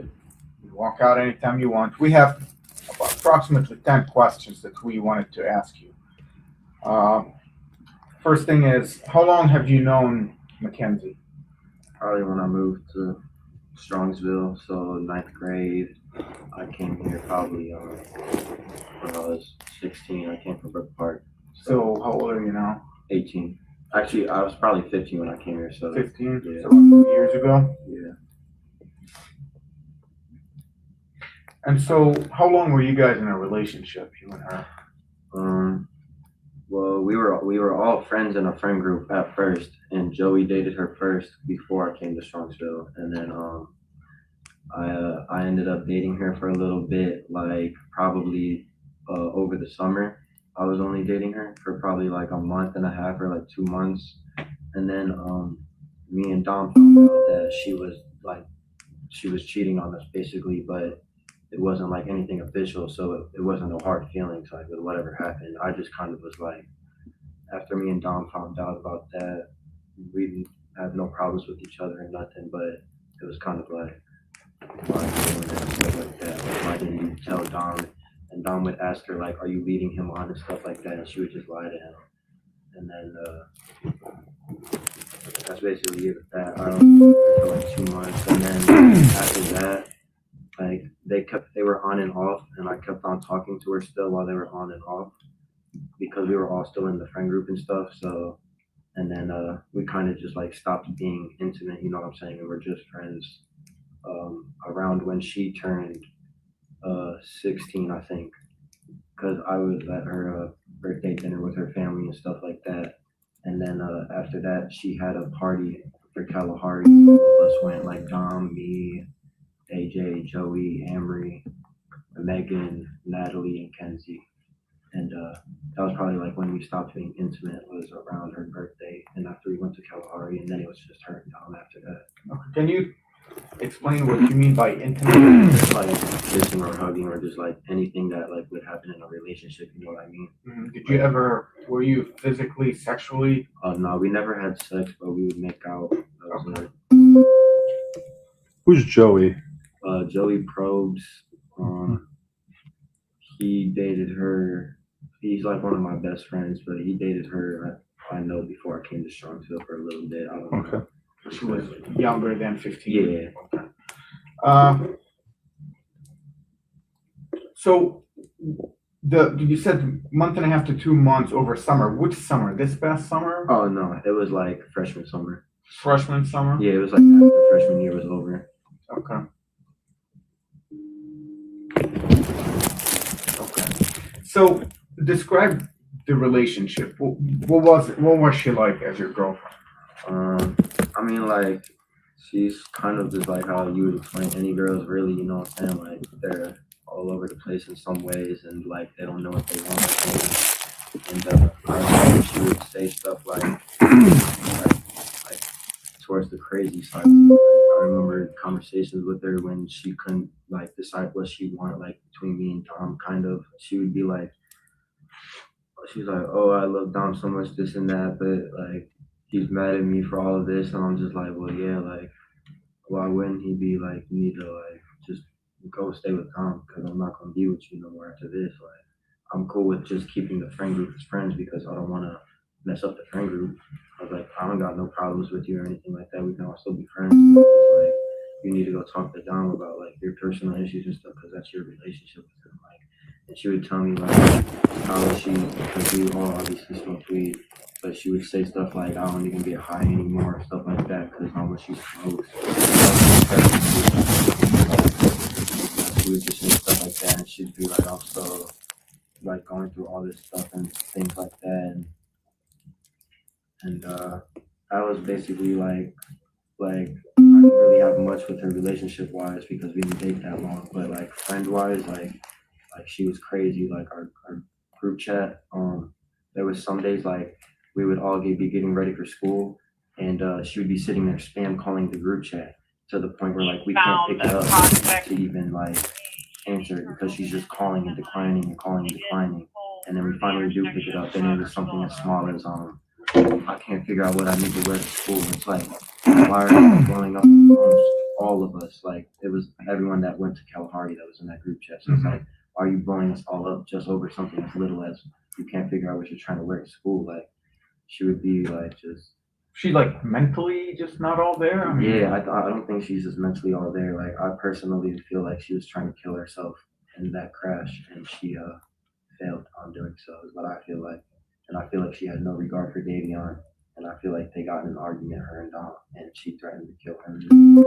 Had she ever threatened that before? She hasn't ever threatened to hurt anyone, but she's threatened probably like she hasn't like physically said like I'm gonna kill myself, but she's like, you know what I'm saying, like made it to the point where alluded to it. Yeah, you know what I'm saying, like where she's just like, I hate life, like shit like that, and like but we were all obviously like there for her, still trying to be friends with her and stuff like that. But our friend group probably fell out with Kenzie around like after 10th grade. And that's kind of when like all of us stopped being friends with just her. We were all cool with her still. Just because she's so like crazy. She'll blow everyone's phone up. She's all over the place with everything. And then she's just in general like kind of a shady person. She's like a snake. Like she'll go and talk shit to everyone about everyone. And then like know what I'm saying? She'll go talk shit about me to someone else, and then she'll go talk shit about to that person to me. You know what I'm saying? But she would do it with everyone. She went through multiple friend groups because of the type of person she was. Like, she doesn't have no regard for other people. She's 100%. Did you guys ever fight when you were dating? No. I mean, like argue? No, not for real. Nothing? No, because I didn't really like care like that. Like, I don't even think that it got to a point with me and her like that. But like, I've said things about her since, like, we were friends to other people, and maybe she's heard about it, but like I said again, I don't have no actual problems with her. I wouldn't go up to her and be like fuck you, like shit like that. Because even after 10th grade, I was dating this girl Haley, and we all went to Cedar Point, me, Dom, Kenzie, and Haley. You know what I'm saying? I never had a problem with Dom or Kenzie even after all of that stuff. Because we went to Cedar Point with us four probably in like 11th grade. Gotcha. And I remember we were at Cedar Point, and we were all about to get on the ride, and Dom was on a phone call, and she couldn't just wait for him to get off the phone call. And she was like, get on this ride now, or like, she was sitting there getting, she's like, I can't right now. And I was like, do you want us to just wait for him to get off the phone? She's like, no, you guys can just go. And then we go on the ride and we come back, and she like kicked Dom away from us to where it was just me, Haley, and Kenzie. And she was just like, I'm about to break up with him and just leave him here. Like, she was just saying stuff like that. And then like, I texted Dom and I'm like, yo, you trying to go on a couple rides or something like that? Like, where you at? I'll come link up with you and they can just do whatever they're trying to do. Like, so, because she was sitting there, she's always threatened and was disrespectful to Dom in my eyes. Why did Dom put up with this? Do you know? I've personally been told that she did voodoo on him. I mean, I personally don't believe that, but she has told people that she's put a spell on him so that he couldn't break up with her. And she would tell people that she had like grabbed a piece of his hair and that she had a doll in her room for Dom, and that she had literally put a spell on him, is what she would tell everyone. And like, she truly believed in that kind of stuff. And she also uses the pendulum, I know too, to try to get answers. She tries to use it now to talk to Dom, because I'm friends with I'm related to Dom by religion and law. He's my like God cousin-in-law. So like God cousin-in-law. Yeah, I heard that. I've never heard of that. I actually just heard. I recently heard that. Okay. Yeah, because my godmother Markella, and then Markella is about to marry Johnny, which is someone in Dom's family. So that would have made him my cousin-in-law. So let me ask you this. In talking to your mom at some point, she mentioned that there were threats that Mackenzie made towards you when you guys were dating.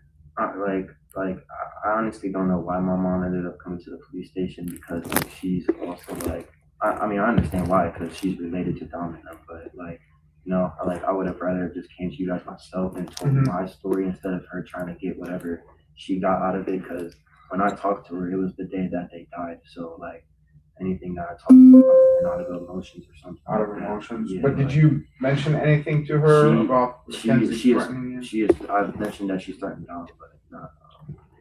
Have you ever heard Mackenzie threaten Dom?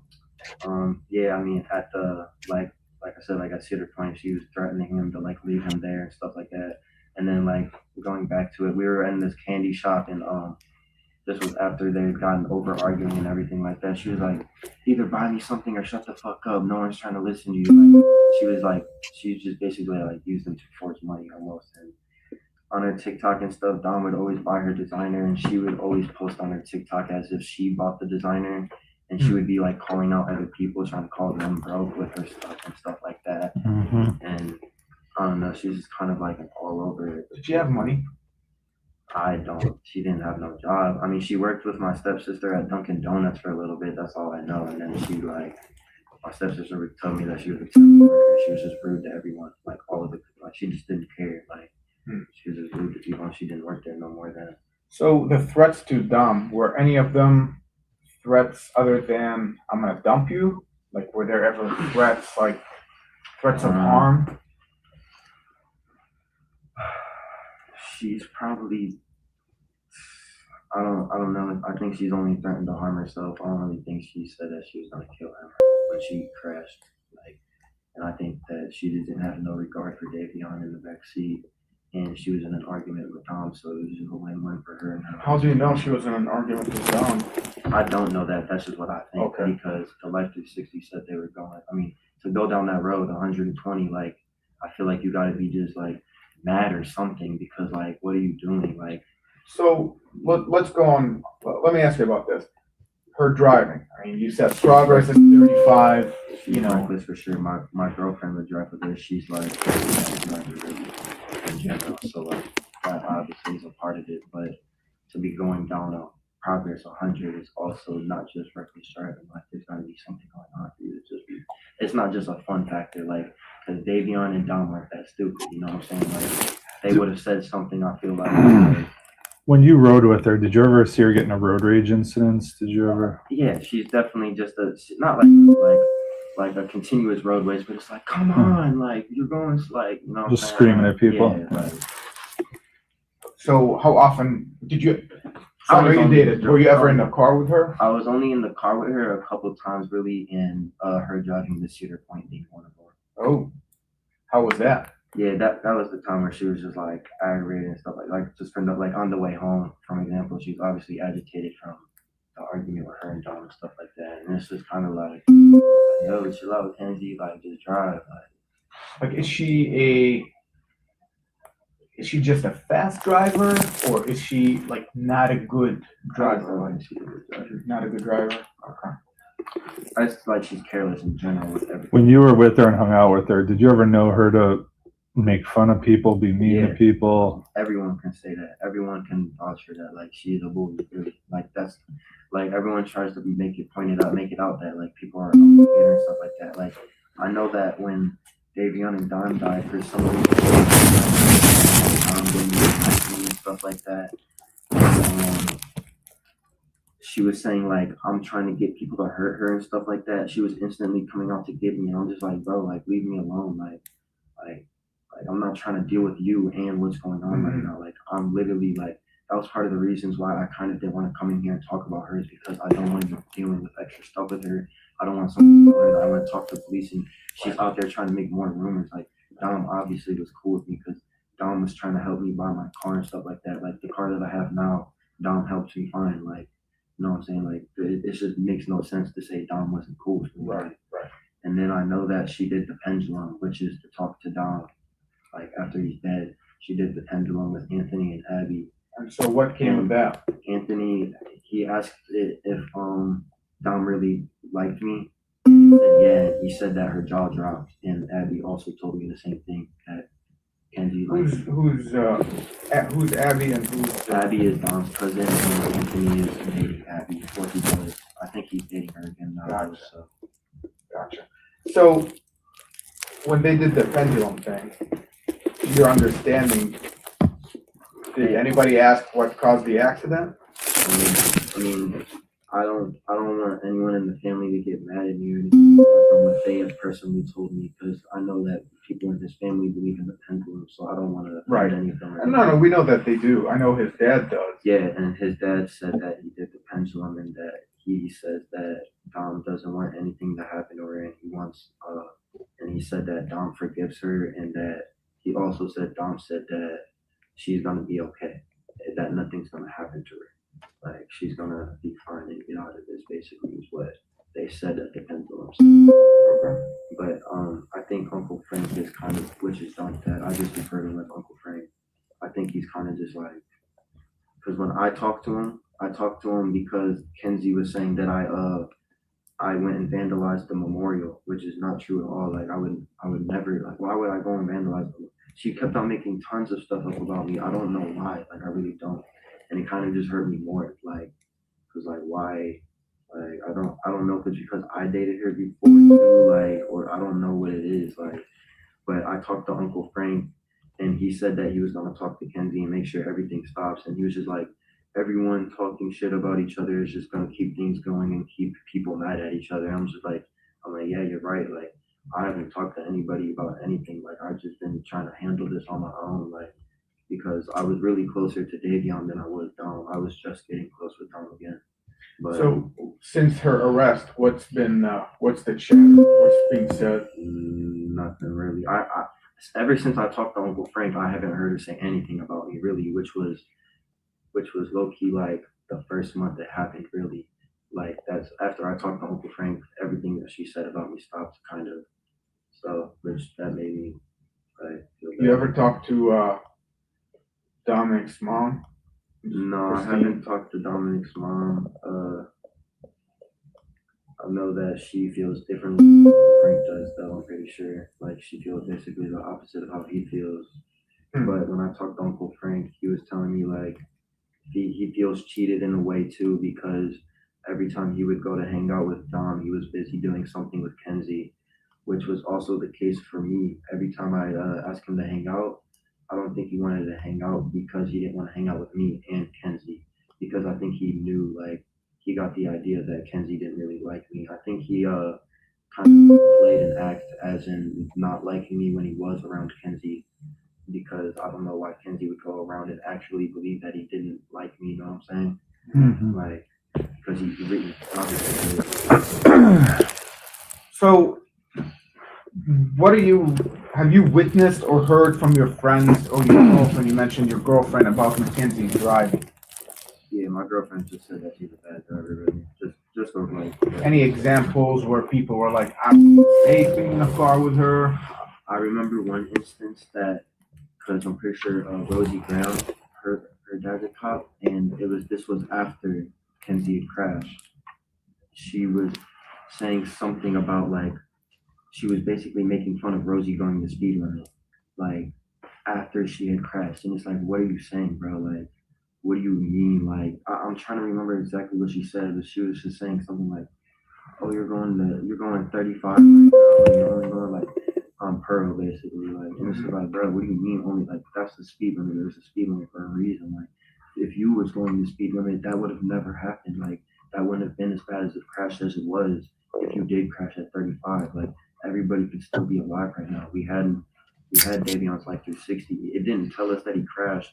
It should have told us, but like, even if it did told us and you were going 35, someone could have came and did something, because all of our friends were out in Colorado. So it was a 2-hour time difference.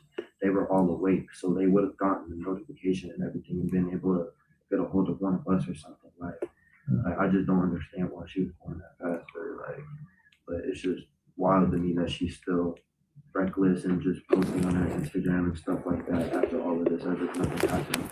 And I still haven't seen her post anything about Davion even. She posted one picture, but it was Dom in the picture with her and Davion, so it wasn't even. She hasn't posted Davion's GoFundMe. She didn't post, like, she hasn't said anything about Davion at all, which is just like crazy to me. Like, she's just completely like ignorant to the fact that she not only did that to Dom, the person that was literally taking care of her, but our friend Davion, who was also going through stuff. Totally innocent too. I mean, he was a third party. He had nothing to do with the two of them. So, let me ask you this. Was she depressed when you guys were dating? I mean, you mentioned. Yeah, I mean, I figured she was, because she would just say stuff like, I can't get high anymore, and like I'm not getting it. Like, I keep on just smoking, and I can't get any high. Like, she developed a tolerance to it? Yeah, she was saying like she can't feel any better from it, and that just so much is going on for her. And that was like 9th grade, so like I can't imagine like. Did her parents know she smoked weed? Yeah, her parents definitely knew she smoked weed. How do you know that? Because sometimes we would smoke in her backyard. I didn't care. Yeah, I mean, they cared, but like, they just spoiled her, so it's like they just kind of let her do whatever. Like obviously at the time she should not have been really just doing whatever she wanted. That's kind of why I feel like whatever did now. She just always did what she wanted. She talks to everyone how she wanted. Like we were swimming over at the falls in Olmsted Falls, and you're not supposed to be swimming over there. And cops came, and she was just sitting there being disrespectful the whole time, just on her phone. And we're like, Kenzie, bro, like we're not supposed to even be swimming here. Why are you being disrespectful to them? Like, do you want to get us a ticket? Like what is wrong with you? Why are you just always like this? Like, even everybody authority like, that's not the way you're supposed to be. And like the first time when she came over my house, she was cursing in front of my parents, which made my parents like not really like her and stuff like that. Really? So, like, yeah, I mean, she wasn't like being like rude to them or nothing, but she was just like being careless around my little brother and my parents, like just saying shit and shit like that, like damn and like fuck, like because she just like just spoiled and does whatever it wants. That's what she's used to. So she's never really listened to nobody. She's never. Did you ever know her parents to discipline her, ground her, take her phone away, anything? They never disciplined her in any way. They spoiled it for sure.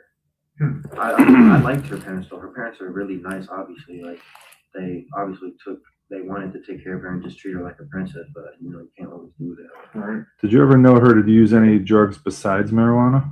I mean, I've heard that she used coke at parties and stuff like that. That's it. Or trip. That's it though. I knew that Dom didn't like her tripping and stuff like that though because she has epilepsy or she can have seizures or something like that. So Dom didn't really ever want her tripping. I know that. So I'm sure you've heard. It's at this point it's public record, but there were some shrooms found. Yeah. It's in the police report. Yeah. That's been released. I mean, I don't know what happened that night. I mean, I'm not gonna lie. Davion had texted me that day. He said, "Do you want to take acid with me, Joey, Kenzie, and Dom tonight?" And I just said, "Hit me up later, bro." I was like, "I'm busy right now." And that was the last time I even texted Davion. I'm assuming they didn't take acid because people were saying they had shrooms, so that kind of like steered me away from all that stuff. Like, I don't even think I can touch that stuff again now because of that. Because like, I don't know, like I don't want to. Just remind you. Right. Because like, if they weren't, like maybe like, cause I don't know if Kenzie was tripping or not, but like, if she was, like, that could have maybe even been avoided too, or like, I just don't understand why she was. Like they let her get that fast. I don't know if Davion and Dom were tripping and that's why they couldn't prevent the crash or something like that. So like that's just like why I don't like I just smoke weed now, that's it. So you think an argument happened in the car? I mean, yeah. I mean, you know all of them. From Dom and Kenzie's relationship, like they were just always arguing. That's just how they were. And like me and Joey have always talked about it. We're like, bro, Dom has so much going for himself. Like, why does he stick with Kenzie? Like, he can do so much better. Like So, Dom is an intelligent person. Explain something to me real quick though. They get into an argument. Okay. They argue, but why drive the car into the building? That's why I feel like she was trying to kill herself, and she wasn't really necessarily trying to kill them. I feel like she was trying to kill herself, and she just had no regard for Davion because of that's just how she is. Like that's just what Are your friend group or maybe some high school kid? I mean, we've spoken to many, but those you think this is the consensus that she tried to kill herself? I think the consensus is that she did it on purpose. I don't think people know why. That's what people think? Yeah, people think that she crashed out, like, at least in our friend group, kind of, like, we don't really know exactly what happened, because we don't know, like, if she tried to swerve or anything like that, but, like, when it first happened, that's definitely what everyone thought, was she was trying to do it on purpose. Like, that was the first thing that went into everyone's heads, is, like, she had to have been trying to kill herself when she did that, because why do you just do that? Like, it's not like it was completely dark. There was that sign that was lit up right in the front. Like, you saw that sign. You guys knew more before we even knew. I mean, before we even had any idea about the speed and any of that, I was hurt. A bunch of people who had access to Life 360 there was like sent us screenshots saying, look how fast they went. We had no idea at the time. Yeah, there was probably like 14 people in our Life 360 because we're all super close. So it was probably. They all saw that speed down the road. We didn't even find out that they crashed because of the Life 360 though. Like we should have found out, but the crash detection only works if the drive was over a mile long and if their phone has more than 20% and they don't have low power mode on. And when they crash, it's supposed to call everybody's phone, like everyone that's in the Oh, no 360. kidding. Oh, I didn't know that. And it's supposed to also send out an emergency dispatch because we pay for the premium. Like in our little group, we all just pay $2 a month. You guys got nothing. And we got nothing, which means that it was either she got over there too quickly because it was too short of a drive for it to have to register the crash, or Davion's phone was in low power mode. So that's just what it didn't alert us though. It was supposed to, but I was told that his heart tore instantly, so it didn't matter anyways. Like whether it did tell us that they crashed or not, I was told that Davion had died on impact. So.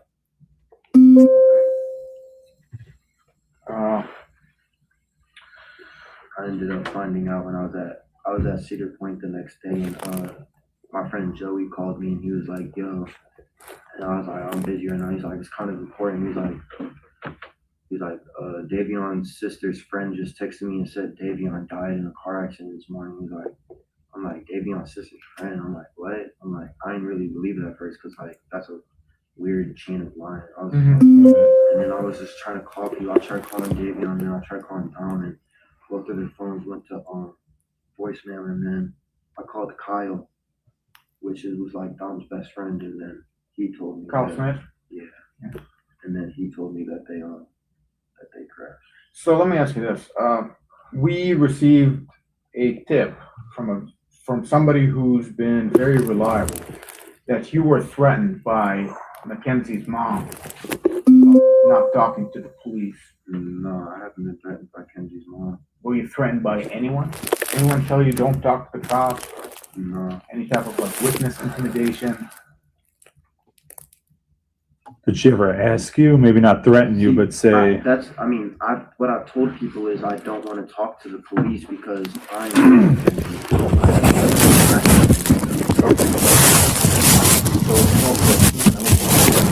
I am in that spot.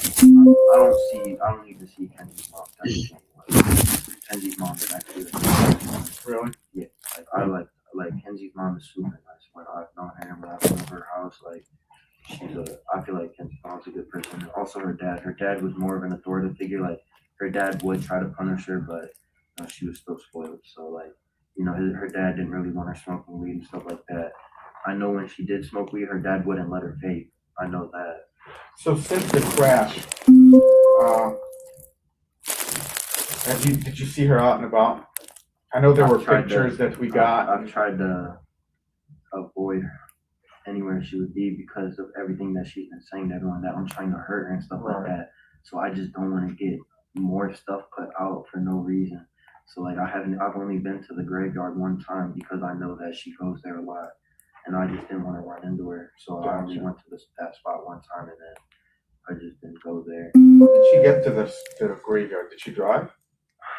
Like her friends would pick her up. I'm pretty sure like random friends would pick her up and take her, and she would just sit there in the wheelchair, I guess.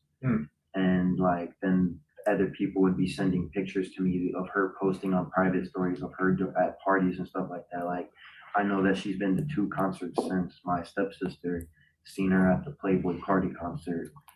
Do you have any of those pictures? No, I don't. I got a new phone since, because that's why I couldn't call you guys back, was because my mic was broke on my phone. So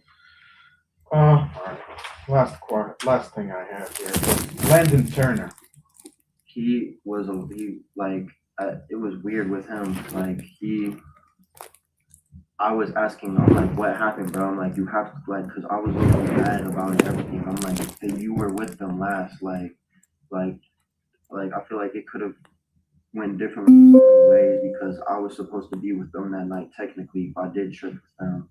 And then I was at Joey's house that night too, and Davion was supposed to stay the night at Joey's, but his mom didn't let him, so I had to leave Joey's house, and Davion just ended up staying with Dom and Kenzie. And then I was talking to Bubba, and he was sitting there telling everyone, he was like, I was about to ask Davion to just stay the night with me. I don't know why I didn't, like stuff like that. And Davion lived with Bubba for a little bit too, which is Landon.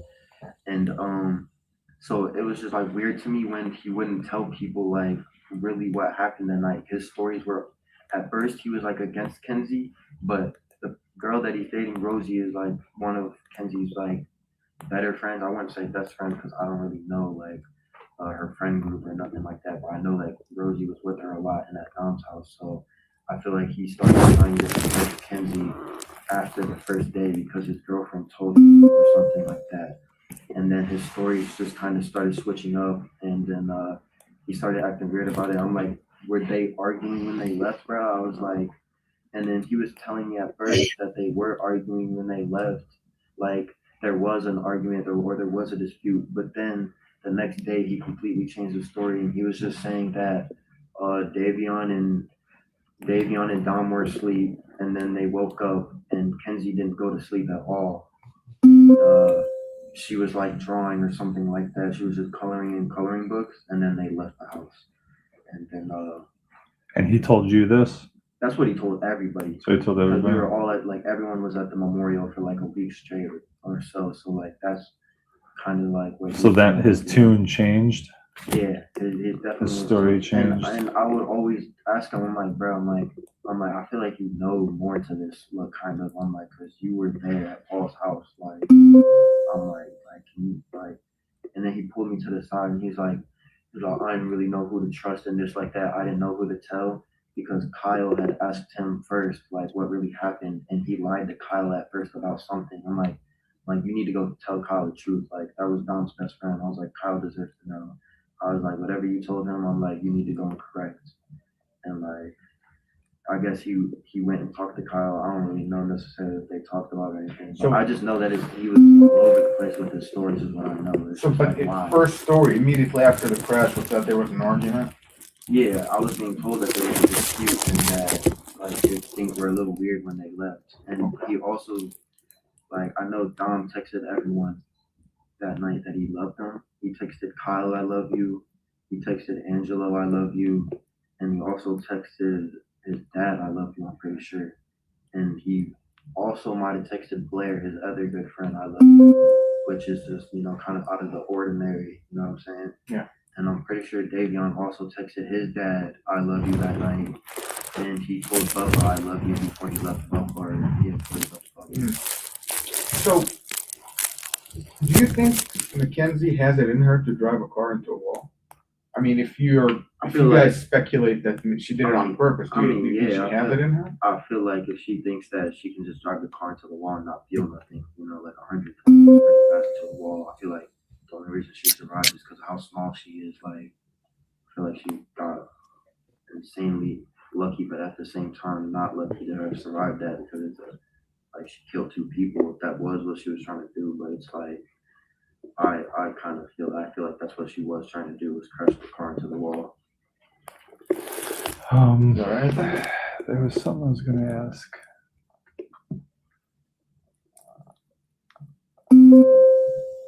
You knew Dom and you knew Davion pretty well. Did they ever talk about hurting themselves? No, never. So you don't see a scenario in which the 3 of them make like a suicide pact. That's why it was all weird that they all said love you, but no, definitely not. Davion would have never did that. Davion had gotten kicked out, and then he had just went back to his family's house, and the only reason he didn't go on vacation with his family was so he could stay home and work because he just got a new job. Yeah. Okay, so you don't. So Davion was over my house when he was kicked out like every single day after school. So they had a lot going for him. Did Joey tell you anything about his relationship with Mackenzie? I mean, like, not like since it's happened, but like before it and like when we were all friends and like things were normal, like, yeah, I mean, we all just agreed that like there's no reason. He has her blocked on Snapchat. Like, he's had her blocked even way before this incident just because he says that she's annoying and he just doesn't want to deal with her and have to, like, you know what I'm saying? He just doesn't want communication with her. Like, so he just had her blocked on everything. But I really don't. Davion would have never killed himself. I don't believe that at all. And Dom had way more going for himself. So Right. I don't think Dom would have. We got that pretty much from everybody. All right. Well, hey, man, I'm going to let the prosecutor know that you came down, talk to us. So, there will not be a subpoena or a warrant or anything like that in the grand jury. So you're all set. You confirmed pretty much everything that we knew. appreciate your time. You know, hopefully, But whoever Kenzie's mom was pregnant, that's not true. Not true. And Okay. it's like a little weird, but they might have gotten that from me telling people that I don't want to talk to you about it because I'm scared of Kenzie. So that's Yeah. probably what they got that from. Okay. Kenzie is locked up right now. Yeah. Thanks a lot. Appreciate it. Okay. So I see so many questions, comments. Thank you guys so much for the super chats. Like, share, subscribes, do all the things. I found the timestamp. Kendall, hi, welcome. Thanks for all your help. I found the timestamp that he says that he's related to Dom. They're not blood related. Well, let's listen to it and then we'll figure it out. It was, where did I just found it. Okay. It is at 10:12. All right. We're just going to listen. Okay. It's at 10:12. So it'll be right after this. Personally been told that she did voodoo on him. I mean, I personally don't believe that, but she has told people that she's put a spell on him so that he couldn't break up with her. And she would tell people that she had like grabbed a piece of his hair and that she had a doll in her room for Dom and that she had literally put a spell on him is what she would tell everyone. And like she truly believed in that kind of stuff. And she also uses the pendulum, I know too, to try to get answers. She tries to use it now to talk to Dom because I'm friends with I'm related to Dom by religion and law. He's my like God cousin-in-law.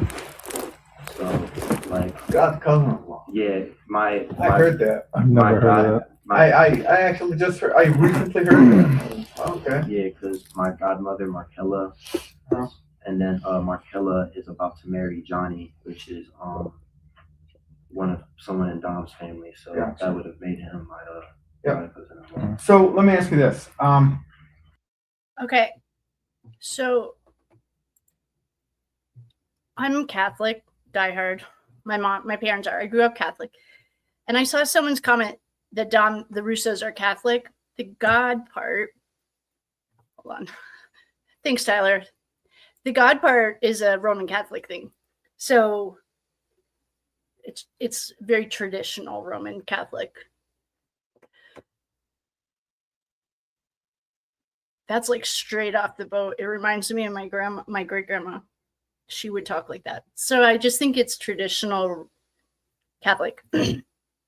So he did say that he's related to them through God or through religion. It sounds like and this is just a guess, just from what I know about Roman growing up Catholic. And I saw someone's comment that they're Catholic is in the old traditional style, or maybe the current style, not the way that I practiced or whatever, but my great grandma would talk like this, like when you say God, mother, all that stuff. So what I think, this is just my opinion, I think that they're Roman Catholic in the traditional sense. So they share, like when people get married, it becomes a clan and it's bigger. That's my opinion. There are two Tylers. I saw some of these comments while I was eating. I didn't want to eat in front of you guys. There's Tyler Croy. He was one of the Life 360s. He went with his son. I think they were in Colorado. They went straight to the police station. There's also Tyler Proctor. This Tyler. I have no idea who Faith is dating, but I did start making our mind map. I was kind of looking at it while I saw those comments. Okay. What other questions do we have? All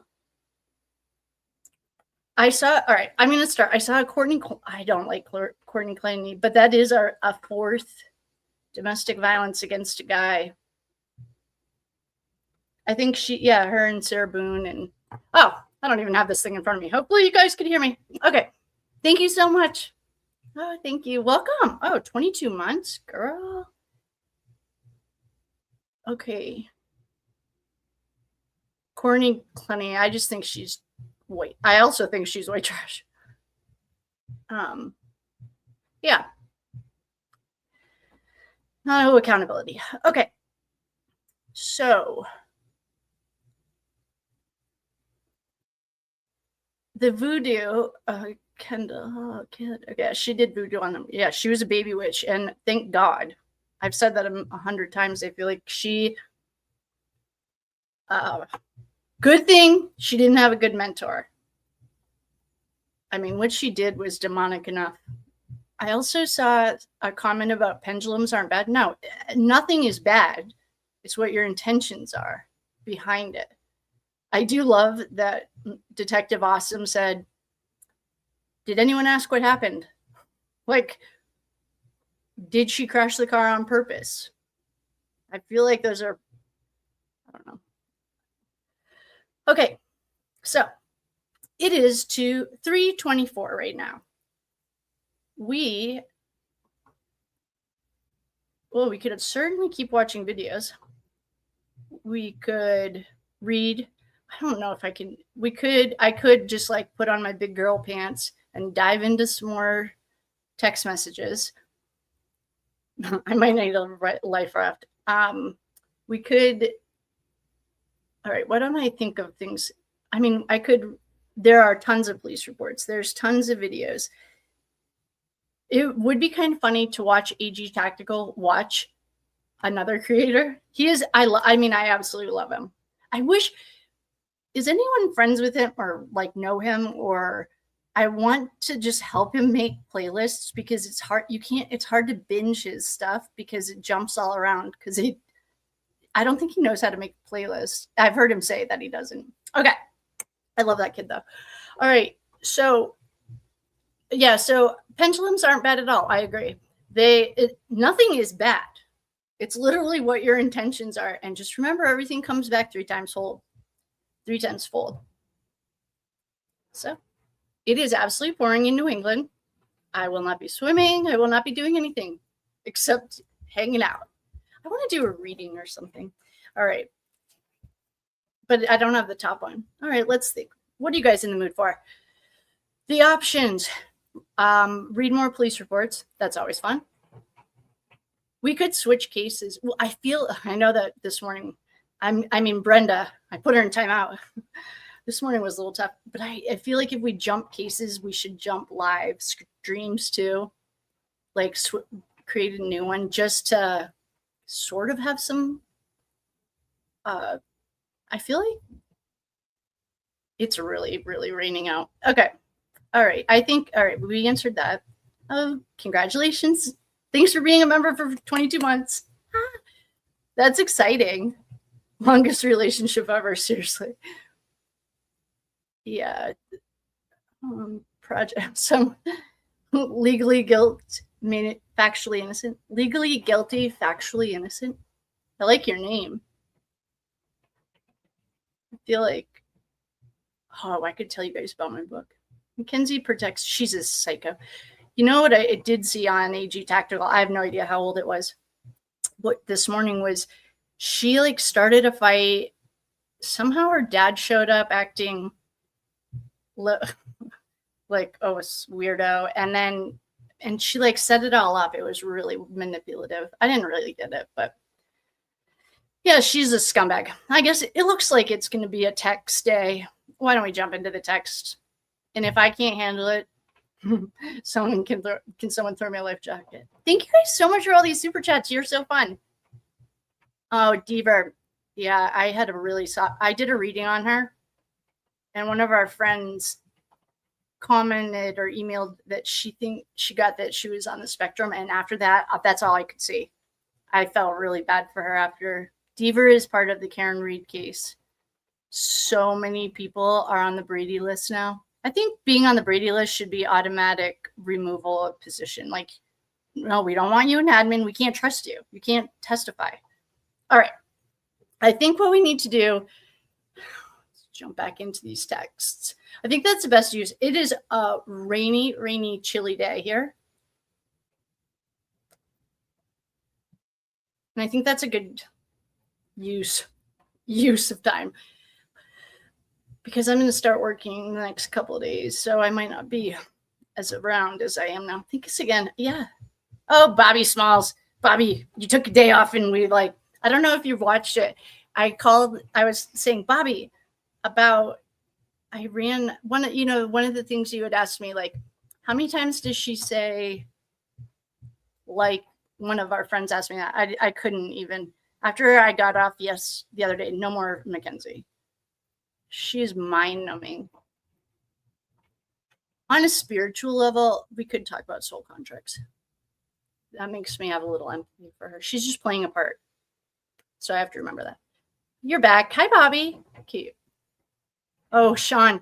Whatever happened to Sean? This is a Karen Reed case thing.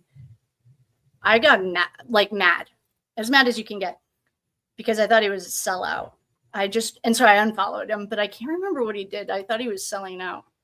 They all went to high school together. Turtle Boy's already shown us that. Okay. Kate, did you ever? Okay, saw that. His tunnel is gone now. Wait. Tunnel? Legally guilty. Factually innocent. Okay, wait. Yeah, trash bucket. Yeah, she's guilty. In my personal humble opinion, and apparently the cops believe so too. Yeah, I think she would have gotten crucified if she did a jury trial. I can't believe she didn't plead. She's never going to get out. That's fine. Okay, legally guilty, factually innocent. I just have a question about this. Did you ever see the video that Sean posted it on his channel? It was the video of the Sally Port. Yeah, okay. And then it says, his tunnel is gone now. And not there anymore. Oh, channel? Did you mean channel? And I swear to God, when the second trial was going on, I was in shock. Nobody would ever reply to me about it. I don't know what you mean. I think you mean tunnel. Now you're speaking my language. Okay. Yeah, he showed. All right, wait a second. Oh, Bobby's back. Yeah, he showed it on a live when he was active on his channel until he took his channel off. Okay, he did. Okay, putting this together. Reading Mackenzie Shirilla text has really made me like, all right. Oh, his channel's gone? That's weird. I did get that he was selling out, though. Yeah, he showed it in the live when he was active on his channel until he took his channel down. And he got, through his connections, access to the full video. Yeah. I don't know. He's in those yearbooks. He went to high school with all these guys. Your dog needed to go out. Good. Okay. I had so much hope that Kelly Deaver, I know. I feel bad for her. That's sad. Oh, okay.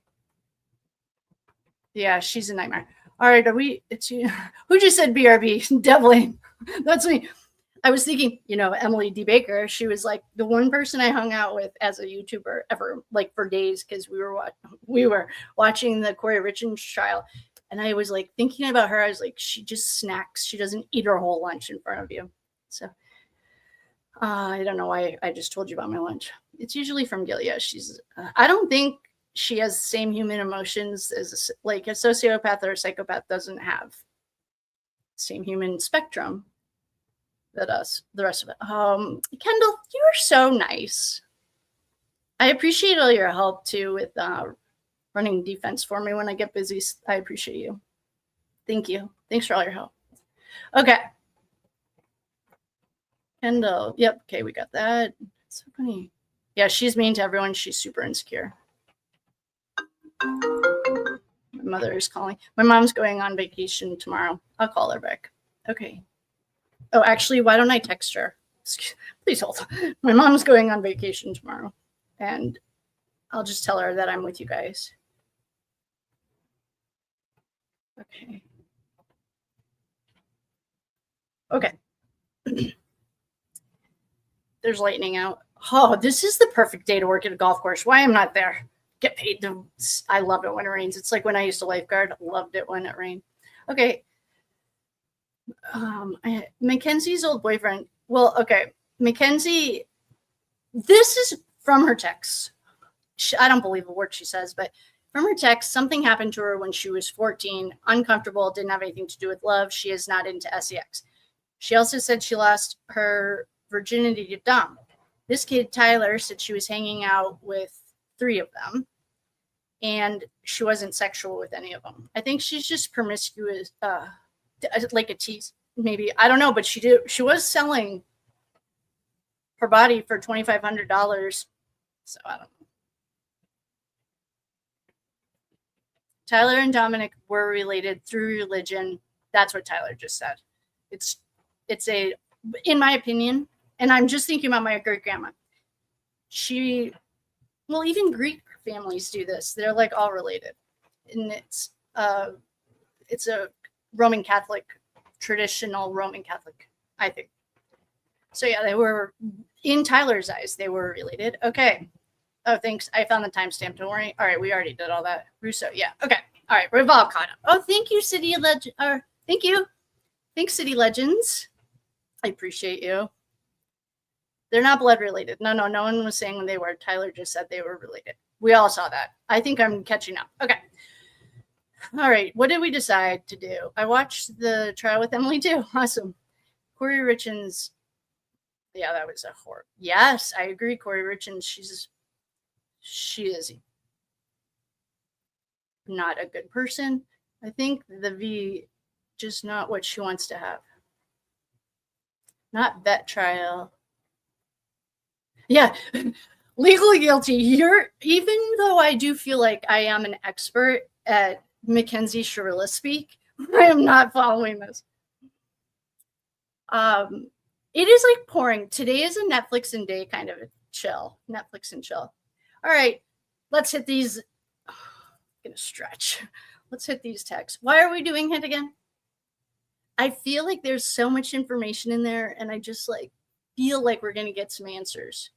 What answers am I looking for? We just found out she would have gotten charged with hundreds of federal charges. She did not watch our friend Bruce Rivers about self-snitching. She was all about self-snitching. And I don't know why we're doing it. Every time, I think this is I don't know. That kind, LOL. Thank you guys so much for your thoughtful gifts. Oh, please share, subscribe, do all those things. All right, we're going to try this. Today's a Netflix and chill kind of a day. And so we're going to see how this goes on the whole. What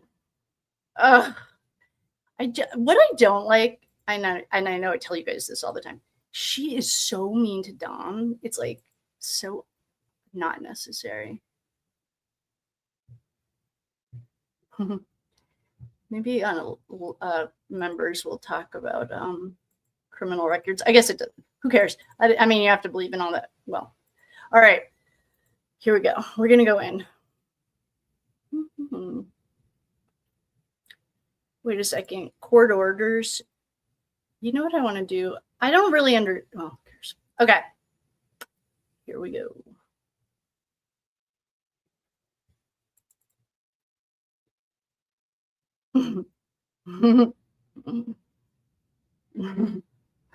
What number are we on? Grab a drink, grab a snack. If you're at work, if this is on speaker, I'll try. You know how she has a mouth on her, though. All right, we're on line 78,655. Oh, wait.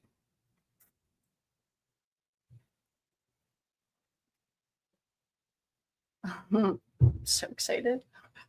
Oh, we're on April 1st. Okay, that's easier. All right.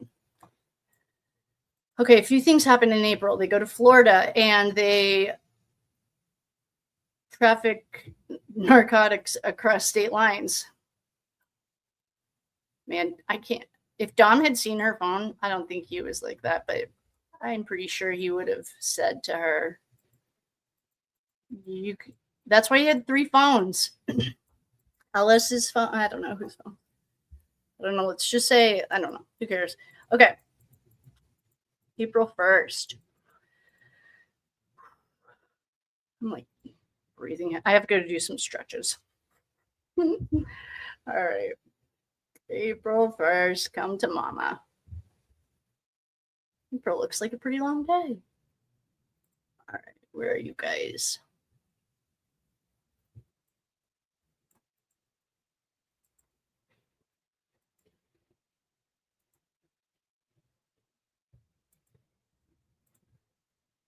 Oh, Blair. Did we watch Thomas Blair's interview? Hold on. Before we jump into this. April Fool's Day. Did we watch, oh my God, what day? The 4th to drive that? Yes. Thank you, Debbie, thank you. I know, I was like talking out loud. Thanks for answering me. Someone was just talking, one of our lovely dear friends was just talking about Blair talking to the big sister, Unhinged.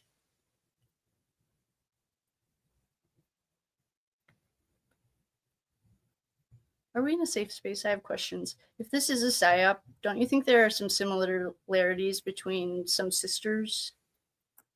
I'm just asking. And I certainly wouldn't ask her, but okay. Did we watch Blair? Do we want to watch Blair? Or just jump into April 1st? Yeah, to drive ourselves nuts, seriously. All right. Well, if we need to watch Blair, I don't remember watching Blair. Yes, I do. I was mad at him because he lawyered up, which is fine. Like, I would lawyer up too, okay? Especially knowing my name was all over those text messages. He lawyered up fine. And he also downplayed his relationship with Dom. Everyone, I mean, not everyone knows, but I feel like we're like besties with this crew because we've been balls deep in their text messages. And he like downplays, he's like, no, I wasn't one of his best friends. I feel like it's almost disrespectful. Yes, we did watch it. You're right. Thank you. God, Debeline, you have good, are you a Virgo? You have a great memory. My best friend's a Virgo. And she doesn't, she's like the mind of a steel trap. It's great. Okay, we're going in. Here we go.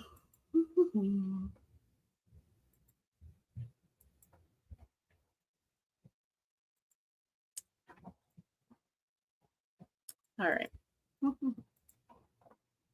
You're Aquarius. Oh, you are? I dated an Aquarius. I love them. But I was in rehab. It was like classic. Don't do this. Okay, here we go.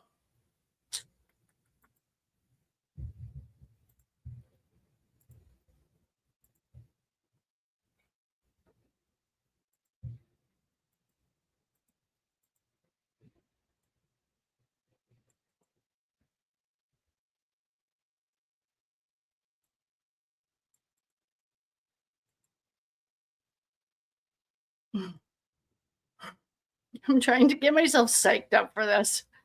I'm just staring at it. Okay. Oh, Aquarius here too. Oh, February 9th, January 29th. Oh, I love that. Oh, I love that. I loved my buddy. Well, obviously. Okay. Here we go. All right, we're going in. I need a drink. You guys, thank you so much for hanging out with me. Please like, share, subscribe, do all the things. You guys are the best. Let's get to 10,000. I can't do it without you. But let's get there. I want to compete with Trip Drop. I've wanted to compete with him for a while. We're not there yet, but we'll get there. Okay, here we go. All right, I'm breathing heavy. Okay. Oh, it's Dom. Oh, good. Oh, that was nice. I left myself off on a sane person. Oh, no. Okay, here we go. I need a pep talk. I haven't even started. Okay, I'm whining. Okay, here we go. All right. Okay. So he asks her, what's the plan for today? That's what I just asked you. Really? On what? I must not have gotten the message. Nah, I asked on something. I'm confused now. Shocker. I text your mom. Why? Whoa. That went from 0 to 100. Why would you text his mother? Nah, I text your mom. I looked on Snap. You must not have sent it or something. LOL. LOL. Because the bow ties threw me off. I asked, what's the plan? Okay, WTF. Why are you texting his mother? We haven't seen any of those texts, but I would be like, that's weird. And I'm not even a mom. Oh, okay. Oh, wait, no, that was dumb. Oh, okay. She said she was ordering both. Do you want to go to the grocery store and get some fruit or what? I can come over right now. Yeah, I'm down. I just got out of the shower. Okay, let me tell her bye. Take your time. Wait a minute. I literally love this bee. Who the fuck is you? I text your mom. I don't know who she loves. I literally love this bee. Okay, I got to brush my teeth and stuff. Peyton's my bee. Is that the TikTok girl? Oh, God. Yes, I love her. That's dope. Where's she from? Oh, she's 13. Oh, she's 12. She's from Canada. I'm on my way. Oh, wait, hold on. I got taken back by a 13-year-old. I mean, we have 2 kids. Oh, God. All right. She's 13. I mean, 12. She's from Canada. I'm on my way. This D is just letting his dog bark. Oh, she's still bitching about the dog. It has been so long. Every time I drive past his house, I'm going to lay on my effing horn. Literally F him. Why don't you just try to sleep in my room? You won't. Oh, wait. Try to sleep in my room. You won't even hear it. When you drive past his house, lay on the horn. Nah, I'm not a psycho. No, it's right across the street from mine. If you go to my room, just move the clothes over neatly or nicely so you sleep on that side. Because all those are clean clothes. Let me know when you're home. What the heck is happening? Why does she sleep during the day? She always goes to bed in the afternoon. Like, she's not working the streets yet. I mean, maybe she is. Rosie just made her first appearance like a couple days ago. So it's 3 o'clock in the afternoon, and he's like telling her to go sleep. And I don't know, maybe she likes to nap. Maybe because she's not at school. What day is this actually? I'm going to find our trusty little 2002 calendar so we can see why, like what.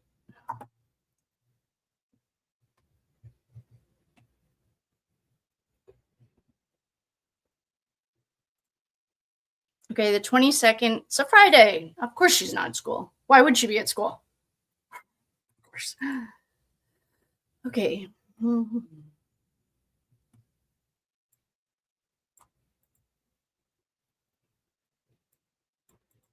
Okay. No, okay. Let me know when you're home. Well, wait, isn't she at his house too? I got you. I just got home, but I got to dip again. When will we be home? For good. I don't know yet. I'm trying to be really quick, though. Trust me. Okay, how long? Till you get home. Let me know. Bruh, you effed up.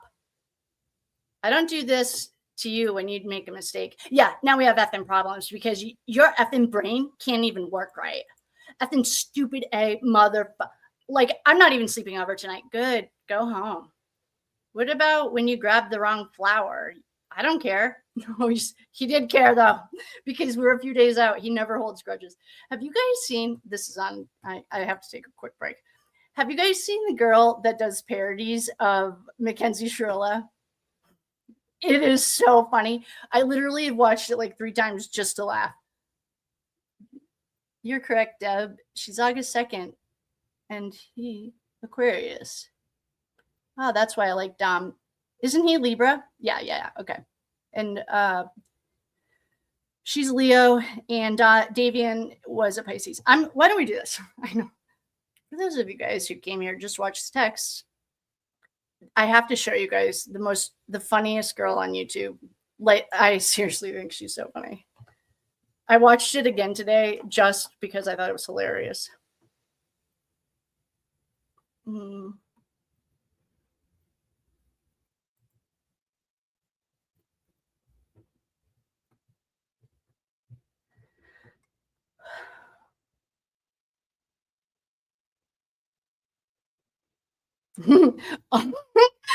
All of my history is like my videos, but this is so funny, you guys. All right, you'll appreciate this. Hold on.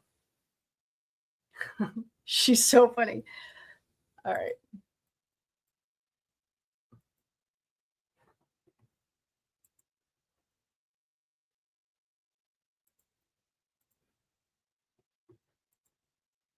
Oh, I can make myself smaller because you'll appreciate her. Yes, she's so funny. Okay. This will make everything worth it.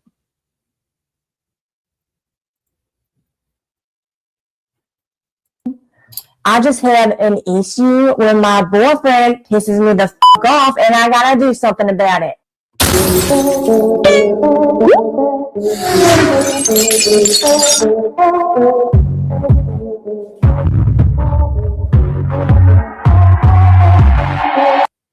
It's my big ass button frame. How my edges? How my edges? I never spoke before, but I just want to say my truth. People be prospecting, and I just know myself, and I know I ain't no monster. I'm not guilty of no wrongdoing. First off, my pops is the one that is guilty, not me. I got POTS. My POTS is the one that caused me to fast and furious the f into that brick wall. If y'all don't know what POTS is, it's when I pass out when I want to pass out, when it's convenient for me. I just want people to know that I loved Dom. We're gonna get married in some shit. We're supposed to have 2 kids. One boy just like him, and one girl homicidal like me. What about Davion? Who? Davion, your friend who died in the crash? Oh, Davion, yes. He was a good person. He was so full of life. Until I took that from him. And to y'all dumbass motherfuckers who... Kenzie? Well, I can't say dumbass motherfuckers. And to y'all dumb butts out there who think I intentionally killed Dom and Dorito, well, you don't know the full story. Okay, you don't know my truth, which is riddled with lies. Sure, Dom said that I threatened to crash the car multiple times prior to the crash, but y'all don't know that was just our love language, and y'all wouldn't get it. You've never been so in love that you've turned your relationship so toxic and abusive, okay? I only threatened to kill Dom once. Every single day of our relationship. Did you ever feel that in your arguments with Dom you had rage that you couldn't control? No, I was incapable of getting mad. If I did get mad, it was all of Dom's fault because he had bad communication skills and he would not buy me my Gucci sunglasses or some shit like that. I don't have an anger issue. I just have an issue when my boyfriend pisses me the f off and I gotta do something about it. And if y'all don't know, I got POTS. Do I miss Dom? Of course I do. I miss his smile. I miss his curly ass hair. I miss how he made me laugh every time I threatened to beat his ass. Kenzie. Oh, sorry.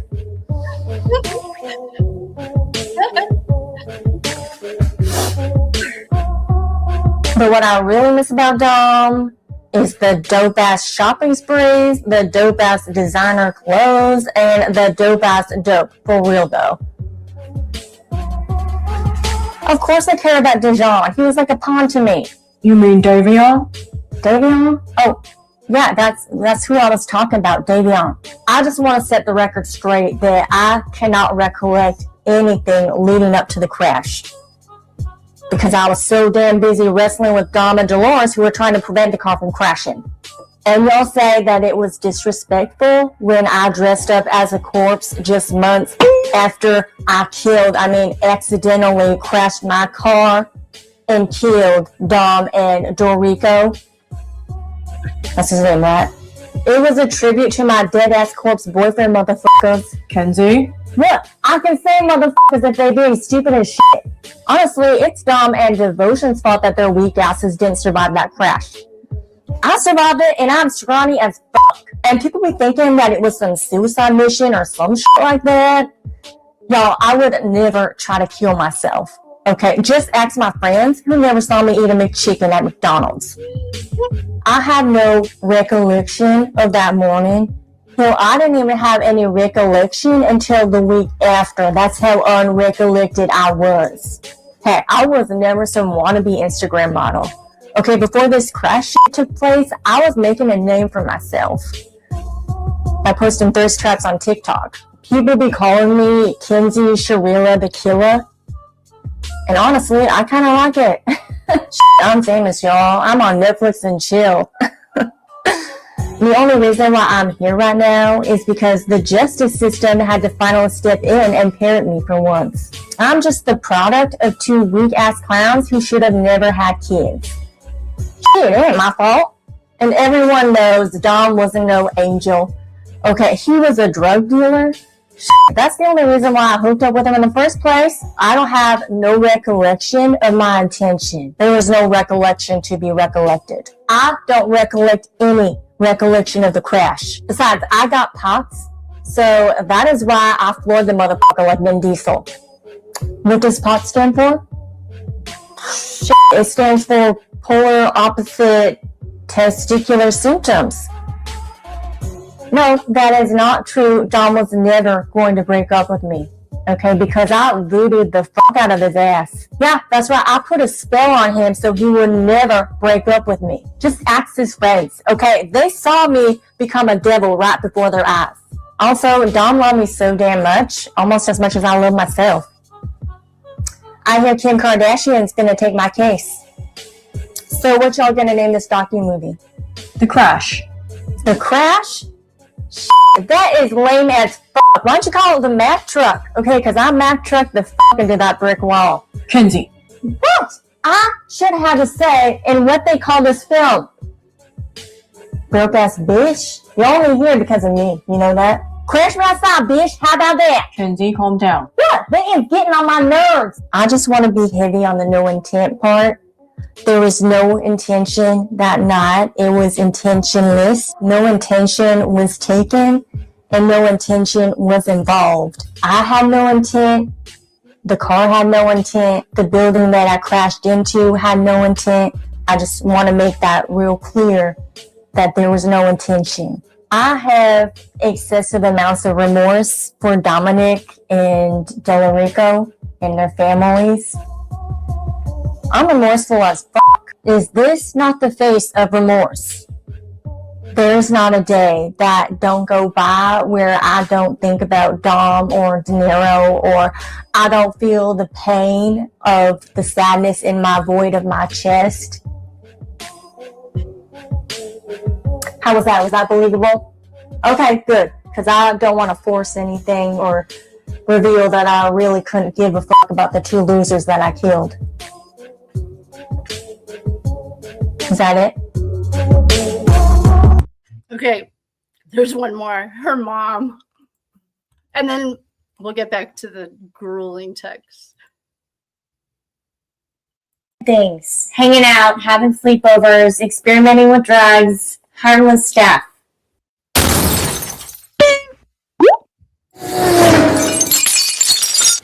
Okay, can I get a few minutes to prepare? Okay.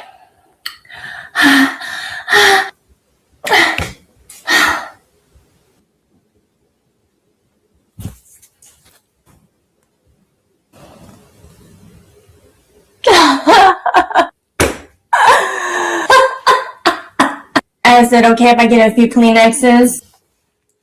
Oh my god, God no! Did that look realistic?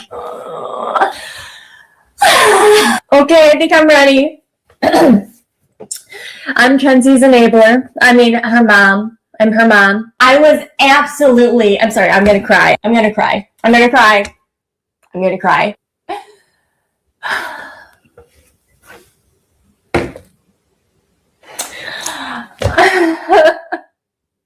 God, no!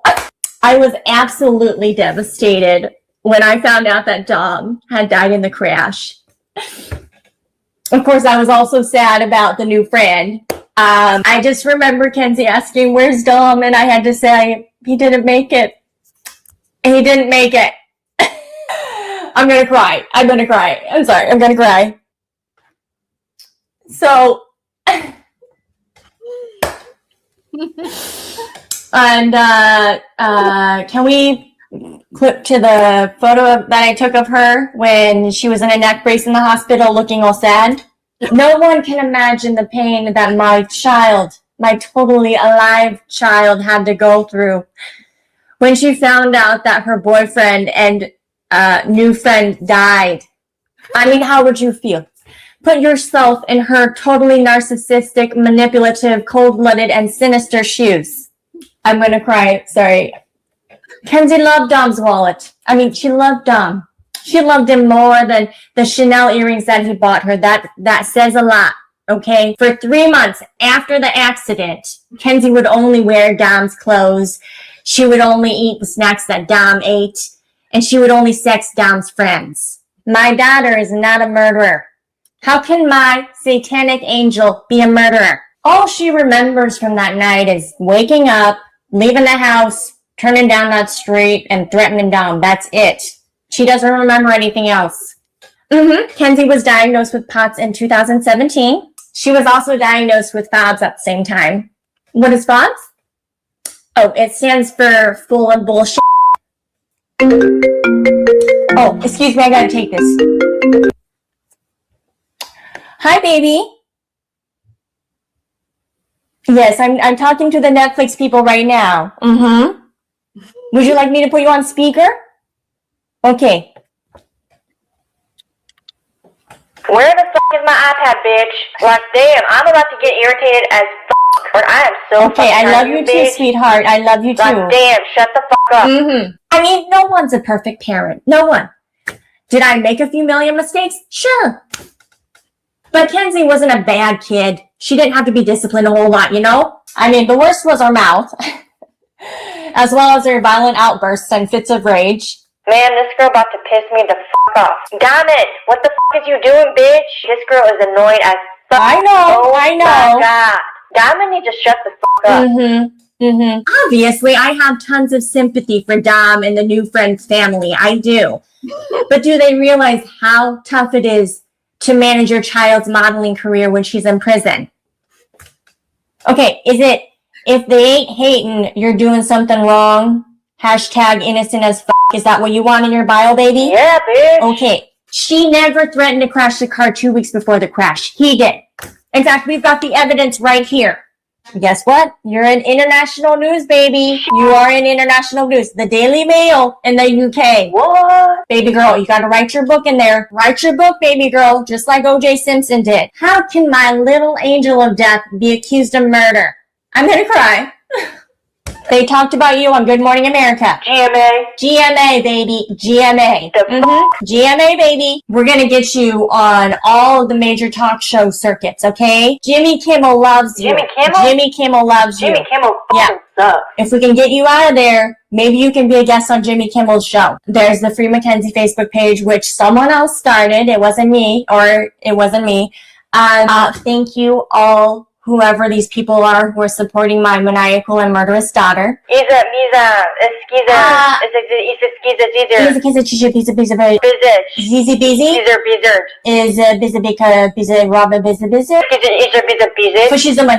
All I can hope for is that prison doesn't change the sweet satanic princess that I brought into this world.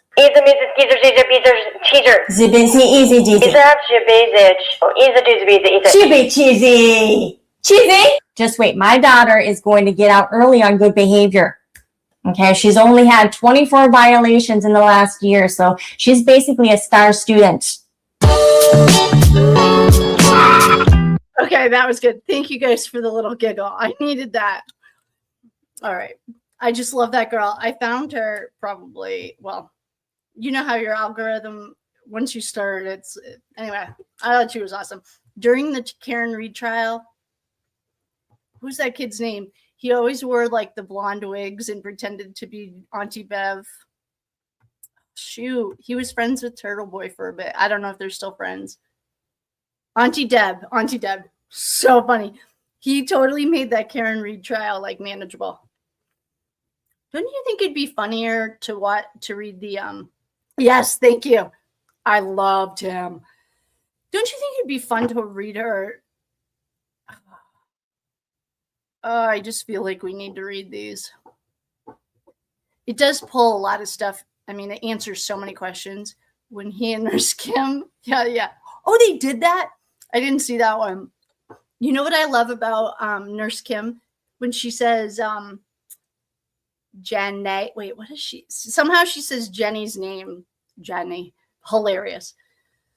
All right, Tex. We could find her prison troubles. I stumbled upon the first video about a week ago. Which one?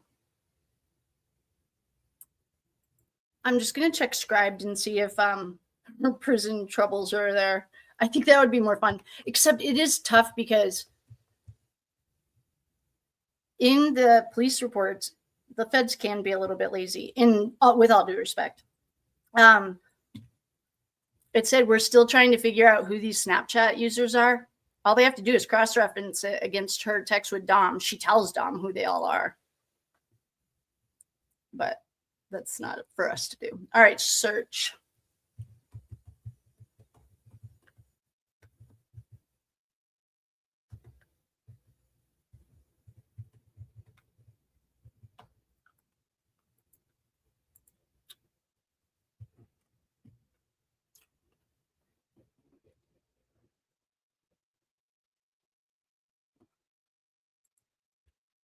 Does anyone have the link to the disciplinary reports? I'll find it really quickly.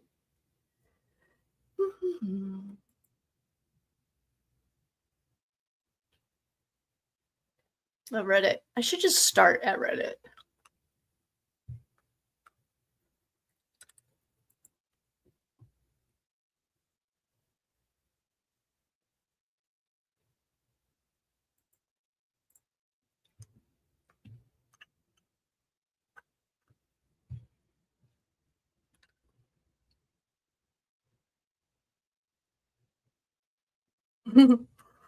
Wait, can you guys see me? Oh no.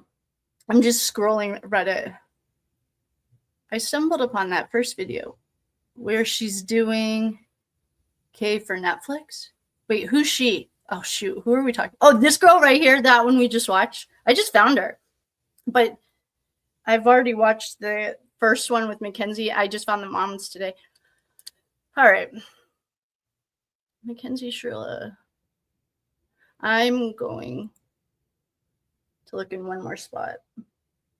I don't really want to watch the news. Like, I have the Commonwealth v. Miles King. That's for Karen Reed stuff. But then I got too pissed at Proctor for being like a little mini Hitler. All right.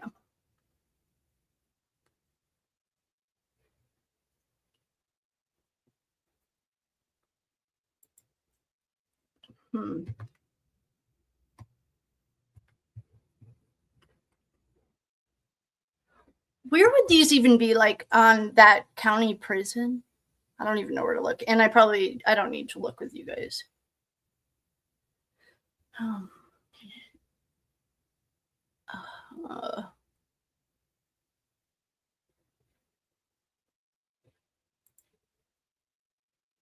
All right, I'm going to look for like one more minute and then.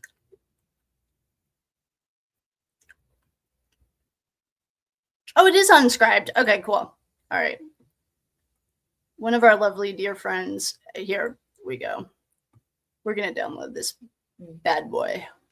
All right, we just got the Mackenzie Shirilla corrections disciplinary file. That'll be so much more entertaining than reading her be a complete bitch to Dominic for some that like hurt. It literally like hurts me. I think that's why I'm avoiding it. There's like not even an ounce of like likability. She said one thing that I can remember liking, and that was that stay away from benzos. All right, we're going into the prison disciplinary records.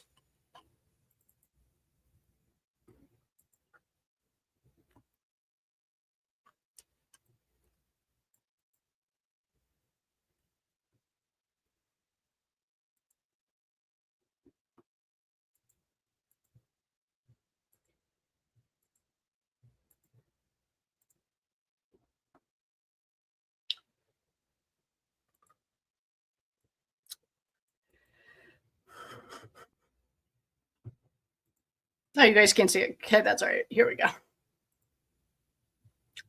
All right. Here we go. All right.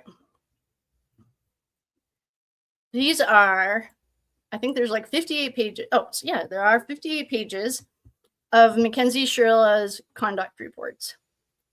If we get bored, then we're going to call it a day because it's Netflix and chill kind of day. All right, conduct report. Mackenzie Shirilla. Case number. I don't know if these cases carry on. All right, so we'll figure it out. Okay. Housing Unit B, Day Room 2. On the above date, which was May 16th, 2024. Wait, now I want to see if she just, it doesn't matter. On the above date, an approximate time of 11:30 p.m., inmate Shirilla, W111780, was seen on the second floor day room talking on her tablet. This is the second incident that has occurred where inmate Shirilla has been found in the day room after rec has been closed. Inmate Shirilla is being charged with 5.6, being out of place.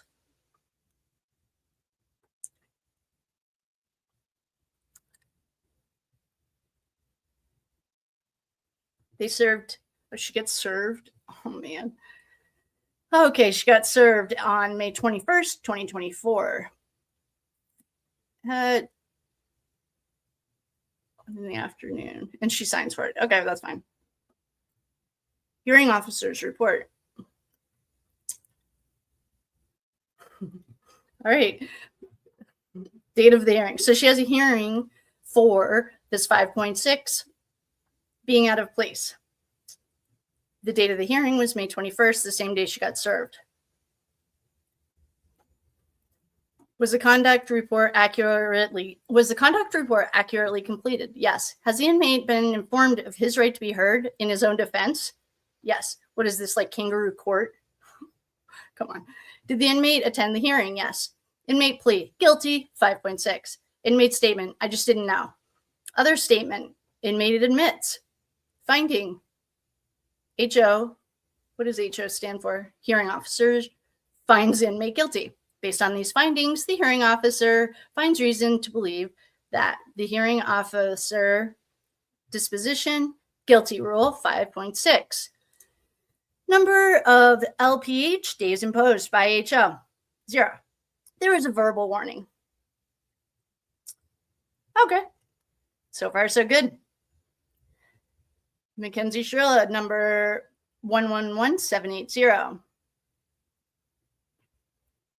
Violation, housing unit in her bed or the cell. Rules that she was charged with 12.3 and 12.7. I literally feel like this is kangaroo court. Like they're just making stuff up. In the above date and time, I, Officer Bryce, was conducting my random bed searches. During this time, during my search on inmate Shirilla, number 111780, I found 2 pairs of altered state pants, a fan with the name and number of a different inmate crossed out, and Shirilla's name written on the same side. And in her police reports, we did see that she got charged with shoplifting at Kohl's. So she like stole someone's fan, crossed out their name, wrote her name on the same side. Oh, 4 nude magazine pictures. 4 nude chicks or nude dudes. For this, I will be charging her with 12.3, possession of another IP's property, and 12.7, possession of contraband. Is the conduct reporting being written on behalf of another? No. Does the charging officer wish to have input into the disciplinary proceedings? No. Second shift. He has Tuesday, Wednesday off. A copy of this conduct report was served upon the above named inmate on October 25th. This happened on October 19th. Like, it takes her a week. So she gets in trouble, and then a week later, she gets a conduct report.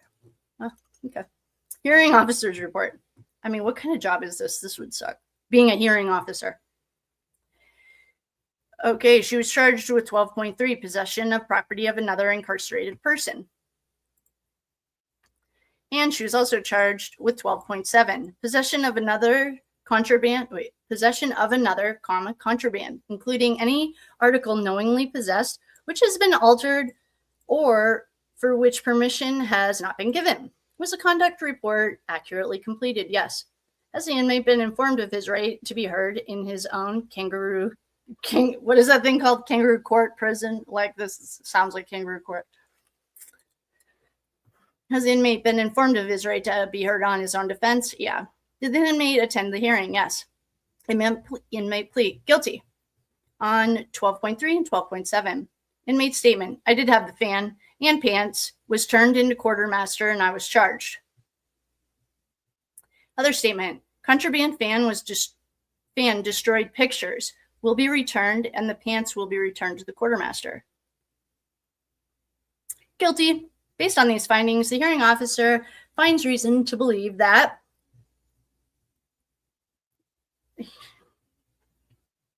what is LPH days imposed? 0.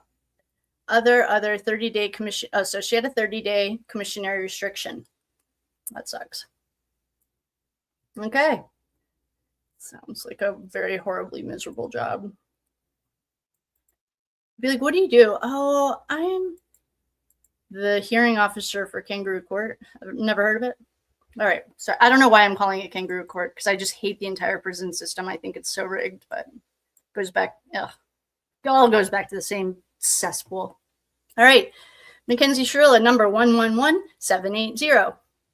Violation 11/11/2024 in the food service dining room area. On 11/11 at approximately 12:40, Officer Grimm and I were stopping incarcerated individuals for random searches. Ugh, this sounds like a power trip. Inmate Shirilla was stopped involuntarily handed over a block. Oh, these girls, well, you know, Sarah Boone loved her cheese too.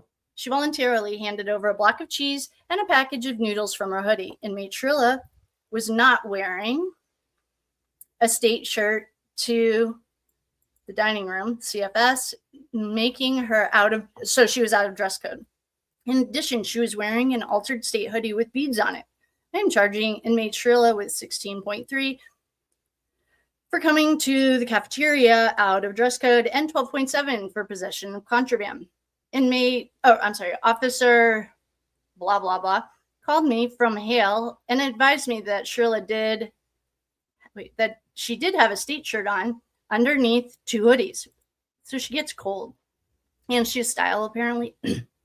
Regardless, inmate Shirilla deliberately had her collar tucked in. What is it? Had her collar tucked in and shirt to make it appear like she did not have a state shirt on. Oh.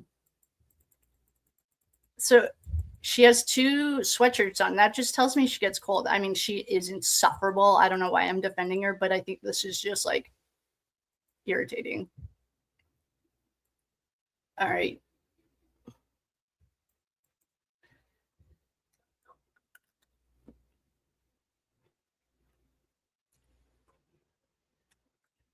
Hearing officer's report. She was charged with 12.7 possession of other contraband, including an article knowingly possessed which has been altered or for which permission has not been given. 16.3, and any violation of published institutional rules, regulations, or procedures. All I hear right now is like Auschwitz. I have so many thoughts about this. This is like not right. Okay. Has the inmate been informed? Yeah. Did the inmate attend this kangaroo court hearing? Yeah. Statement. I was wearing a state shirt. The items are contraband. Okay, in her defense, she's been super honest the last 2 things that we've read. She's like, yeah, I had it, or no, I didn't. Inmate admits to having admits. What is she going to deny it? She handed you the block of cheese. Yeah, she admitted to having the contraband. They were destroyed per the inmate request. Oh, I feel so bad for her. I don't feel bad for her because she's insufferable. But if she was like a normal human, I would feel really bad for her because imagine like how good a block of cheese would taste. Oh, she had a 30-day package restriction. All right. Well, I guess if I ever feel bad for her, I'll just read some more of her text. All right.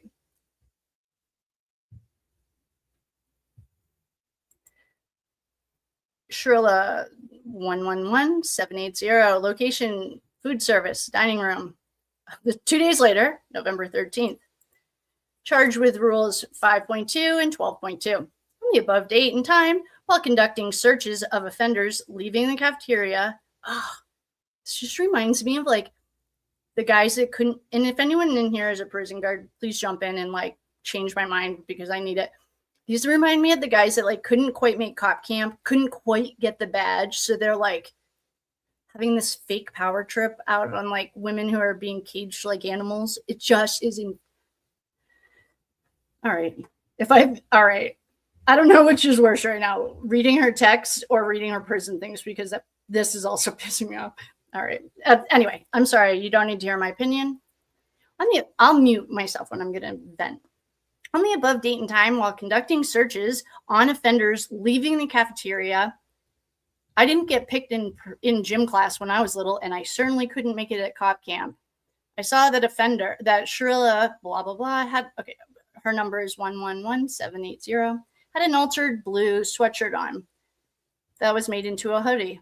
Shirilla is aware that personal property cannot be altered. Therefore, I'm charging her with rules 5.2 and 12.2. Okay, one thing, I don't think she should ever get released. I don't think she will. But like this kind of stuff just like makes me mad, I think. I don't like our prison system. It needs justice reform, but that's fine. And I used to be very involved in like criminal justice reform. I used to go speak at prisons a lot, actually, for recovery. All right. This is the conduct report filed on the 13th. Notification to inmate. A conviction could result in loss of earned credit and a 201 additional hearing. Date of violation, November 13th. So I'm guessing like date of hearing, November 13th. Oh, they just brought her right in. Charged with 5.2, disobedience of a direct order. What was the disobedience of a direct order? Oh, the direct order is that she can't alter state property. Sounds like Auschwitz, like literally. Okay. All right. Her disobedience of a direct order is don't alter your prison gear. 12.12, destruction, alteration, or misuse of property. Inmate statement. I had this sweatshirt, but I did not alter it myself. The inmate admitted to having altered items destroyed per inmate request. Guilty. Based on these findings, Kangaroo Court took away 30 days of her commissary. She's insufferable, and so because it's her, I don't feel bad, but I would like, okay. All right, November 16th. So every 2 days, we are getting into a little bit of trouble in the housing unit by her bed. On the above date and time, Officer Burke observed Shirilla talking to a different inmate next to the trash cans at the end of the bay, at the end of Bay 5. For this reason, I'm charging her with 5.6.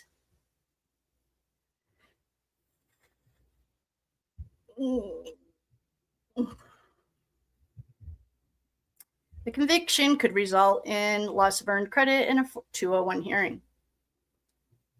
The date of this date of violation was November 16th. The hearing was on November 20th. 5.6 is being out of place. She doesn't remember. She pled not guilty. She doesn't remember. Oh, she blacked out. She doesn't remember. Okay, well, inmate can be seen standing and talking to another one. Did the other one get in trouble? I don't know. I'm not defending her. She was guilty. Based on these findings, the Kangaroo Court finds reason to believe that other 8 days bed or cell restriction, that sucks.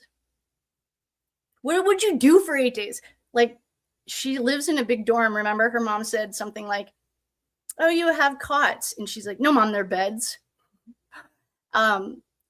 So, like, what does she do for 8 days if she can't get back in her bed? I think that's, like, what they do is, like, hang out in their beds.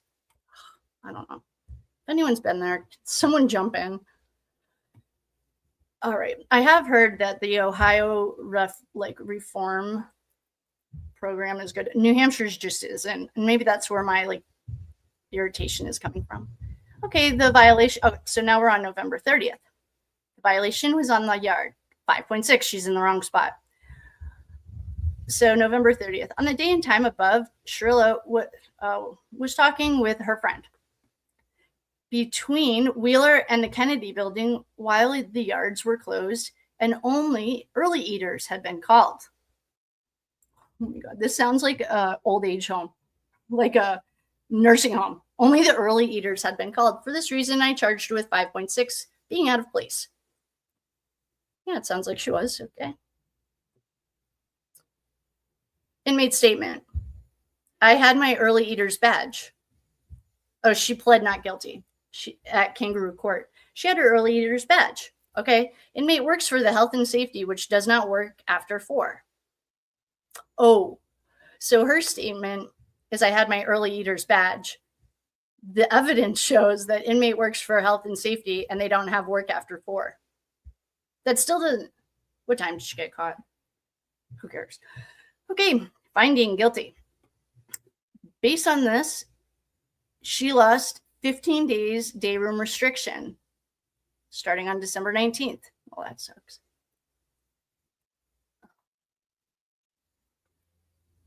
November 10th. Violation in the gym. On November 10th at approximately 6 p.m., Officer Wilson was escorting another IP to the captain's office when I bet what I saw one of her friends who's graduated the program and she said that if she keeps up stuff like this, they're going to have to move her to like more security. I don't know what that is. I'm just going to say max because that's minimum. That's all I really know, but she'll have to move up because she's creating way too much work she's in a lower minimum security for these guards. And she said if she keeps up these disciplinary things, they'll move her up because it's,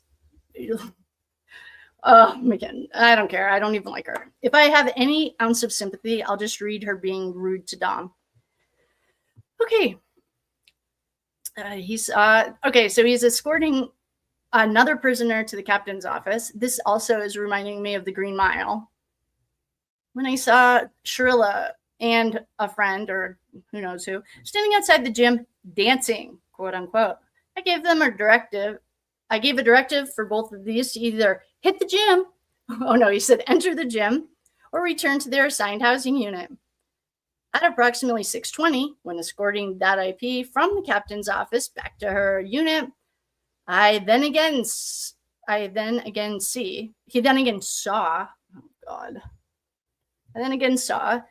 Shirilla and her girlfriend still standing. I don't know if it's girlfriend outside the gym. I had given both Shirilla and her girlfriend directives to enter the gym or return to their units, which neither one of them complied to. Therefore, I'm charging Shirilla with 5.2 out of place and 5.6 disobeying an order. Okay, the hearing was on the 11th. The violation was on the 10th of December. 5.2, disobeying a direct order. 5.6, being out of place. Inmate statement. We was standing outside. He did not tell us to go back into our units. Evidence. Inmate can be seen standing outside the gym for over a half an hour. Inmate admits to knowing it was passes only and she did not leave. Guilty. Based on these findings, she has a 30-day recreation restriction. Okay. January 16th. Oh, this is just in January. Oh, we're only in June. Oh, these were not very long ago. January 16th. Oh, wait, we're in 2026. January 16th of 25. Housing unit, by your bed. A random bed search was conducted on delinquent's bed. During search, a packet of unknown medication was found with the name of an individual that was not Shirilla. Shirilla admitted to using the meds and that they weren't. Where did she get? In the kitchen. That's where they all come through there. Using the meds and they weren't. Okay, she admitted to using the meds and that they weren't hers. She also had a personal photo of herself containing drug use. You know what we should get her is one of those stop stealth snitching. She's so dumb. Did she take a picture? So how did she even get a camera inside the prison to take a picture of herself? Oh, someone probably had a phone, but who printed it? Anyway, she had a picture of herself doing drugs in the prison. God, Bruce Rivers would not be proud. For this reason, she's being charged with a 10.6 misuse of authorized medication for the pills and 12.7 possession of another contraband. Article knowing. What about where's our? I'll start remembering these rules. 5.6. Well, she could also have gotten a 5.2, disobedience of a direct order.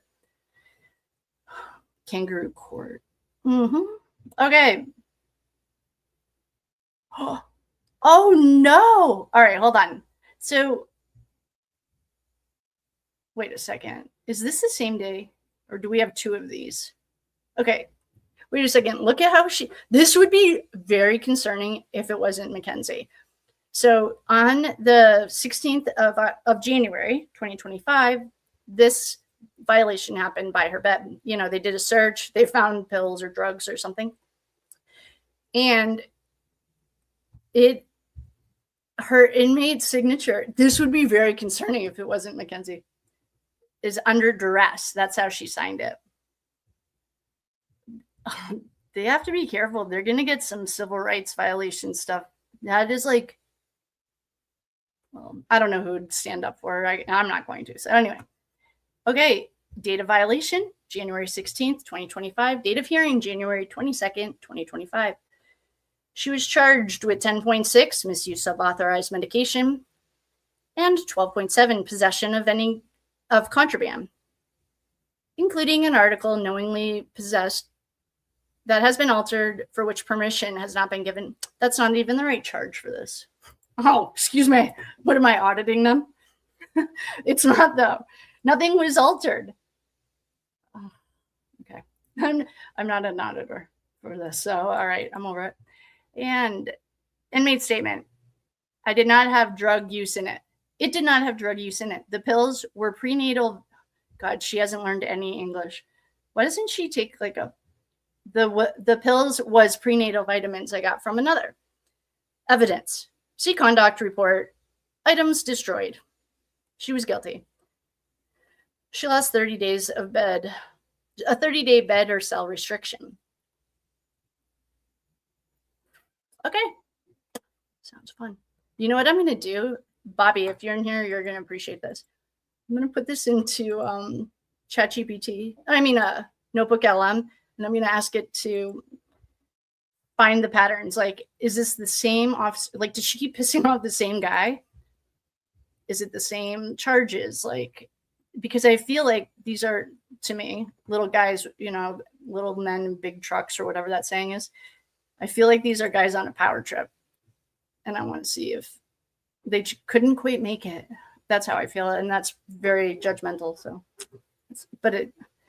okay, while reviewing, this is on April 29th, 2025. While reviewing, this is when she gets screwed. I thought this was what accidentally came through on the FOIA request. All right, this is a whole case. She was charged with 14.3. While reviewing video visits, I witnessed Shirilla.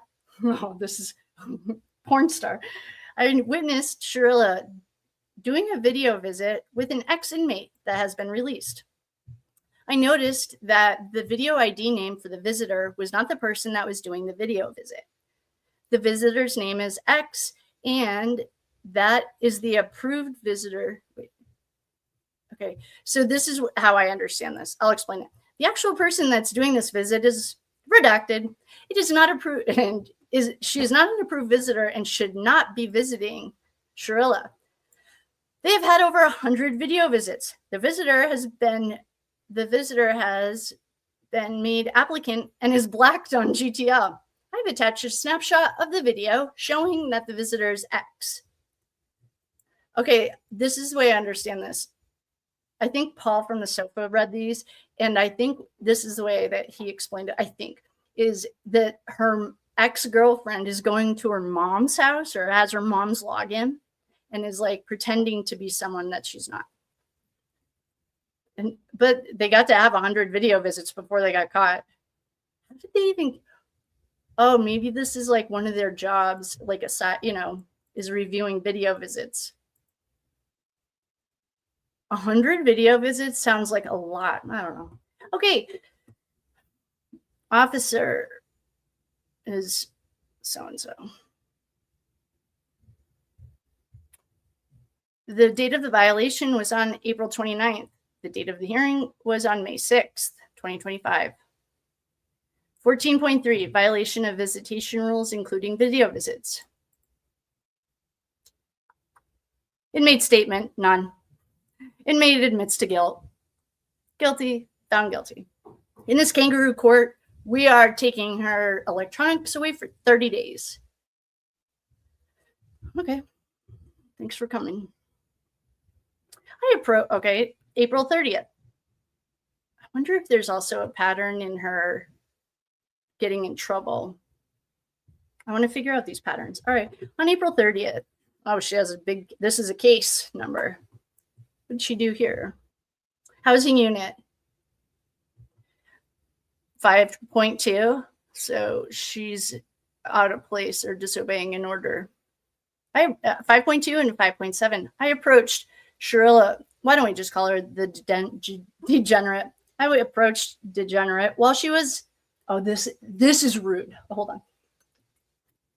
I approached Shirilla while she was in Case Manager Jones' office to take her to the restroom to see if she was properly dressed. Is this a man or a woman? I just want to see if it'll. This must be a man. Okay.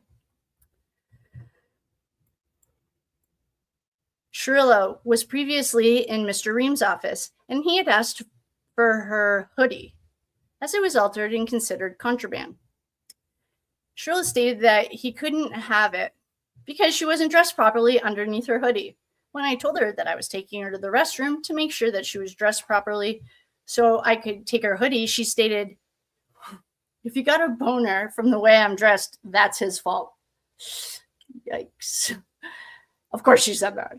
As she got to the door of Miss Jones' office, she told Miss Jones to come with us to the restroom because she didn't feel comfortable. When we got to the restroom, Shirilla unzipped her hoodie and her state shirt was completely unbuttoned with just a sports bra on. She was instructed to button her shirt and give me her altered hoodie. The whole time we were in the restroom, she was very disrespectful and talked with a loud tone, asking if this was all we were worried about was her altered jacket. Shirilla has had several conduct reports for contraband clothing. She's been given new state uniforms in exchange for the altered clothes. Her hoodie was taken on, her hoodie was clearly taken in on the sides and was very form-fitting. Okay. Staff Park. Charging official, Jim Bowden. Mackenzie Shirilla. Okay, date of hearing. Okay, date of violation, 4:30. Date of hearing, May 6th. 5.2, disobedience of a direct order. 5.7, disrespect towards another person, including instigation of or instigating fighting or perpetuating a fight. Oh, okay. Inmate statement. I went to the bathroom with her. I never said that. I did what they told me. I was not being disrespectful. Now, this is the Mackenzie we are used to. When she owns up to it, I don't even know her. Okay, here we go. Of course, she didn't do any of that. I feel like I need to read it in her voice. I went to the bathroom with her. I never said that. And I did what they told me. I was not being disrespectful. Please see, the evidence says, see conduct report. Finding referred to RIB, RIB. Based on these hearings, there is reason to believe that a rule violation occurred and that the matter should be referred to the Rules Infraction Board. She's been there for life. She's a lifer. What are they going to do? Send her to the Rules Infraction Board. What are the Rules Infraction Board going to do? She has a life sentence. This is a duplicate conduct report for case WRW-25-003798. Please remove ticket. Yikes. Okay. Oh, I got my tires fixed. I bet that's the tire guy. I'm going to write myself a note. I have to pay that. All right. The phone was ringing. Tires. Okay. All right. Perfect. Shirilla. Okay. May 1st. Oh, is this the double? Oh, boy. Okay. On May 1st. Location of violation. Vault. Inmate property. The following items were confiscated. This was on May 1st. She got charged with 12.7. Possession of any other contraband, including any article knowingly possessed, which has been, okay, we altered for which the permission has not been given. The following items were confiscated. Shirilla, okay, the following items were confiscated, period. Shirilla, sheet, not on Toastmasters. Oh, okay, these are the items that were taken. A sheet, not on Toastmasters. 3 altered bags. Altered state pants. She needs to be charged for them. Altered blue shirt. Purple flip-flops. Altered panties. Altered broken cost headphones. Altered blue shorts. Blue and green sweatshirt, not on vault. Altered mug. Altered green and blue sweatpants. Unauthorized headscarf. Under Armour sweatshirt, not on vault. Altered green towel. Blue towel, not on vault. Clock. Had inmate number, blah, blah, blah, redacted on it. 2 blue and green blankets. Gave 2 green back, and the blue is not on vault.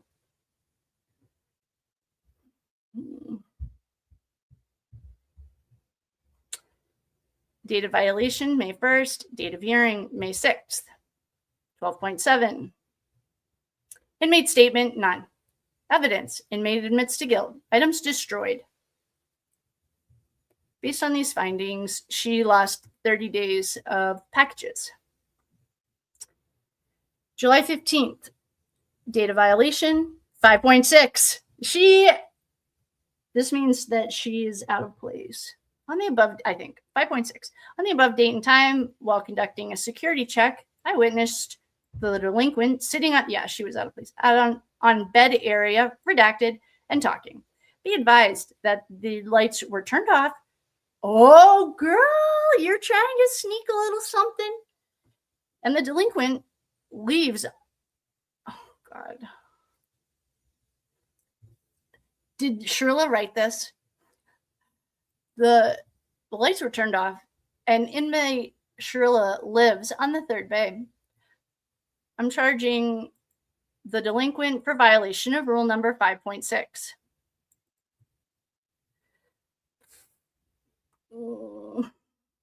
Okay, that happened on July 15th. The hearing was the next day. Inmate pleads guilty.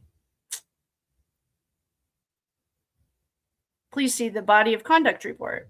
The finding is 30-day package restriction. Dude, July has not been a good month for her. July's 19th. Housing unit, bed or cell.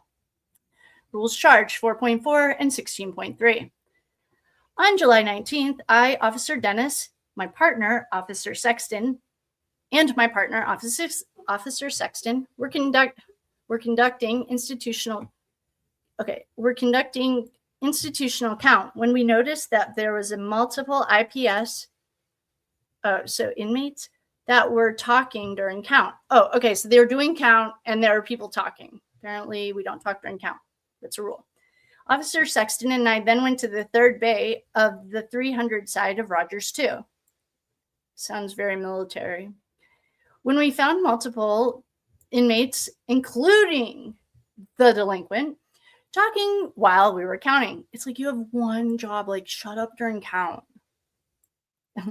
I watched Orange is the New Black or something. Like, I've not been in the situation. So when we asked for their IDs and told them that there was no talking during count, for this reason, I am writing them up for 4.4 and a 16.3. She should have also gotten a 5.6 for being out of place.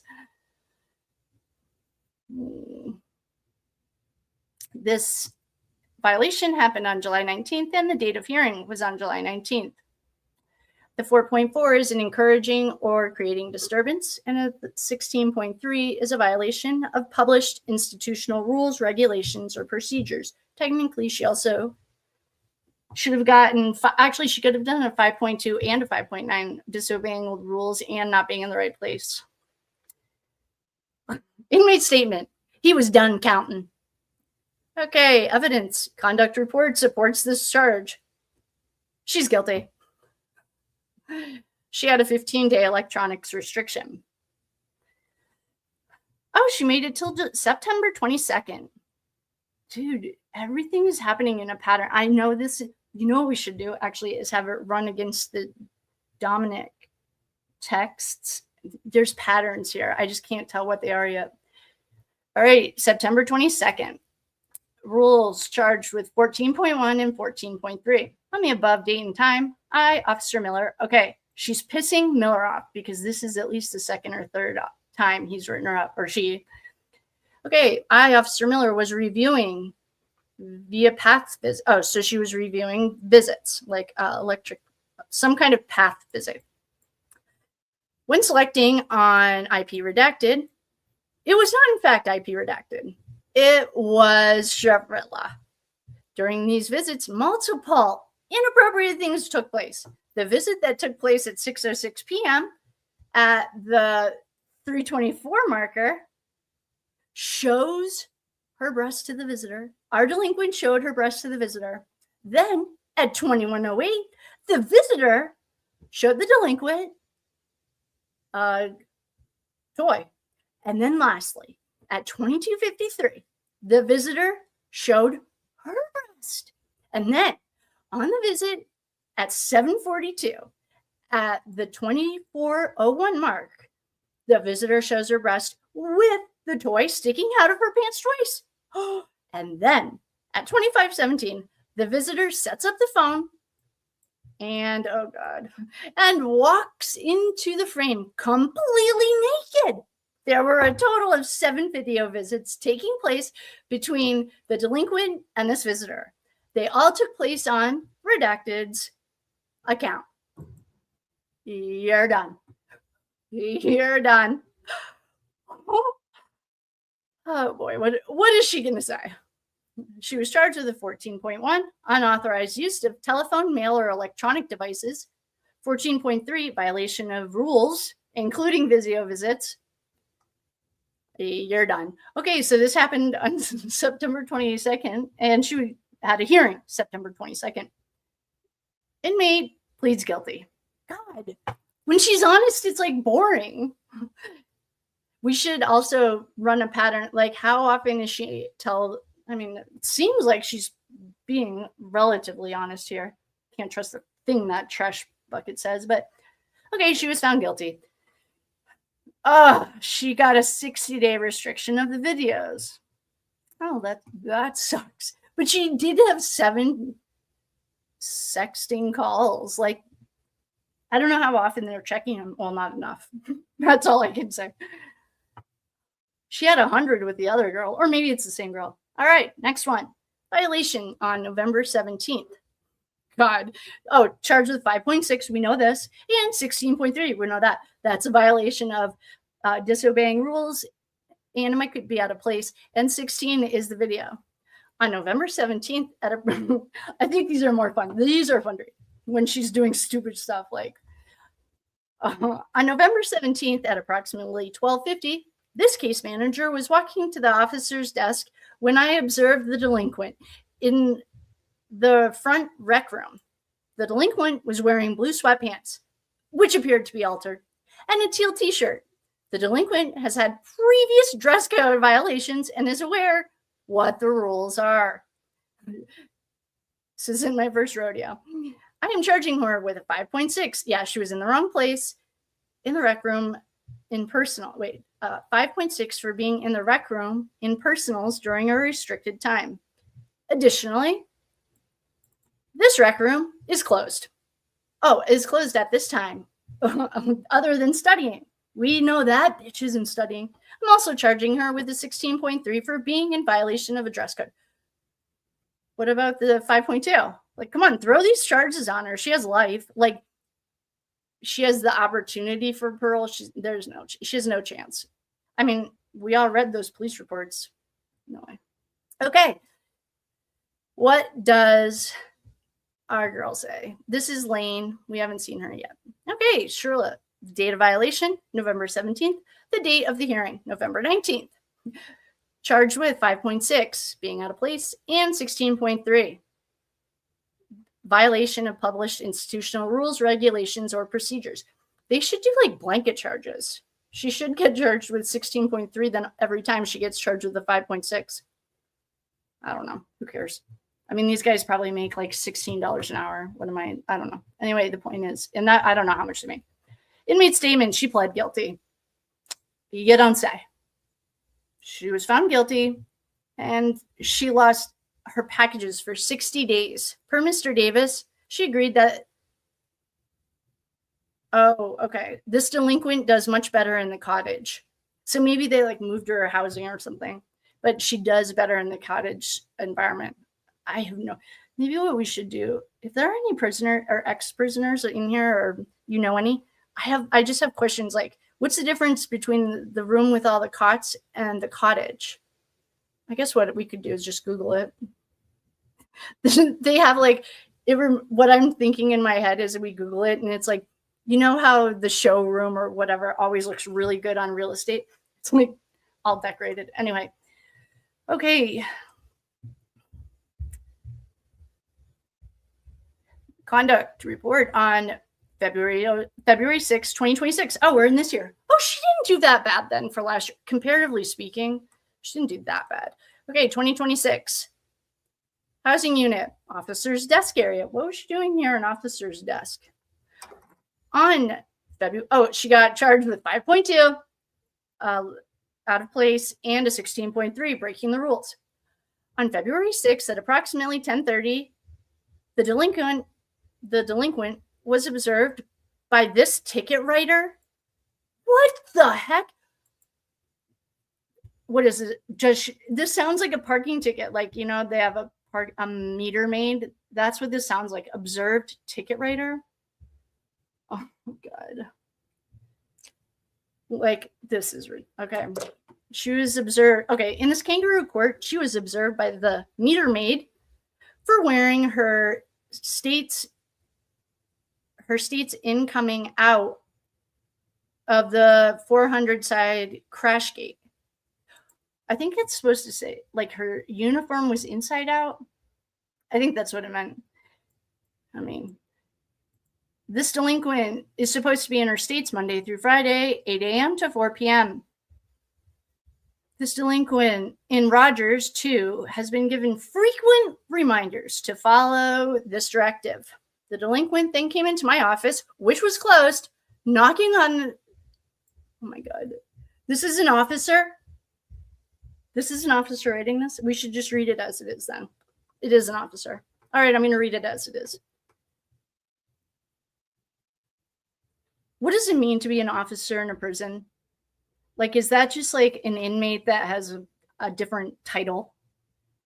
Because I went to the same as like a military officer, and there's no way. This is worse. This is like reading a Shirilla text. All right. Okay. Well, officer, what is your name? Let's put you on, you know, we all should hear and know your name because this is embarrassing. Okay. This is A. Davis on the first shift. She has Saturday and Sunday off, or he. Okay, officer.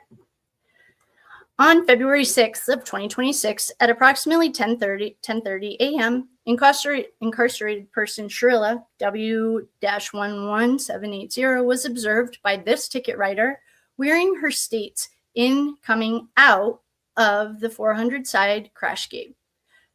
IPs are to be in their states Monday through Friday, 8 a.m. to 4 p.m. IPs in Rogers, too, have been given frequent reminders to follow this directive.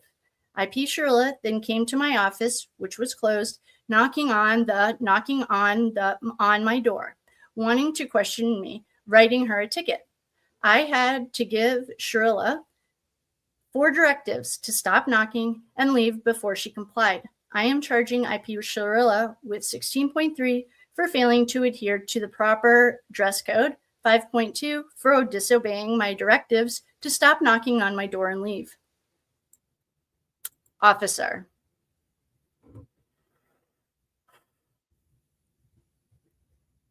She's so dislikable. Otherwise, I would have agreed with her. Okay, the date of violation, February 6th, 2026. Date of hearing, February 7th, 2026. She was charged with a 5.2, disobedience of a direct order, and 16.3, violation of published institutional rules, regulations, or procedures. I'm sorry, inmate statement. I'm sorry for going to the door and I won't do it again. Evidence. Conduct report / milestone footage shows Shirilla standing at the door and knocking on it until she walks away. Obviously, you knock on it until you walk away. Officer. Of course, she knocked on it until she walked away. Like, obviously. Okay, the finding is probably guilty. Hearing officer finds her guilty. Based on these findings, she lost 90 days of commissary restriction. 90-day commissary restriction. Officer. Sure, Jan. Okay. Whoa, this was last month. May 6th, 2026. Housing unit or the day room. Last month. Mackenzie. Hi, officers. Okay, she got a 5.7. Oh, that's new. I think 5.7 and a 16.3. So she violated the rules. I don't know if we know what 5.7 is yet. Hi, Officer Stanley. And this is, he is an officer. Wait, they're all officers. Wait. Sorry. I thought this was the warden. I think I was thinking that she was a warden. I'm sorry. I didn't mean to be so hard on you. Sorry, what's your I was thinking warden. What is her name? I'm sorry for being so hard on you, Officer Davis. Okay, I apologize. I thought you were like the bigwig. All right, anyway. Hi, Officer Stanley. This is last month. Yelled at the delinquent. I yelled for the delinquent to take property up to the property vault. Be advised that the delinquent started to complain, saying she did property yesterday. Oh, she's so busy. She did property yesterday. Then this delinquent continued to try to get out of pushing the property up by trying to volunteer other inmates. Oh, that'd be annoying. To push it up, and even saying that she would push it up later in the day. I don't understand.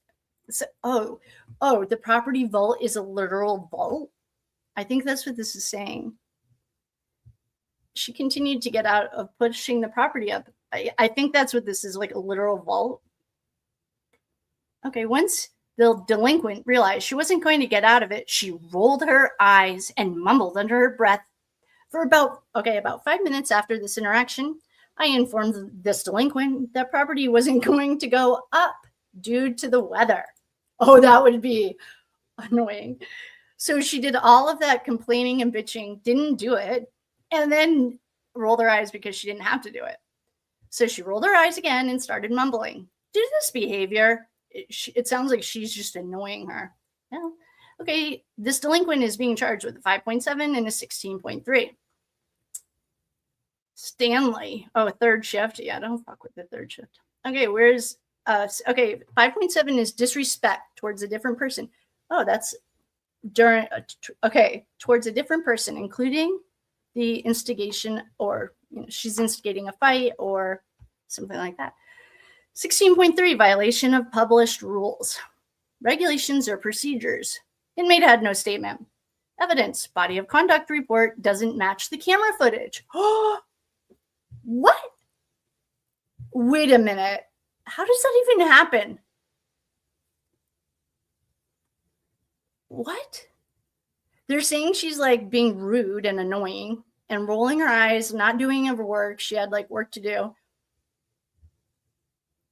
Do they wear body cameras? Body of conduct report doesn't match camera. Oh, I don't know. They must wear cameras. So she wasn't guilty.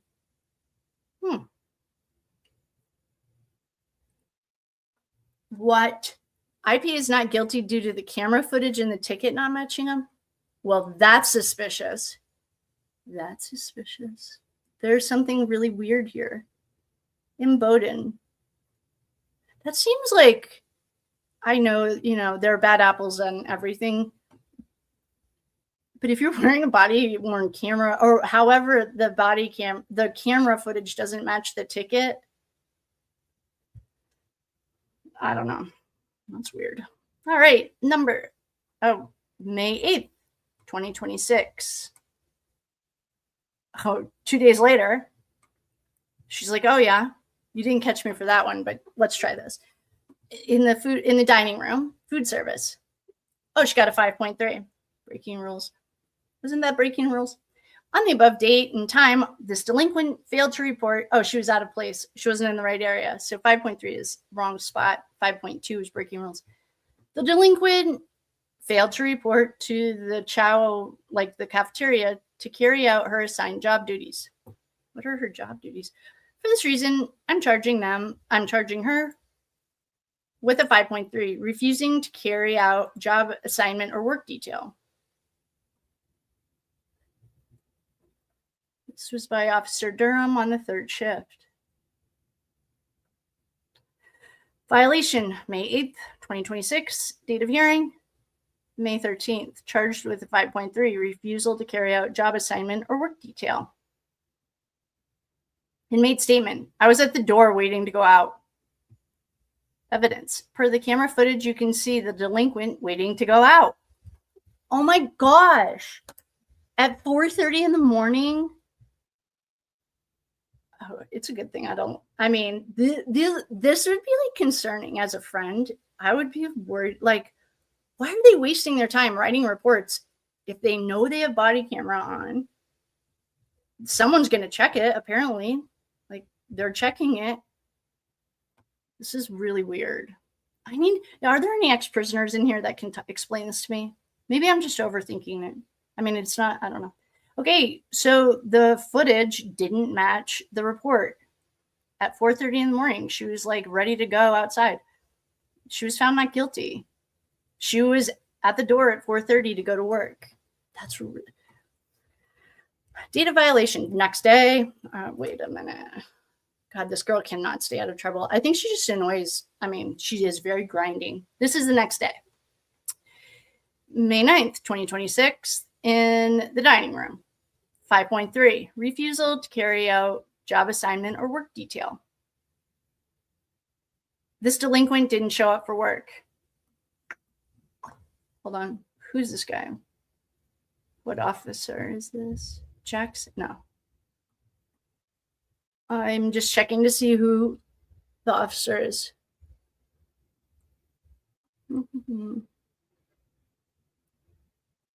Okay, Durham. Yesterday, she got in trouble with Durham. Today,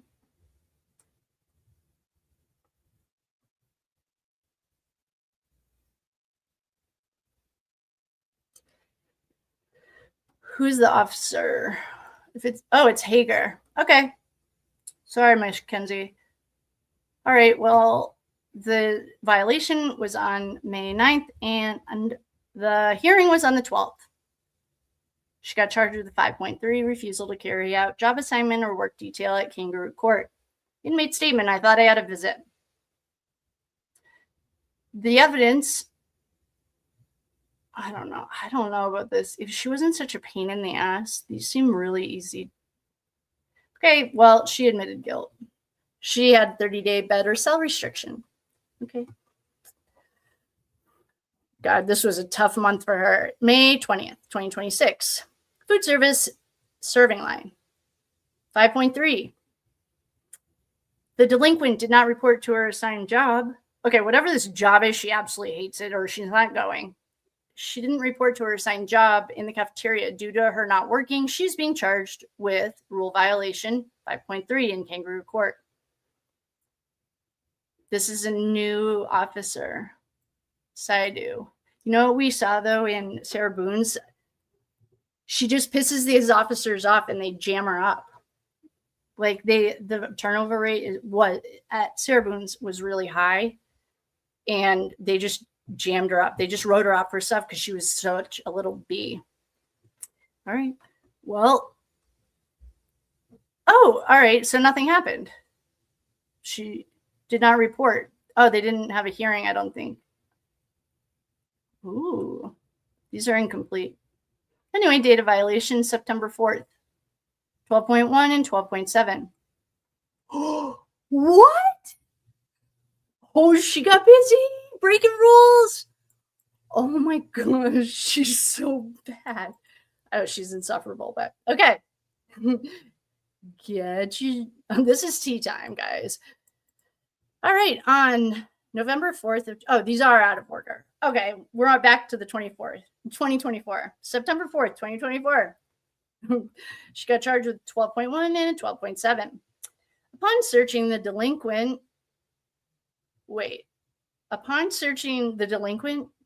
this is all on her person? No, okay, in her bedroom. Okay, or her cell or bed. Okay, they searched her area. They found the following contraband: dangle earrings made from charms stolen from the kindware room, 29 bottles of paint, 1 bottle of wax, 11 paint tubes, 1 plastic bin, 20 rocks, homemade pillow, altered painted Van shoes, 1 pillow, no receipt, 2 green t-shirts, fake eyelashes, a neck scarf, 2 long sleeve t-shirts, pom-pom earrings made from stolen items from the kindware room, gold and silver wire wrapped around pens, blue ball cap, white Nikes, gray thermal altered top, large white towel from Bucks, blue boxer shorts, brown boots, green sweatpants, blue shorts, blue sweatpants, extra state top and pants, 1 blue sweatshirt, green pocket shorts, homemade pink boxers, Epsom salt, altered bleach blue sweatpants, gloves, keyring, blue t-shirt, pink t-shirt, homemade bag, 10 containers of glitter, bag of beads, 4 bottles of glitter, glue, bag of confetti, pink bin, light green t-shirt, blue Eastland shoes, dark green t-shirt, tie-dyed bras and panties, 2 pairs of sunglasses, pink and purple rubber balloons not inflated. What are those for, Mackenzie? 1 roll of Stretch Magic jewelry string, blue solar cup, a bag of wraps, 2 mixed veggies, marshmallow fluff, 2 bottles of mixed pills, 3 boxes of Jell-O, a large container of ceramic sealer stolen from the kindware room, an oil bottle with white liquid in it, fake eyelashes, super glue stolen from the kindware room, 4 bags of nuts, edamame noodles, miso soup, white tank top, Scotch tape dispenser, several homemade rings and earrings, torn pieces of state sheets, large sack of very tiny Monopoly money, 1 retractable lipstick not sold in the books or the commissary, 5 unit black markers, 1 pair of scissors, 1 IOU notes, and notes on how much bracelets.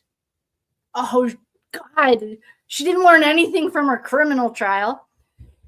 No, so she's doing the same thing she did with the selling a quarter of a pound or all those drugs. I don't remember what she was doing, but she's doing the same with bracelets. So how much the bracelets are, how much her earnings are. All receipts were reviewed, and all t-shirts, shorts, PJs, sweats, and shoes were given or left in Shirilla's possession. Items confiscated that were not on the receipts were altered or stolen from maintenance, safety, sanitation, kindware. Inmate also brought a receipt to try to get the paints back. The receipt belongs to redacted. Shirilla does not work in the kindware room. For all of this, I am charging this delinquent with possession of contraband to include altering and with stealing. Oh, you pissed Baboni off. I mean, come on. When was the last time they checked her room? 2 years ago? She didn't get all that overnight. Okay, well, sorry, delinquent. You're done. Okay, this happened on the 4th of September, 2024, and the hearing was on the 5th, 2024. Charged with 12.1, stealing or embezzlement of property, obtaining property by fraud, receiving stolen, embezzled, or fraudulently obtained property, and a 12.7, possession of other contraband, including any article knowingly possessed that has been altered for which permission has not been given. You are a dummy. Okay, the inmate pled not guilty. Oh, wait, she pled guilty to a 12.7, possession of other contraband, and not guilty to 12.1, stealing or embezzlement. I didn't steal anything. I got it from Redacted. I like to paint cups. She gave me the stuff. I paid $10 for each kind. Evidence, conduct report, IP statement, findings. Due to the seriousness of this offense, I refer to REP, Rules Infraction Board. Yeah, dummy. Okay. This happened on September 12th. Oh boy, she had to wait a whole week. I mean, she's in there for life. Who cares? Like, a week for her doesn't mean anything. Oh, well, who cares? All right, on September 12th, she was charged with 12.1, stealing or embezzlement of property, obtaining property by fraud, receiving stolen, embezzled, or fraudulently obtained property, and a 12.7, possession of other contraband, including any article knowingly possessed, which has been altered, or by which permission has not been given. All right, and you're done. She pled guilty to 7, other contraband, and not guilty to stealing. State the facts that explain the board's decision. This individual pled not guilty to the 12.1. However, she was in possession of items stolen from Kindware and other areas of this Auschwitz. Conduct report supports both allegations, and she pled guilty to the 12.7. So what? Like, okay, she got a guilty. How many days? 60-day commissary restriction and a 60-day package restriction. Oh, that sucks. Oh, that sucks. Yeah, I saw that. We have lots of cat stuff. That board, I don't feel bad for her. All I have to do is think of the text and I'll get over feeling bad. Okay. Shirilla, this is July 23rd of 2025. In the housing unit, by her bed. 5.6. What's the 5.6? That's in the wrong spot, isn't it? On the above date, around 12:30, I, Officer Rowland, I was conducting a round on the 3000 side. As I was finishing my round, I noticed that the delinquent was leaving bed redacted. So for her living on the 3rd bay and being on the 1st bay, I am charging her with 5.6. She was in the wrong spot. Why was she leaving someone's bed? And what time is this at? Does it say? Oh, 10:31 p.m. A little nighttime nookie. Well, all right, this was Roland. Okay. I mean, just plead guilty. Yeah, she was out of place. Oh, she had to go back to the board. She was charged. Oh, she pled guilty. She was out of place. Yep, she pled guilty. All right. Ooh.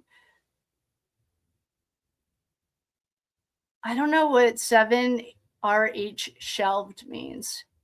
Guilty rule 5.6. Panel accepts guilty plea. This delinquent was out of place. 7RH shelved. This was Hanson. Oh God, she was guilty. Yep. Okay. I mean, all right. Oh, the results of the administrative. Oh, the warden. Okay. Now we're up to the warden.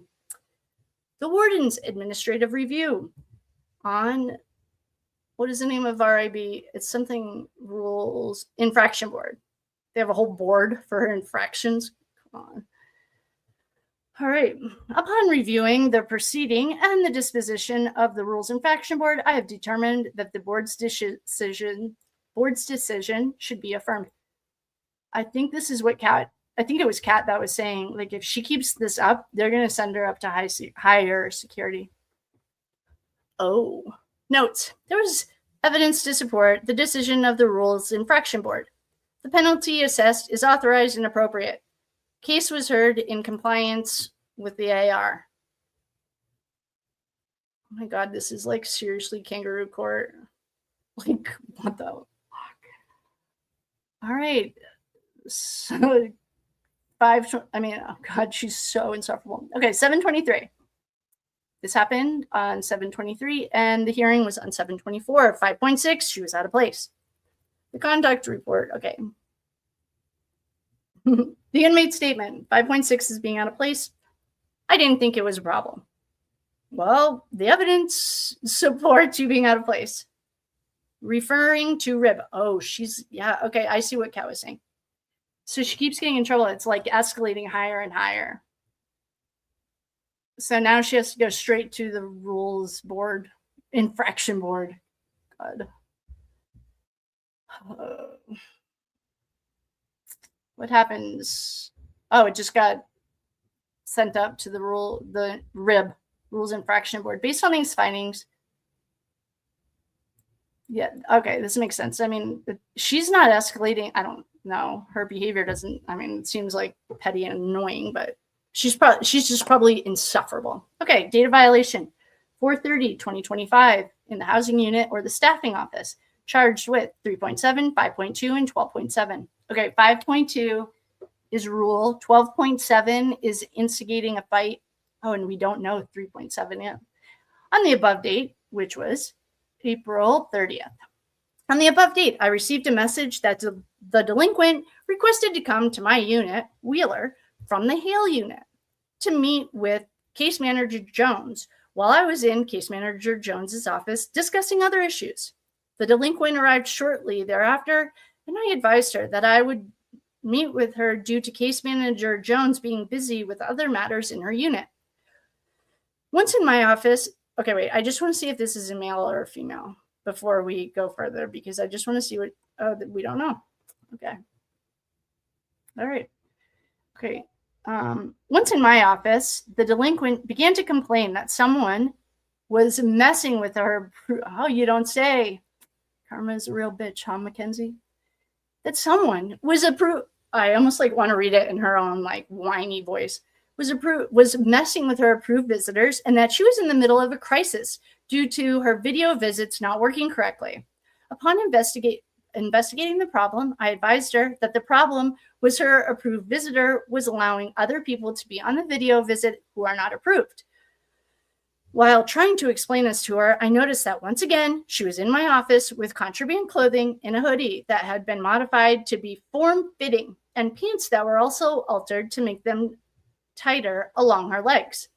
This had been at least the third time I have addressed Shirilla. Oh, she's the one who's like, sorry, you got a boner. I have addressed Shirilla wearing clothing that had been altered to my unit.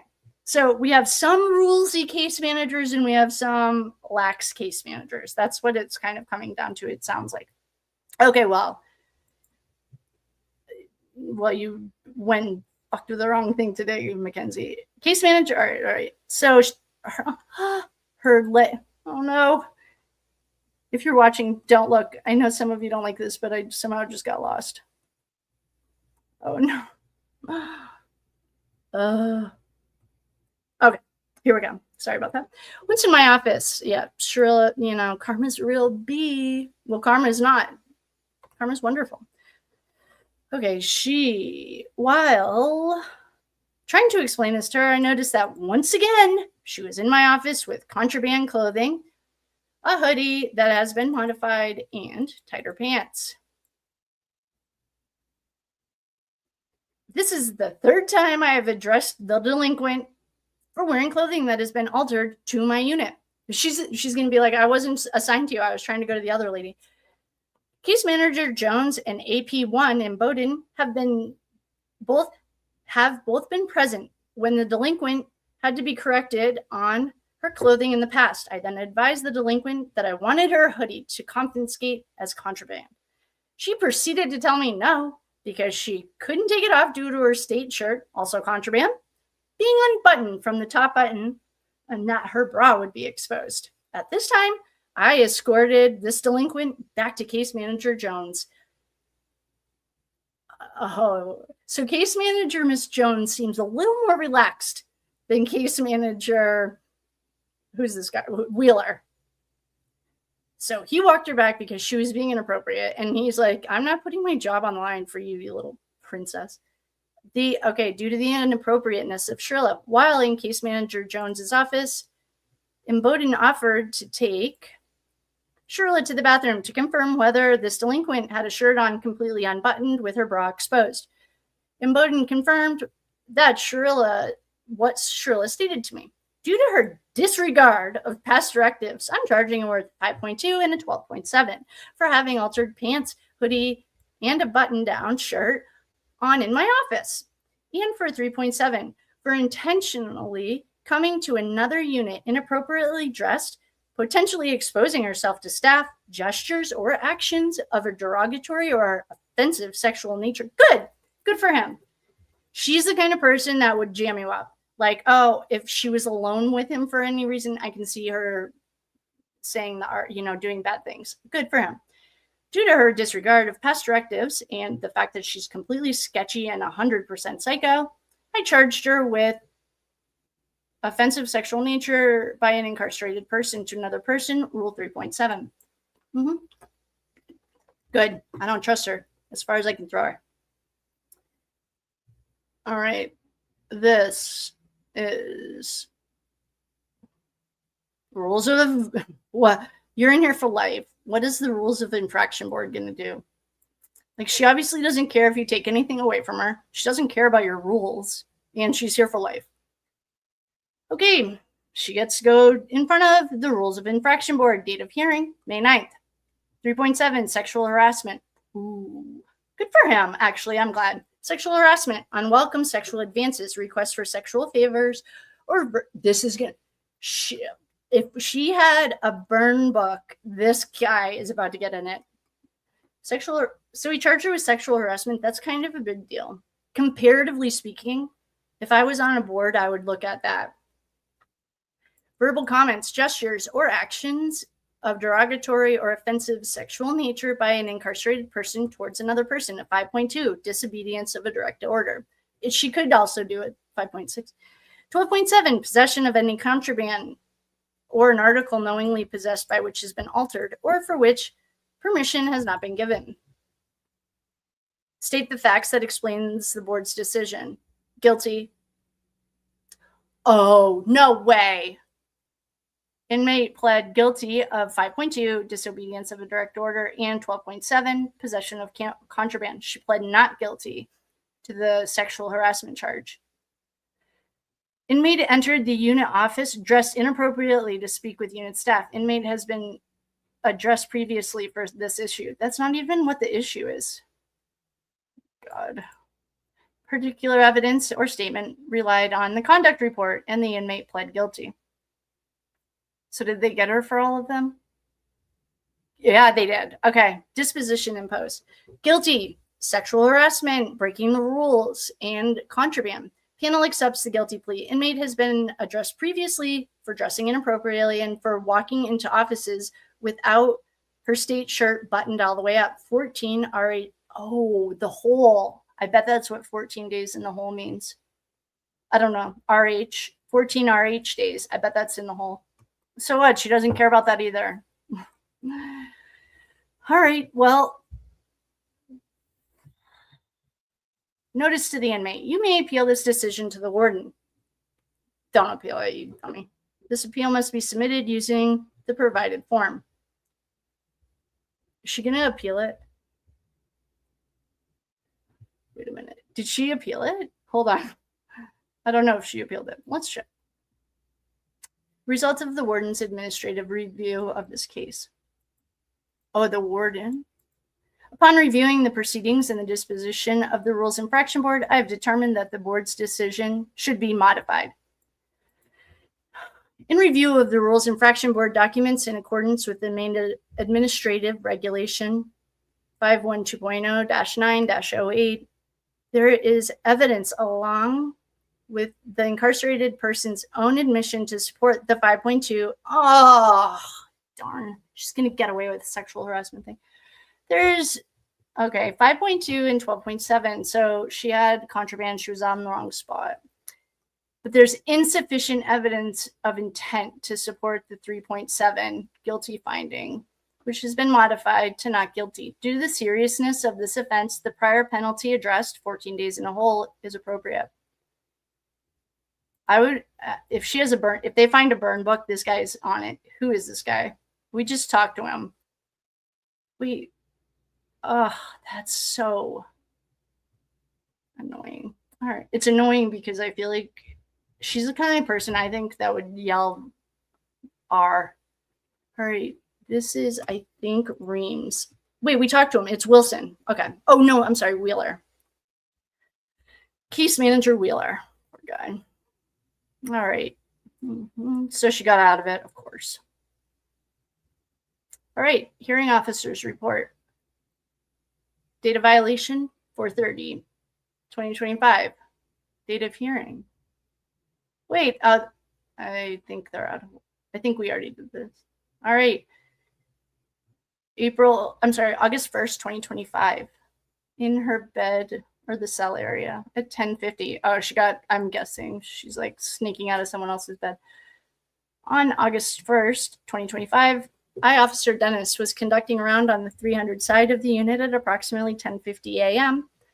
when I was in the third bay and I saw redacted removing her hand from the delinquent's buttocks region. And for this reason, I am rating them at 3.3, consensual actual contact. Mackenzie said, yeah, I liked it. Just kidding. This is conduct. Okay. La, la, la. The rules infraction board. Yeah, so it is escalating. Now she has to go in front of the board every time she gets written up, I think. 3.3, consensual. She got touched and she liked it. Oh my God, this is exactly what Auschwitz had. This is not even a joke. This rule was in Auschwitz. This is a 3.3, which is like touching someone for gratification. Oh. She pled not guilty. IP redacted, had her hands in Shirilla's pants. She pled not guilty. The evidence relies on the conduct report, the IP statement, the witness statements, in-camera evidence.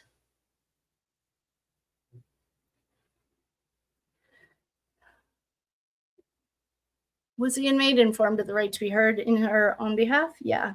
Did the inmate offer any defense? No. Did the board rely on any confidential statements? No. She's guilty of Rule 3.3. IP redacted, had her hands in her pants.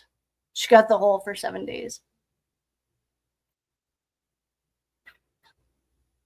Upon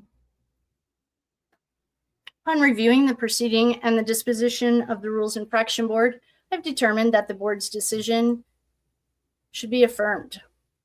There was no evidence. Oh, there was evidence to support the decision of the Rules Infraction Board. The penalty assessed is authorized and appropriate. The case was heard in compliance with the AR. It's a tough day to be Shirilla. Okay, last one. August 1st, 2025 was the violation. The hearing was August 4th, 2025. Wait, I thought we already did this. Hearing officer's report. She was charged with getting fingered and liking it. Rule 3.3.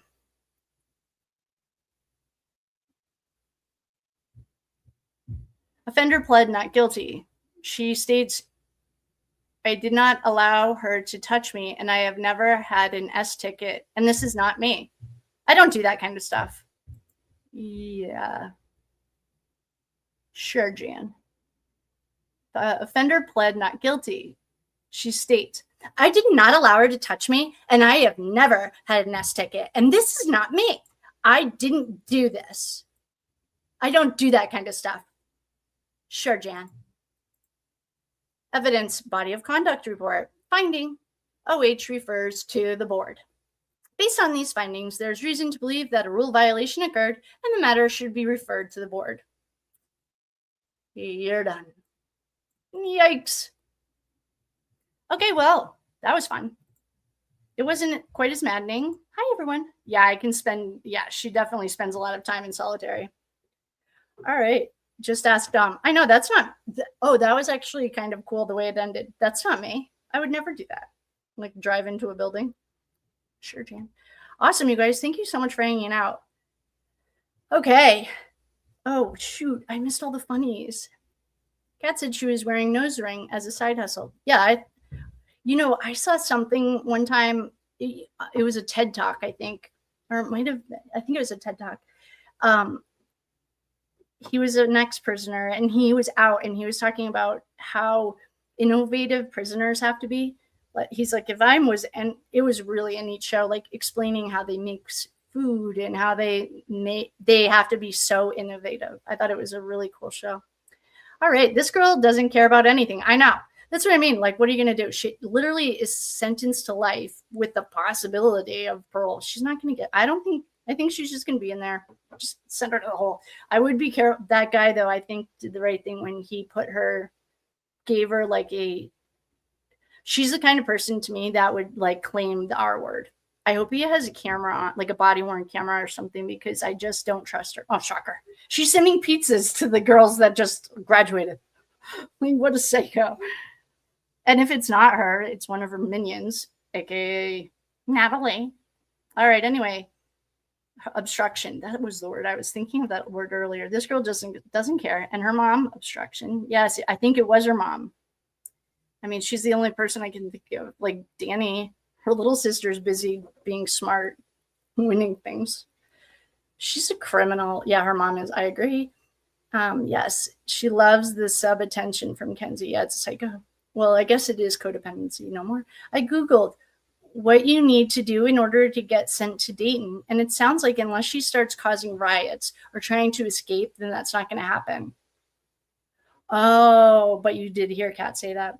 Oh, okay. I don't know.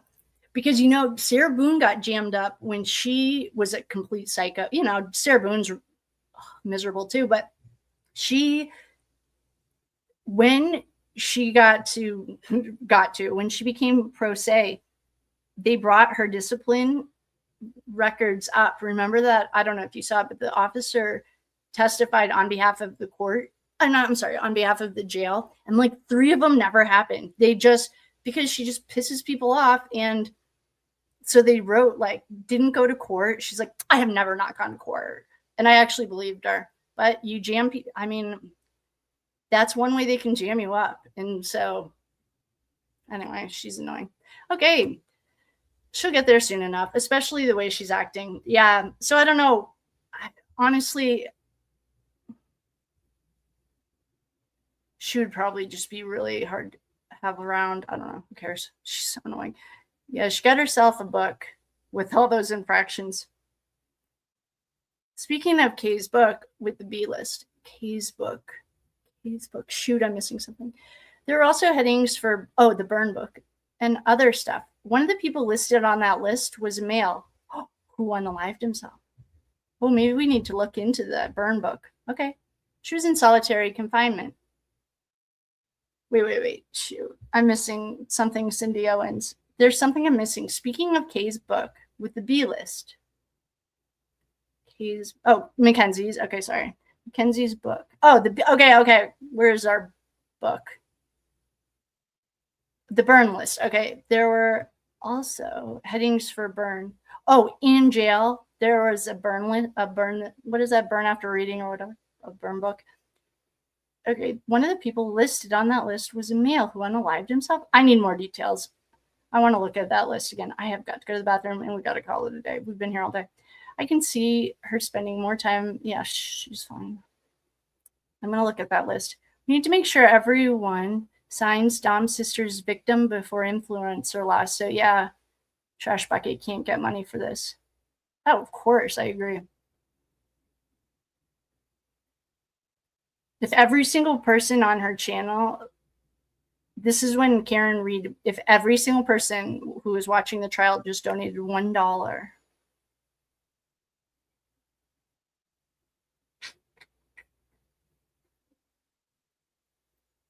I actually think if I had to choose between reading her texts or reading her disciplinary things, as annoying as they are, well, I think they're just annoying on a structural level. I think I'd rather read the discipline. Her texts are just insufferable. She's so mean. There's a video. Oh, you already did it. Awesome. Okay, there's a video. It mentioned that there was a student who unalived himself because of her. Oh, are you kidding? That just like pisses me off. What? What is wrong with her? Ew. They charged the girl in Massachusetts for murder for that. I'm going to go to the bathroom really quickly, and then we'll start wrapping things up. What time is it? Yeah, 5:30. Okay. I'm just going to put you guys on hold and put our little music on. I'll be right back. I just have to go to the bathroom, and then I want to find this, and then we'll call it a day. But I'm about to be gone for 3 days, so we're hanging out extra. All right, BRB. Oh, thank you guys so much for the likes, shares, subscribes. What else do we do? Like, share, subscribes. Oh, the super chats, the cash. Thank you so much for hanging out with me and being so kind. I appreciate it. And I'm going to just give you guys a quick minute, and I just have to run to the bathroom.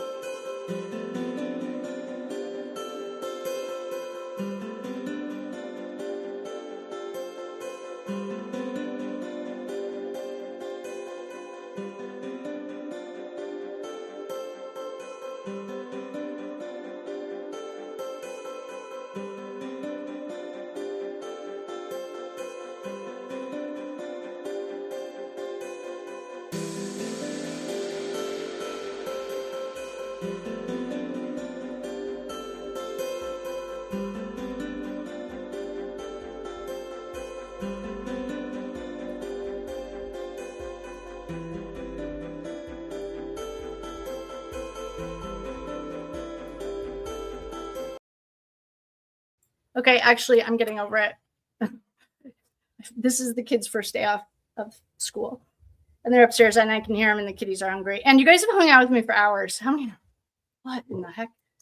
Well, awesome. Thank you so much for the super chats and the likes and the shares and the subscribes. Was that you, Cindy? Who was it that was going to find that name? Oh, signing the petition. Awesome. Thank you. Yeah. Oh, Cindy Owens. If you leave the comment, I'm going to run this in ChatGPT too. I appreciate you guys hanging out and all the super chats. City Legends and Kendall. Oh, and Kendall, thank you so much for all your help. She runs defense. Feel free to run defense for me. She jumps in a lot. Thanks, Kendall. I appreciate you guys. I appreciate Debbie Lane and Cindy Owens. I love you guys. Oh, and thanks for your understanding. We'll tell Brenda to get back to the golf course. Awesome. You guys were wonderful. I do want to look into that, but I just need to call it a day. I'm ready to go, and you guys probably are too. I love you very much. Thank you for coming. Thanks for sharing, subscribing, and doing all the things. And go sign Sister Unhinged petition for Dom's Law. I love you guys. Good night. Oh, you'll never get to wear those figure skates. I'm gonna whack